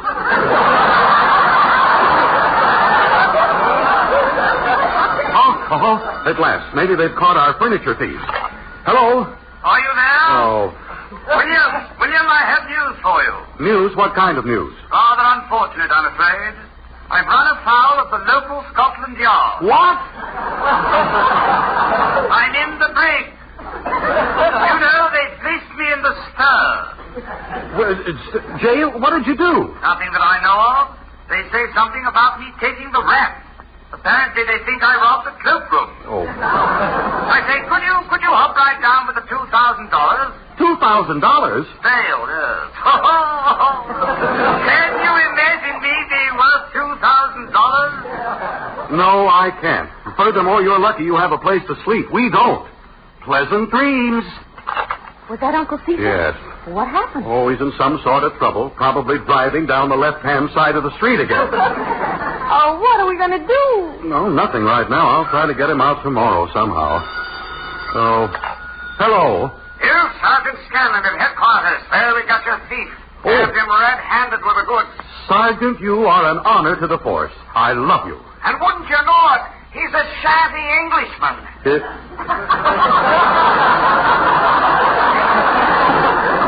Wait, just a minute. His name isn't Smythe, is it? That's it. Oh. Probably got a long record. Mm-hmm. He's got shifty eyes. Sergeant, listen, don't let that fella get out of your sight. I'll be right down. This was an inside job. Well, guess what? Our burglar is caught. And who is it? Sir Cecil Smythe. The man you served breakfast to in bed. Uncle Cecil? Yes, caught with the goods. You know, Nancy, neither one of us ever saw Sir Cecil before he came here. I bet this guy is a phony. Oh, how could he be? Well, easy. Spends $10 getting a fake passport and some credentials and walks off with everything we own. But his accent. Oh, darling, accents in Hollywood are a dime a dozen. What burns me is... probably him now. Wants a clean shirt or something. Hello? Bill, this is April Day. Guess what? Miss Day, believe me, I am beyond guessing. What? Charles came back. Charles? Came back? It was all a silly misunderstanding. Oh. I am without words. And he bought me the most wonderful fur coat for a feast offering. Wasn't it sweet of him? It's all I needed. He bought you a fur coat. Yes, the darling. Just forget all about the divorce. Oh, one more thing. I rented the house, but now I want to break the lease. Miss Day, breaking a lease these days is 2 degrees colder than impossible. But the man hasn't paid us any money yet. Well... Oh, just a minute, Bill. What's that, Charles, darling? Charles, darling. Bill, Charles says we'll pay to have the lease brokered if necessary. Well, you know, with a housing shortage, it won't be easy. By the way, who rented your barn? Every Englishman, Sir Cecil Smythe. Who? Sir Cecil Smythe, you know him? Yeah, I have heard of him. I tell you what, Miss Day. If Charles is willing to pay you $2,000 to have the lease broken, I'll see what I can do. Send a check over for cash to me. I might be able to get you out of this. Well, guess what now? Uncle Cease has... Darling, what are you doing? Putting the fur coat back in the box. What? Oh, I knew it was too good to last. Oh, you little dope. Come here. I like to kiss too. Well, I'm glad they're back together. It's more important than a fur coat. Now, Nancy, you take that coat and put it back in the box. Take it out now. You know what? I think I have just done something brilliant.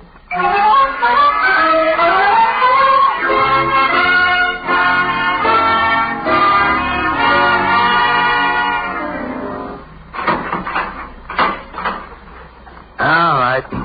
This way, Mr. Smith. Yes. We got that phony Englishman locked up in the drunk tank.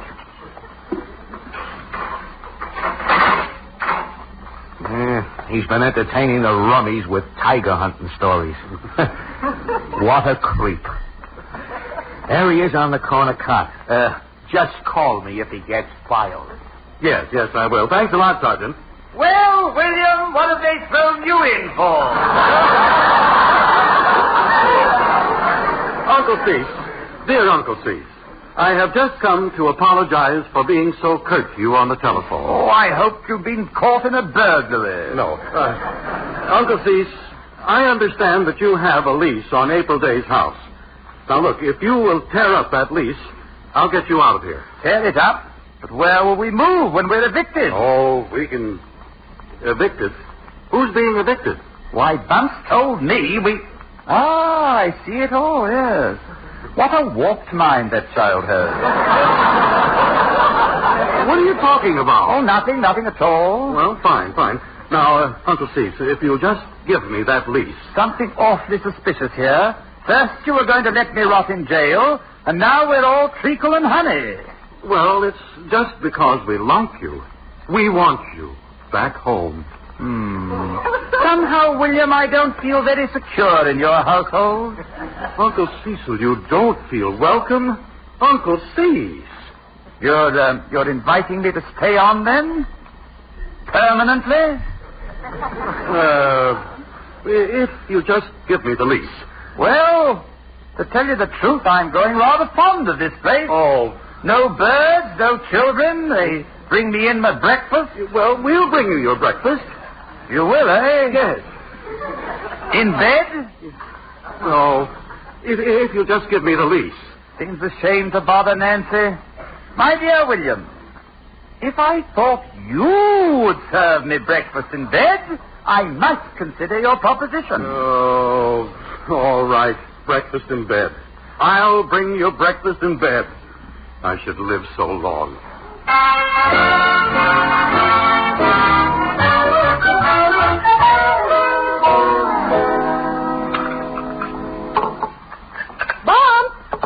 You'll be late for school. Ah, good morning, Mrs. Smith. Did I tell you how beautiful... Nancy, why are you frying eggs dressed in your fur coat? Because I'm taking it back to the store this morning. What? And I wanted to wear it just once. You're taking it back? Why? I think you know. Oh, Nancy, now listen. That $2,000 for breaking the lease for April Day was perfectly legitimate. It was... Would you buy yourself a present with it? That's different. I've been promising you that coat for years, and now... Darling, look at me. Which is more important, business rules or the golden rule? No, all right. Oh, stop pouting. I'm not pouting. I'm mad at myself. You're just too good for me.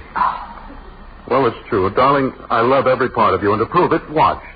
What are you doing? I'm about to tear up a check for $2,000. No, stop. Don't you dare. Well, you just said women. I just can't figure them out. I want you to light my cigarette. What? I've never lit a cigarette with $1,000 check. Nancy, you are the maddest woman I was ever married to. Come here, kiss me. Oh, I love you, Bill. Awfully much. Nothing will ever spoil our happiness. Nothing will ever spoil. I say down there. William. I'm ready for my breakfast. Hurry it up, will you, old boy? That, breakfast in bed. I did live so long, and Nancy, you remind me today to buy rat poisoning.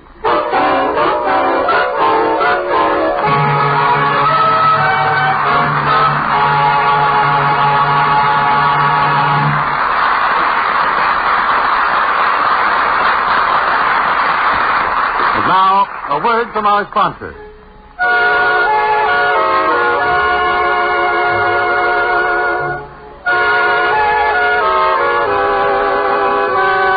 Live from the Theater of the Mind, containing fewer calories or commercials than any other old-time radio show, it's the WRVO Playhouse. Good company only on the membership-supported WRVO stations. WRVD Syracuse, FM 90.3. WRVJ Watertown, FM 91.7. WRVN Utica, FM 91.9. And WRVO Oswego Syracuse, FM 89.9.